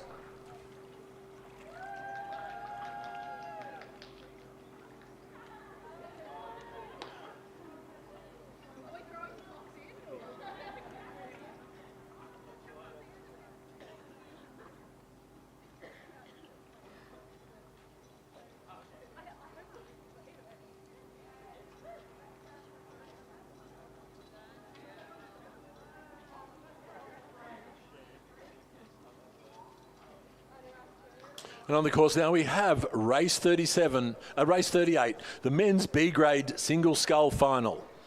In lane 1, Nepean, Luca Bezina. In lane 2, Leichhardt, Peter Simkovic. In lane 3, ADF Rowing, Patrick Zakalou. In lane 4, Communities, Christopher James. In lane 5, Penrith Rowing Club, Liam Taylor. In lane 6, Nepean, Hugh Harold. In lane 7, St George, Robert Olivier. And in lane 8, Nepean, Nicholas Walsh.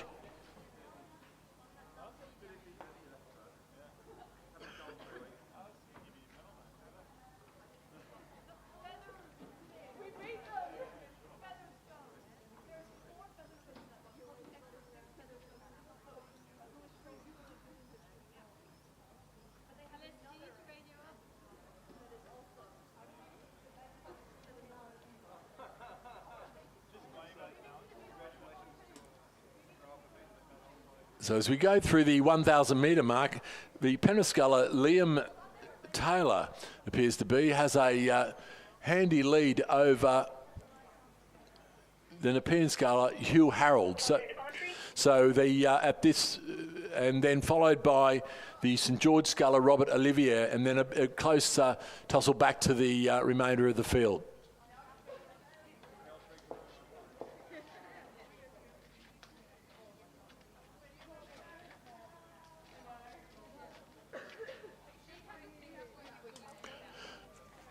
Ladies and gentlemen, the medal presentation for the men's A-grade single scull.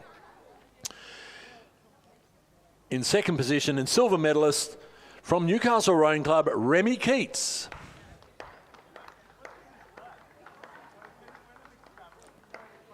And in first place and gold medalist for 2024 from UTS Rowing Club, Henry Blackwell.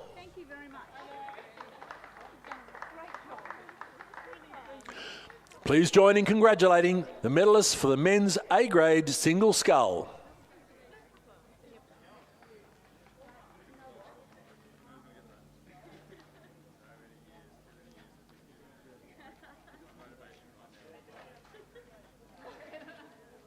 So returning to the men's B-grade single scull out on the course at the moment, and we have still appears to be Liam Taylor from Penrith Rowing Club with a very handy lead over Hugh Harold from Nepean Rowing Club. So keeping it all local at the moment in the Penrith district, but certainly Liam Taylor has looks to be a commanding lead at the moment. So we'll see how we get closer to the finish and see how he can hold on, but certainly looks unchallenged at the moment as he's gone through the 1,500 metre mark with a time of 5 minutes 30.98 with a quite a sizable margin back to Hugh Harold, 13 odd seconds back to Hugh Harold. So certainly Liam Taylor is dominating this final, the men's B grade single scull. Back onto the 1,500 metre mark, and we have going through. We have Peter Simkovic from Leichhardt Rowing Club, and 17 seconds behind Hugh Harold, and Patrick Zakalou just shading Peter through the 1,500 metre mark. So, but look, it looks totally untroubled out there in front for Liam Taylor, coached by Lindsay Callaghan, and certainly making the most of these conditions, and looks rowing extremely well in this B-grade single scull, and is coming down now with about 200 odd metres to go. Hugh Harold, though, is certainly pushing, and holds a sizable advantage in that second position, with the St George sculler Robert Olivier over on this side, currently holding down third place. There's a tight tussle over in lane with the Leichhardt, Peter Simkovic, and ADF's Patrick Zakalou, with a little bit of a gap back to Christopher James from Community Club. But as we're coming down to the last 50 or so metres, Liam Taylor just winding it down, and he knows he's got this one in the bag as he's coming down to the line, and will go across the line to take first place in the men's B-grade single scull final. Well-rowed race, followed by with Hugh Harold from Nepean Rowing Club. He will hold on to take second position.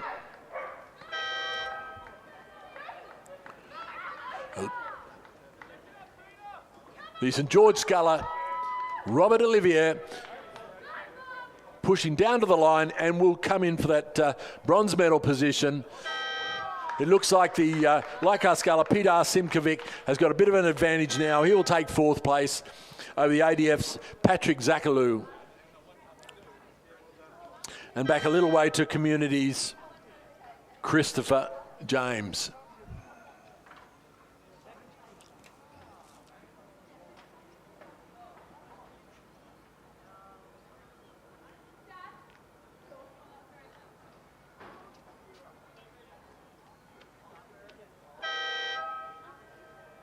Christopher James just crossing the line now, so confirmation of those times. So we have in the men's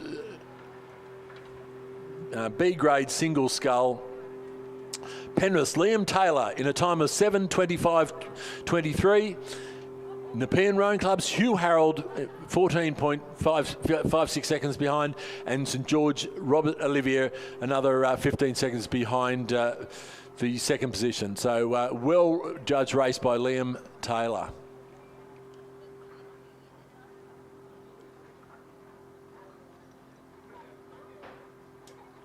Just a little bit of a delay at the start till we start this next race, which is the women's B grade Coxless 4.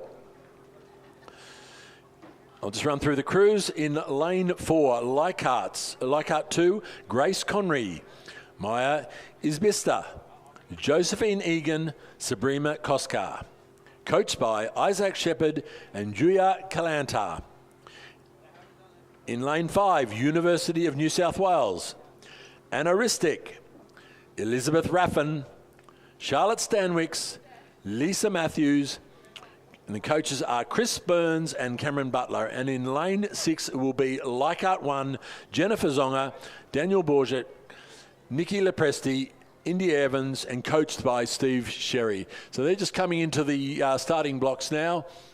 The starting blocks have a little bit of a twist on at the moment with the water, and they're not quite lined up with the centre of the course. So causing some of the crews a little bit of angst off the start, but a bit of anxiety. But certainly once they're going, the course is definitely nice and straight.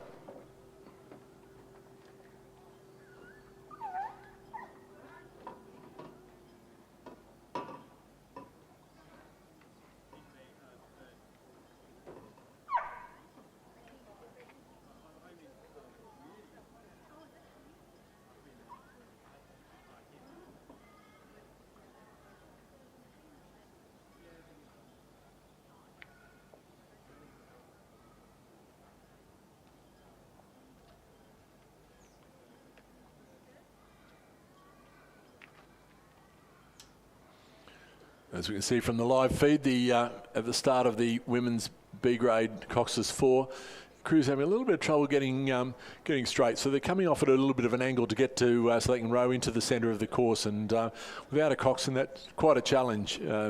Steering off generally the strokes foot. So we have a line now though, and we'll have a start will be imminent.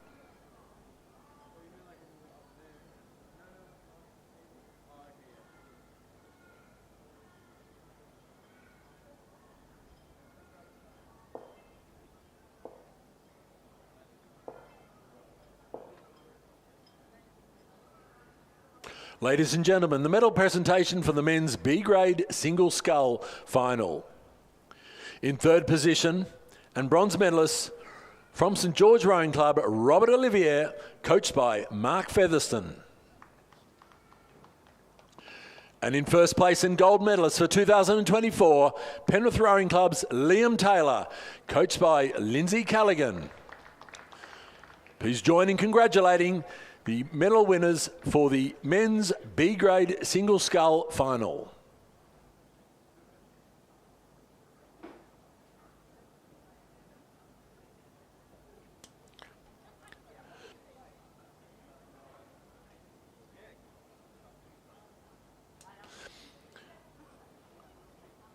So live vision, we've got a few steering issues in the start of this the women's B grade Cox's 4 with the Leichhardt 2 crew stopping as they came into the lane of University of New South Wales, but they have stopped now and are just about to start rowing again. But it looks like the Leichhardt 1 crew of Jennifer Zonga, Daniel Bourget, Nikki Lepresti and India Evans have quite a handy lead over the University of New South Wales crew. At the very early stages. The Leichhardt 2 crew now getting back underway, but coming down to the 500 metre mark, there would be a length and a half lead by the Leichhardt number 1 crew over the University of New South Wales crew as they go through the 500 metres in a fairly sharp time of about 1 minute 52 or so.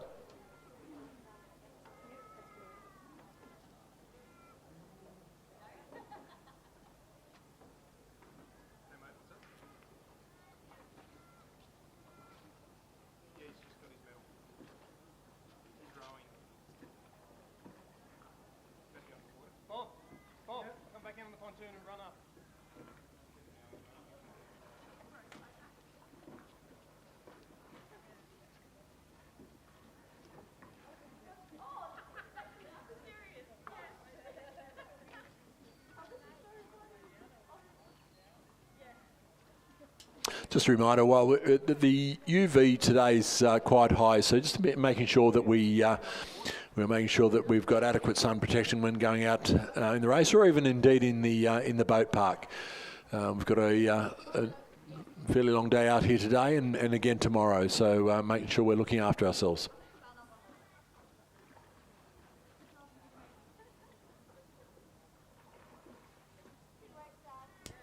Back out on the course in the women's B grade Cox's 4 final, and the Leichhardt crew have a very handy lead now as they coming down towards with 1,000 metre mark, and certainly this Leichhardt crew over in lane 6 of Jennifer Zonga, Daniel Bourget, Nikki Lepresti and India Evans now up to about a 2 or 3 length lead over the University of New South Wales crew.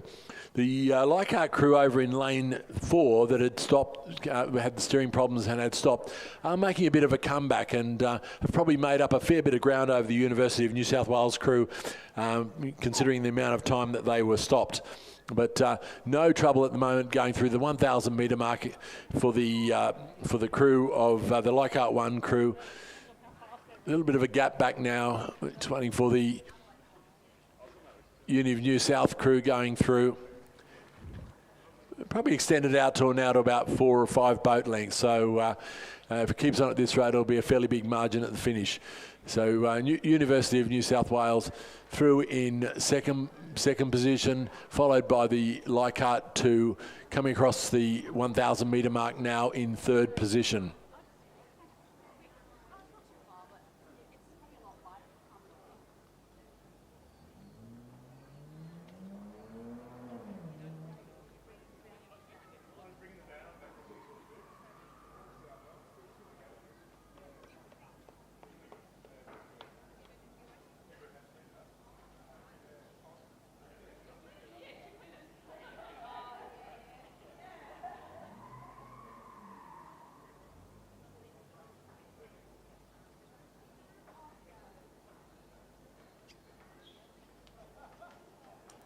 So in this Leichhardt crew, as I said, holding a commanding lead at the moment. The second Leichhardt crew looking to have some more steering issues as they drift back into the lane 5, which is the University of New South Wales. A little bit far back. They've straightened up now, and so back on track. The crew of lane 6, the Leichhardt 1 crew, a number of these competitors in this crew have recently just come down in the interstate trial race, so they've got a fairly packed program and certainly have done a number of races already today.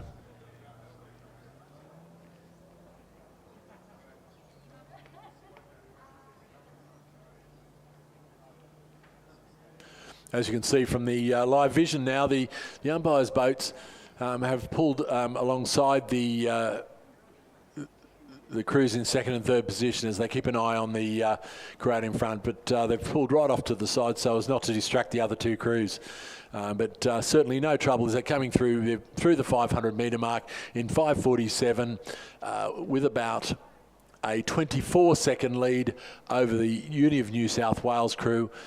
Another bit of a distance back to the second Leichhardt crew. They've got their rating right down now and look like they're content with their third position in this race, but they'll go through with about 18 second behind University of New South Wales. But certainly the Leichhardt number one crew coming down to the last 250 metres, looking unchallenged in this race. Very, very compact in their technique. Very effective. And they will continue on untroubled.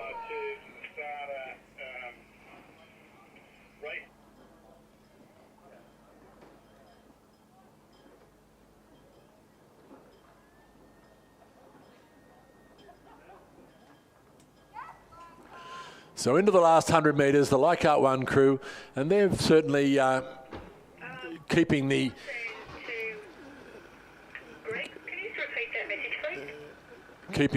rating up, and they're going to go to the line and take a very commanding win in this race, the women's B grade Coxless 4.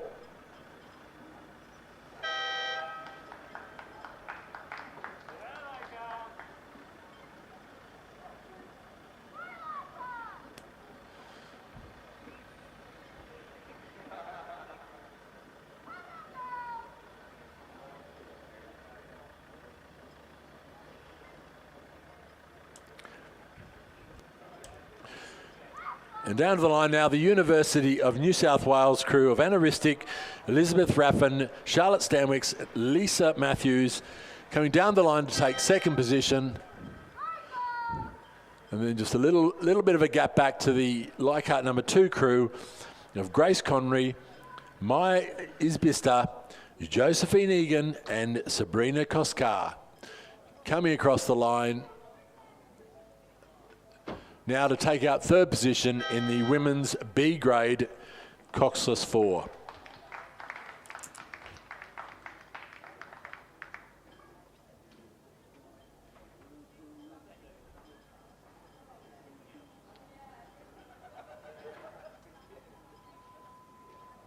At the start we have race 40, the women's C grade Coxless pair final. This is over 1,000 metres.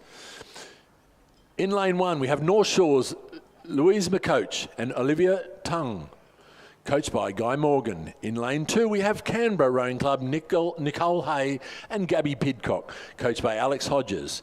In lane 3, Leichhardt 1, which they obviously won't unless they're going to get back up the start very quickly. So Leichhardt would have scratched from this race in lane 3. In lane 4, Glebe, Belindy Rowe and Heidi Lindahl. In lane 5, University of New South Wales, Annabelle Singh and Olivia Zargo, coached by Chris Burns and Cameron Butler. In lane 6, Lake Macquarie's Kirsten Berry and Trudy McDonald, coached by Odin McIntosh. In lane 7, ANU, Sarah Connor and Elizabeth Blower, coached by Edwin Bean. And in lane 8, ADF Rowing, Holly Kilmartin and Julia Cronin.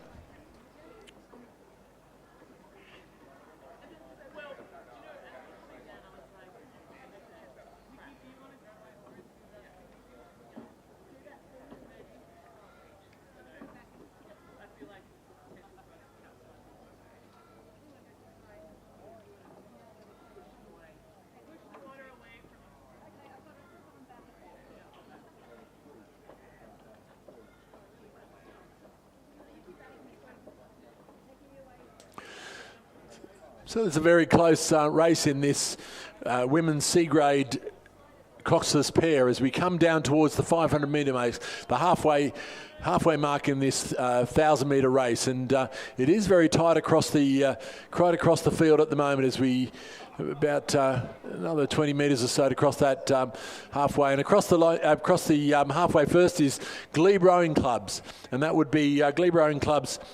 Belindy Rowe and Heidi Lindahl. Heidi's would have only just got back up there from a win in a couple races ago. Lake Macquarie's Kirsten Berry and Trudy McDonald across in second place. University of New South Wales, followed by ANU, Canberra, North Shore and ADF Rowing.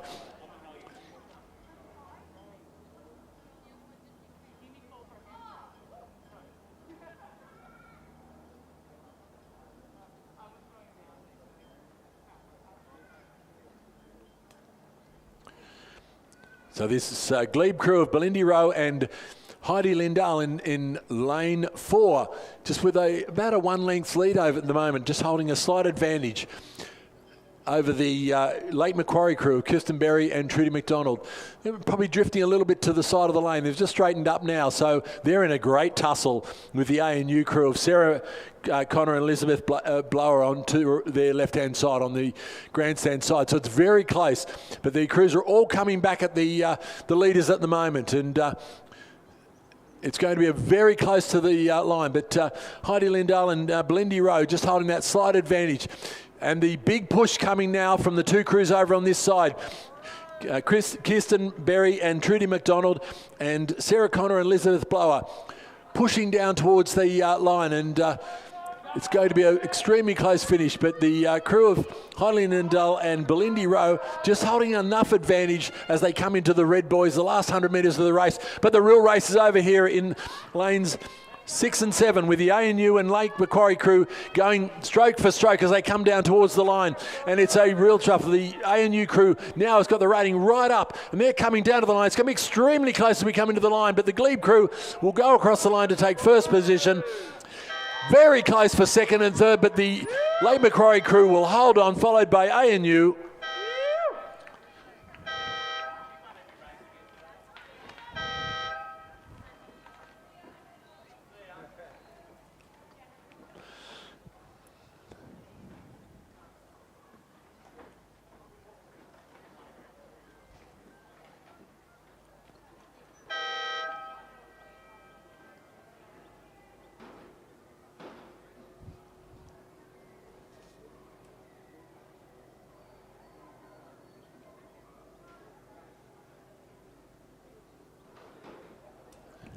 So confirmation of places in race 40, the women's C pair, Glebe Rowing Club, Lindy Rowe and Heidi Lindahl in 4:03.49, Lake Macquarie's Kirsten Berry and Trudy McDonald, and ANU's Sarah Connor and Elizabeth Blower.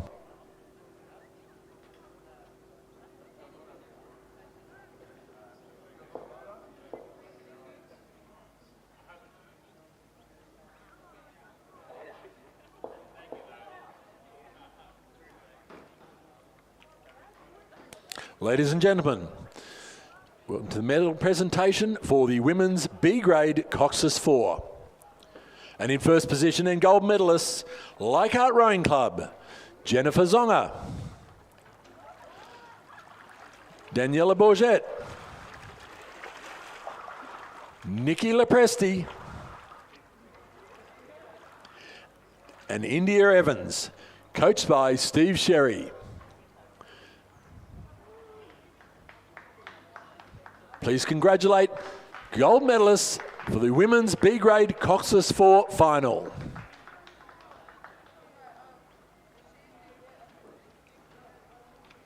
While all that's been happening, we've got race 41 well and truly into the final stages with the men's C grade single scull. And at this point in time, we have through the 500 metre mark, it was the Black Mountain sculler Matthew Ricard with a slight lead over Leichhardt's 2 Terry Bridges and Ian Mongan from Black Mountain in third place. So we're coming down to the line now, and it certainly is a race between Terry Bridges and Matthew Ricard, and it's stroke for stroke as we come into the last 100 metres. Ian Mongan over here from Black Mountain on the in lane 6, just in third position, but it's going right down to the wire with the Black Mountain sculler of Matthew Ricard, just with a slight advantage over Terry Bridges, and will take out the men's C-grade single scull.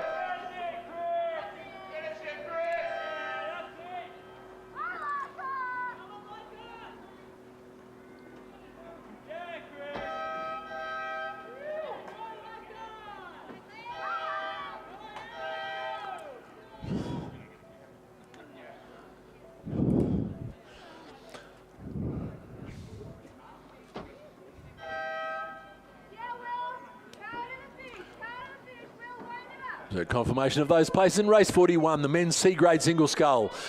Black Mountain's Matthew Ricard in a time of 3 minutes 34.71, followed by Leichhardt, Terry Bridges, and Black Mountain's Ian Mongan.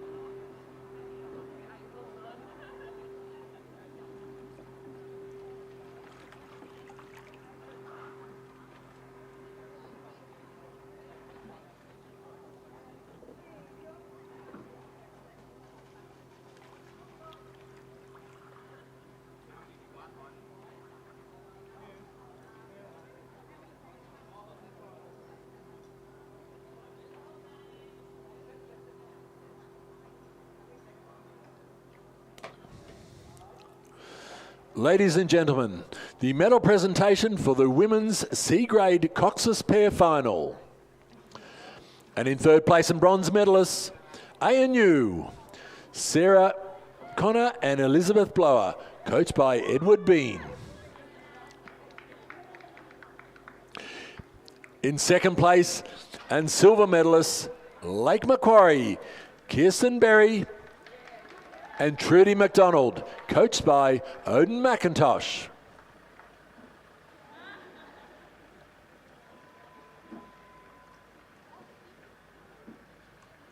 And in first position and gold medalist for 2024, Belindy Rowe and Heidi Lindahl, representing Glebe Rowing Club.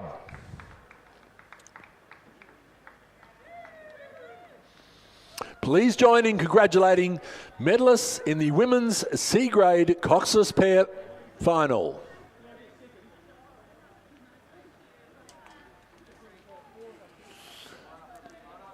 So out on the course we have race 42 underway, women's D-grade double scull. In lane 2 we have Leichhardt, Nivi Masarek and Shannon Woods.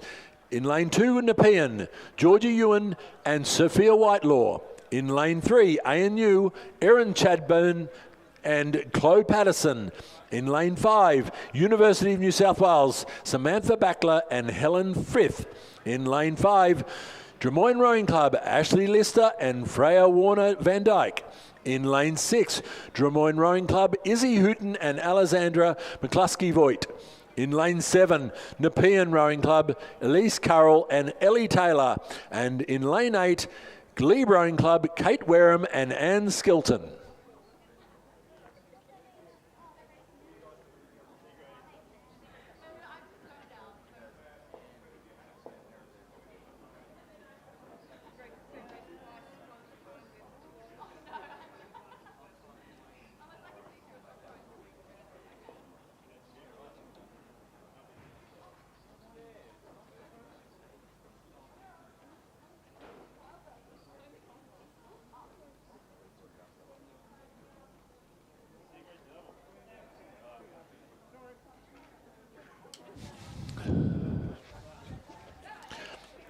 So through the 500 metre mark in the women's D double scull final, and we have University of New South Wales holding a slight advantage over ANU with the Drummoyne crew in third position. So it's very tight coming through there. A little bit of a gap back to the Glebe Rowing Club crew, and then followed by the second Drummoyne crew, Nepean number 2, Leichhardt and Nepean. So it's quite a tight race as we come down to the last 400 odd metres in this race.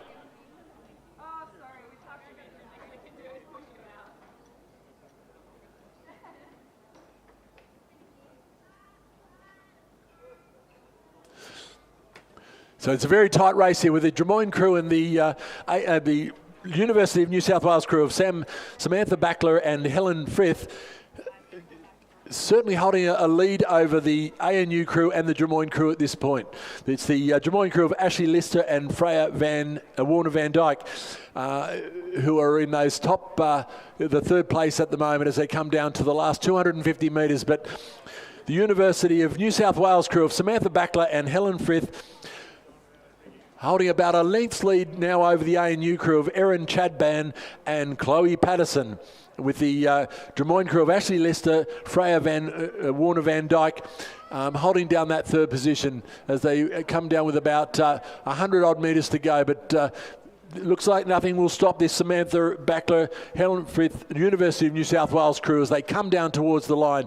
Very close. There's still a bit of a tussle happening out there with the Drummoyne crew and ANU, but they won't be able to catch this University of New South Wales crew with about 4 strokes to go. They will cross the line, but the Drummoyne crew coming back, they look like they're pushing hard. They may well be able to come over the top of ANU and get this position. So it's very, very tight coming down to the line, and it's going to be too tight to call, but I think ANU might have just got it, but very tight. But certainly the University of New South Wales crew went across untroubled, and coming across the line now, Glebe,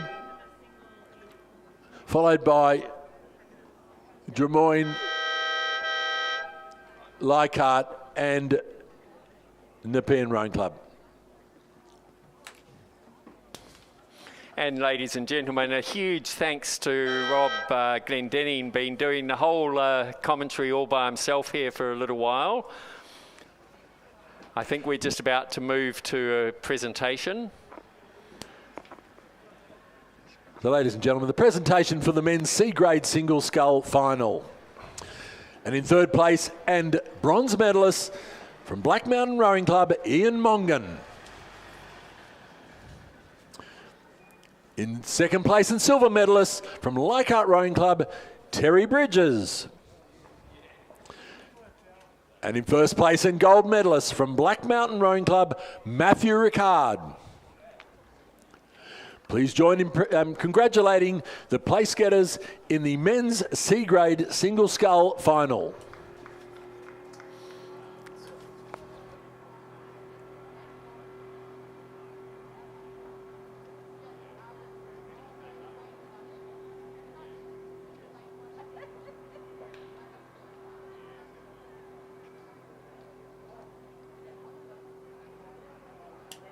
So just a short break now until we get to the women's D-grade double scull final. Oh, sorry, that's the way race we've just had, until we get to the men's D-grade Cox 4 final. They haven't come up to the start line yet. We'll let you know when they have.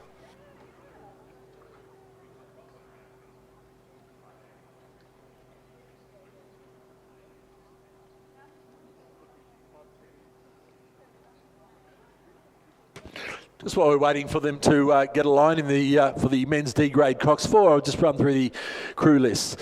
In lane 1, St George Rowing Club, Robert Olivier, Kyle Austin, Nicola Brankovic, Dylan Grunsell, and Julian Grunsell is coxswain, coached by Mark Featherston. In lane 2, ANU, Tim Artelaris, Neil Curry, William Cusack, Stuart John, Rebecca Hoffman is their coxswain, coached by William Hatcher. In lane 3, ADF Rowing, David Newman, Bill Todd, Christopher Boyston, Patrick Zachalou and Isabel Mulberg is their coxswain. In lane 4, St George Rowing Club's Glenn Shooter, Ayrton Grania Ramos, Steve Harrison, Alan Robertson and coxswain Tessa Jones, coached by Bruce Williams. The Leicar crew has scratched in lane 5, so lane 6 is University of New South Wales, Robbie Ireland, Levi Rosensvet, Fraser Wilson, Nitya Bansal and Emma Vay Cox is their coxswain, coached by Cameron Butler. In lane 7, Drummoyne Rowing Club, Nate Lawson, Carl Hooks, Cameron Rennie and Lucian John, with Gabriel Lucarelli as their coxswain, coached by Sarah Ellis. Lane 8, Black Mountain, Mark Partridge, Nick Austin, Paul Williams, Henry Bridgewater and coxswain David Nash. And in lane 9, Glebe Rowing Club, Callum Steele, Lucas Barcelos, Tony Rogers, Balats Hansel and coxswain Catherine Maxwell. So the race is underway now. So, Rob, interesting, Steve Harrison's in that race, the captain of the St George Rowing Club. He's been constantly asking me if I'd give him a plug over the airwaves. I think he thinks I talk about Glebe too much, and no doubt you're favouring Drummoyne a little bit in your, your commentary. We've got to keep it light. You know, Mark, I don't have any favouritism, but certainly have noticed the heavy leaning towards Glebe Rowing Club and now St George Rowing Club. So we'll call it out to all clubs representing out here today. It's a fantastic event, and congratulations to everybody out here competing today. Though there's not too many people on the hill. Absolutely. Perfect conditions still. There's a very light breeze happening out there. This race is coming up now to the 1,000-metre mark. It does look to me like we've got the Black Mountain crew closest to us. So the battle seems to be over this side of the course, closest to the grandstand, where from my naked eye it seems to be we got 3 boats together, but not discounting out in the middle there. Who is that? That's a Leichhardt and St George, I think. Lane 4, that's a St George crew. Probably got a bit of a lead out over the rest of those over on the far side, but here they come through the 1,000-metre mark. And yes, it's the Black Mountain crew, I think, who's just a bit ahead of the Drummoyne crew. As I've come through, Black Mountain just ahead of the Drummoyne, followed by St George, then ANU, University of New South Wales, Glebe, and ADF, then St George. Pretty close, the first 3 there, so it was a bit of a margin of nearly 4 seconds back to the ANU. So that'll be the exciting finish I think we're going to see is between Black Mountain, Drummoyne and St George. Yeah, certainly neck and neck with this Black Mountain and Drummoyne crew over here in lanes 6 and 7.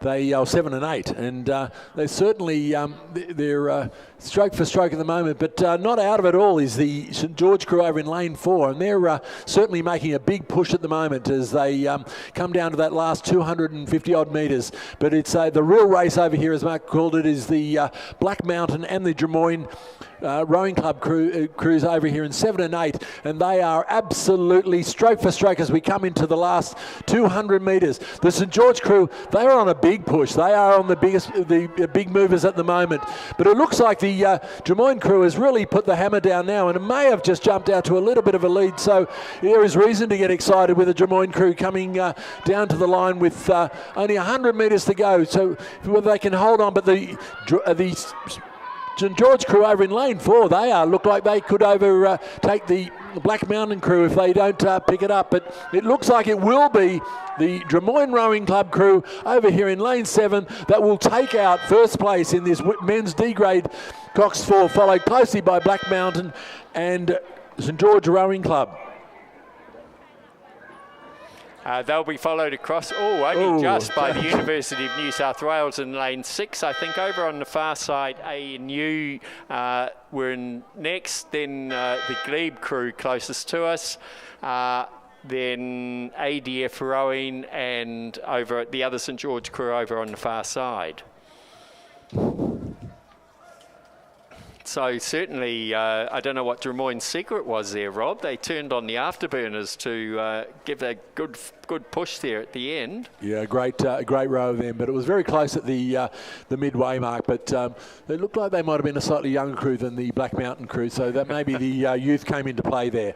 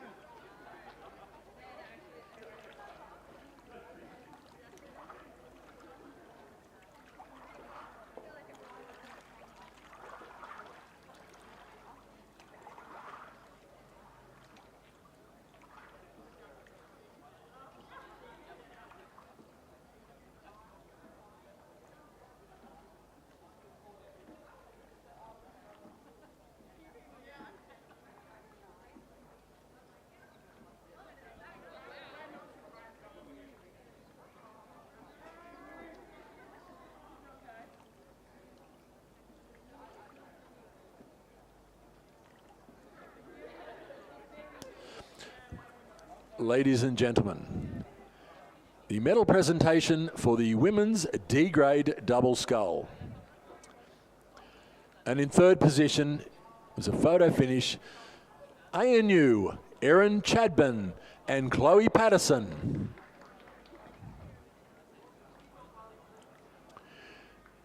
In second position, and silver medalists, Drummoyne Rowing Club's Ashley Lister and Freya Warner Van Dyke.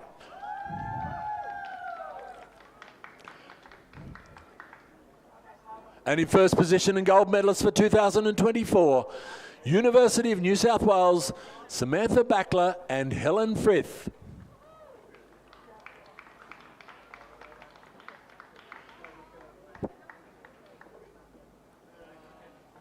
Please join in congratulating the winners and place getters in the women's D-grade double scull.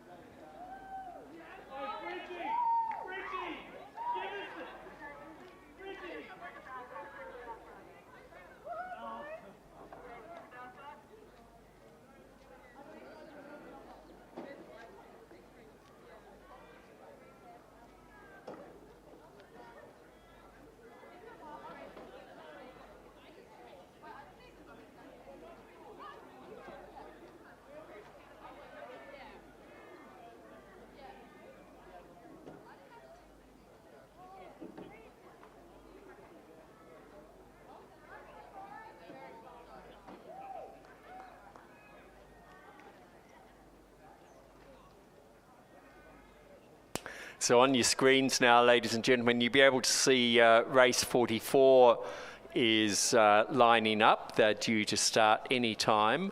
It's the next two races, the last two races of the day are the 2,000 metre races.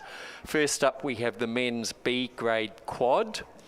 On the far side from UTS, in lane 3 is Lawson Banks, Zinc Bosco, Jack Power and Tane Potts, coached by Sam Fennessy. In lane 4 from Nepean, Luca Bazzina, Lockie Rogers, Hugh Harold and Jason Waddell, coached by Daniel Waddell. In lane 5 from the University of New South Wales, Harry O'Donnell, Chris Burns, Marcus Black, Jack Clements, coached by Cameron Butler. In lane 6 from UTS, from Angus Dunstan, Matthew Robertson, Oliver Taylor and Hunter Hyde, coached by Sam Fennessy. And in lane 7 from St George Rowing Club, Tom Masterson, Lachlan Dunn, Rory Cole and James Hunt. They're coached also by Mark Featherston. So they're just sitting on the line. We can't see the starters' lights, but they look like they're probably just about ready to go. In the interim, I dare say we'll have a medal presentation.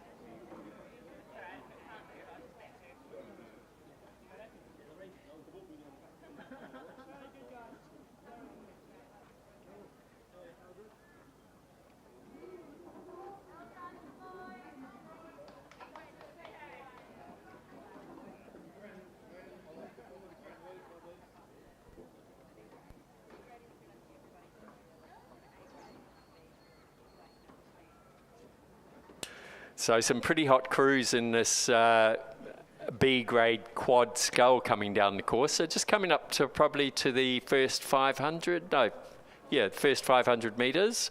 And it does look to be, from the camera angle we're getting, UTS crew over the far side. Yes, sir, about a boat length out in front. Then the rest of them are all very bunched up. University of New South Wales slightly ahead of Nepean and the other UTS crew of Dunstan, Robertson, Taylor and Hunter Hyde. Yeah, it appears that only the St George crew is just dropped back a little way, but the crews of Nepean, University of New South and the second UTS crew in lanes 4, 5 and 6 are neck and neck coming through the 500 and heading down towards the bridge and the 1,000 metres.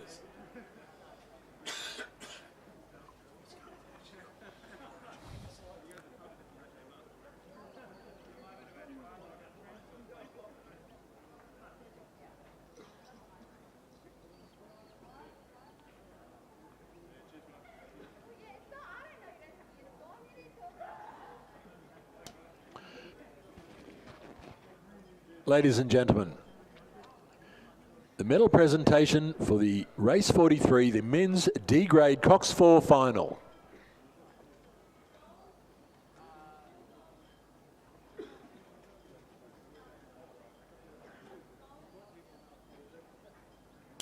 Just in advance, we may pause the presentation as the next race is coming down, but we'll make a start. The men's B-grade quad is roaring down the course, so just coming through the 1,000-metre mark, and the UTS crew of Banks, Bosco, Power and Potts has a healthy lead of about a length and a half now over the University of New South Wales. The other UTS crew of Dunstan, Robertson, Taylor and Hyde, and they're closely followed by the Nepean crew of Bazina, Rogers, Harold and Waddell. We'll go back to the medal presentation for the men's D-grade Cox 4. And in third place and bronze medalists from St George Rowing Club, Glenn Shooter, Ayrton Grania Ramos, Steve Harrison, Alan Robertson and coxswain Tessa Jones, coached by Bruce Williams.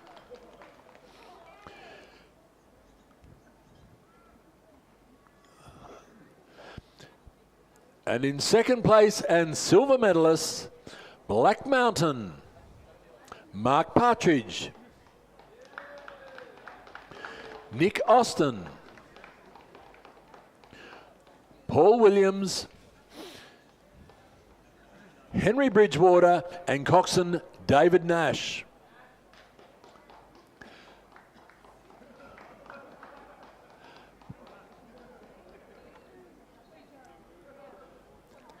And in first place and gold medalist for 2024, Drummoyne Rowing Club, Nate Lawson, Carl Hooks, Cameron Rennie, Lucian John, and coxswain Gabriel Lucarelli, coached by Sarah Ellis. Please join in congratulating medalists from the men's D grade coxed 4. And roaring down into the final stages of the men's B grade quad scull, the UTS crews have both got out into the lead as they came through the 1500 metre mark. The Dunstan, Robertson, Taylor and Hyde crew seem to have caught up to the crew on the far side. Banks, Bosco, Power and Potts were well out in front, followed closely by the other UTS crew. Then hot on the heels is the University of New South Wales crew. The Nepean crew has dropped back a bit. Will they be able to make a comeback to get into the finishing podium? I'm not quite sure that they will. They'll have to do a big push as they come into the last 200 odd metres there. The St George crew is well back, but over the far side there's a wonderful clinic in quad sculling with the UTS crew of Lawson Banks, Sig Bosco, Jack Power and Tane Potts extending their lead as they've just taken it up to push through to the finish. They're probably about 3 or 4 lengths over the second UTS crew of Dunstan, Robertson, Taylor, Hyde, and then they will be followed across by the University of New South Wales, only about a length back, O'Donnell, Burns, Black and Clements, and then Nepean, the boys there, Bazina, Rogers, Harold and Waddell.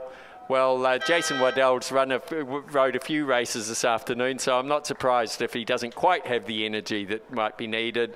St George doing a really good showing here, but just not quite in the league.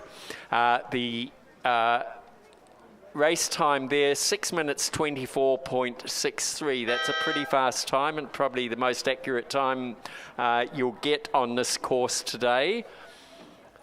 Yeah, absolutely. Certainly those 2 UTS crews proving to be fairly dominant in the end, but the crew over in lane 1 of Banks, Bosco, Power and Potts certainly shone out and came home with the rating certainly right up, and were leaving nothing to chance as they came to the line, but a great win by them. I think my understanding is they're sort of quite young in the UTS grade of things too. They all just started university, so we wait and see how they develop over the years. Some fantastic rowing there from UTS. And we have out on the course now race 45, the women's B grade 8. We've only got two entries in this race. We've got University of New South Wales, Ashley Potter, Charlotte Stanwicks, Caitlin Mulqueeny, Elizabeth Raffin, Annabelle Singh, Anna Ristic, Olivia Zago, Lisa Matthews and coxswain Lily Reid, coached by Chris Burns and Cameron Butler, and the St George crew of Cindy Wang, Charlotte Olivier, Amelia Featherston, Lily Featherston, Beth Jacobs, Jocelyn Foreman, Abby Featherston, Ellen Featherston and coxswain Jackie Peel and coach Mark Featherston. So certainly a family crew coming down the course from that St George crew, with the Featherstons making up more than half of that crew and coach. So just from the camera footage there, we're getting off the umpire's boat. The University of New South Wales crew does look to have taken the lead, probably extending it about a length out from the St George crew. We'll wait and see when they come through the 500 metres how they look.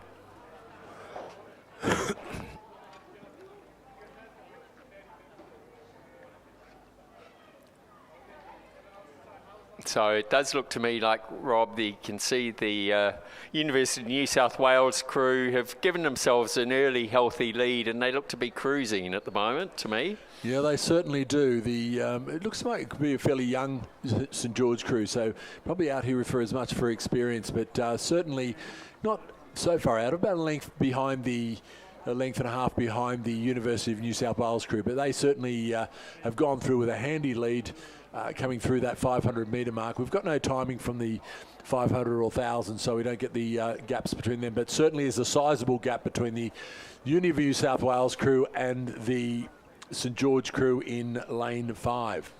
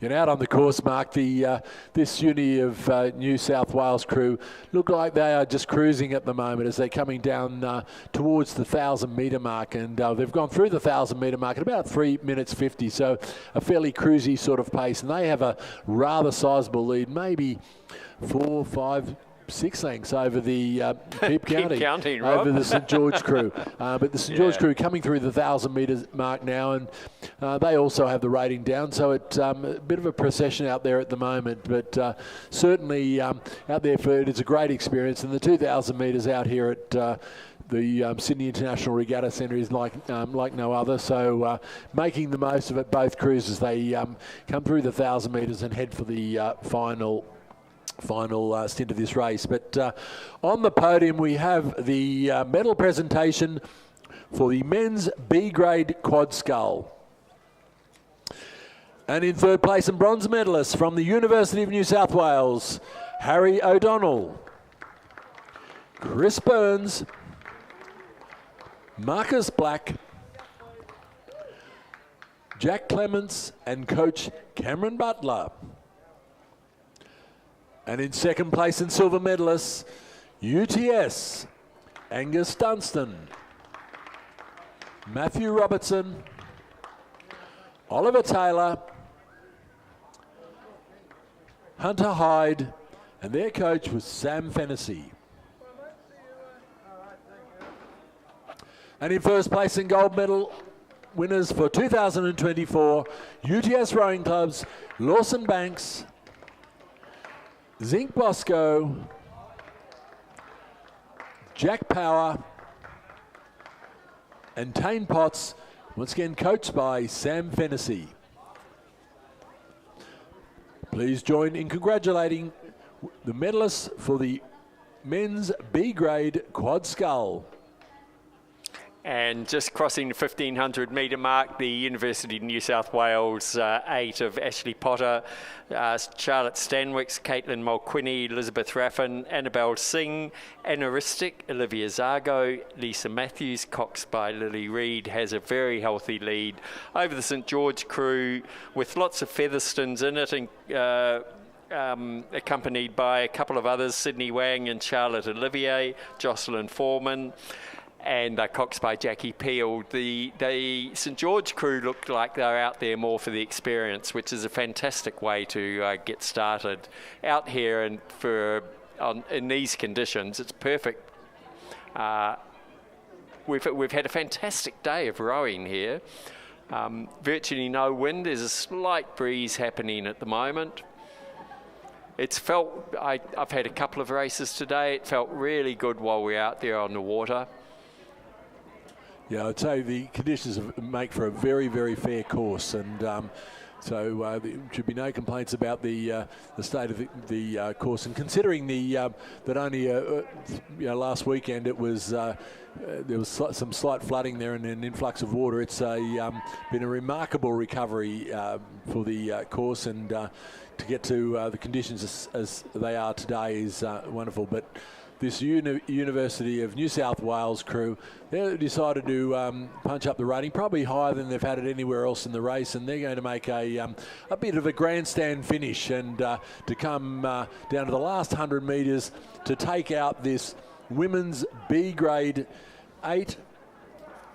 And the St George crew still hanging in there, and they've probably lost nothing over the last 1,000 metres. They've probably held their ground and having a great row, but nothing stopping the University of New South Wales crew crossing the line to take out the women's B-grade 8. In a time of 7 minutes 48.28.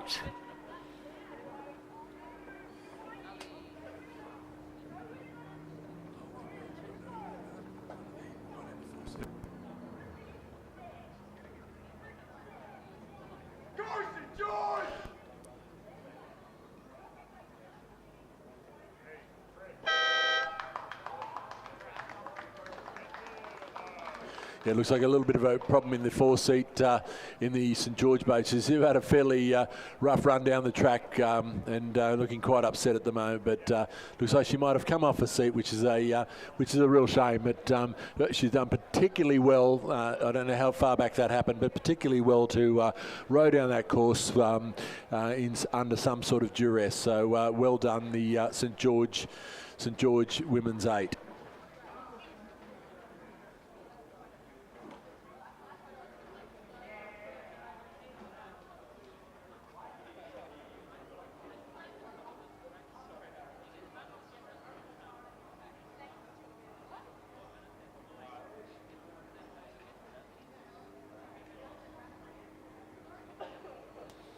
Thank you, Mark. And yes, we'll resume at 8 a.m. tomorrow morning.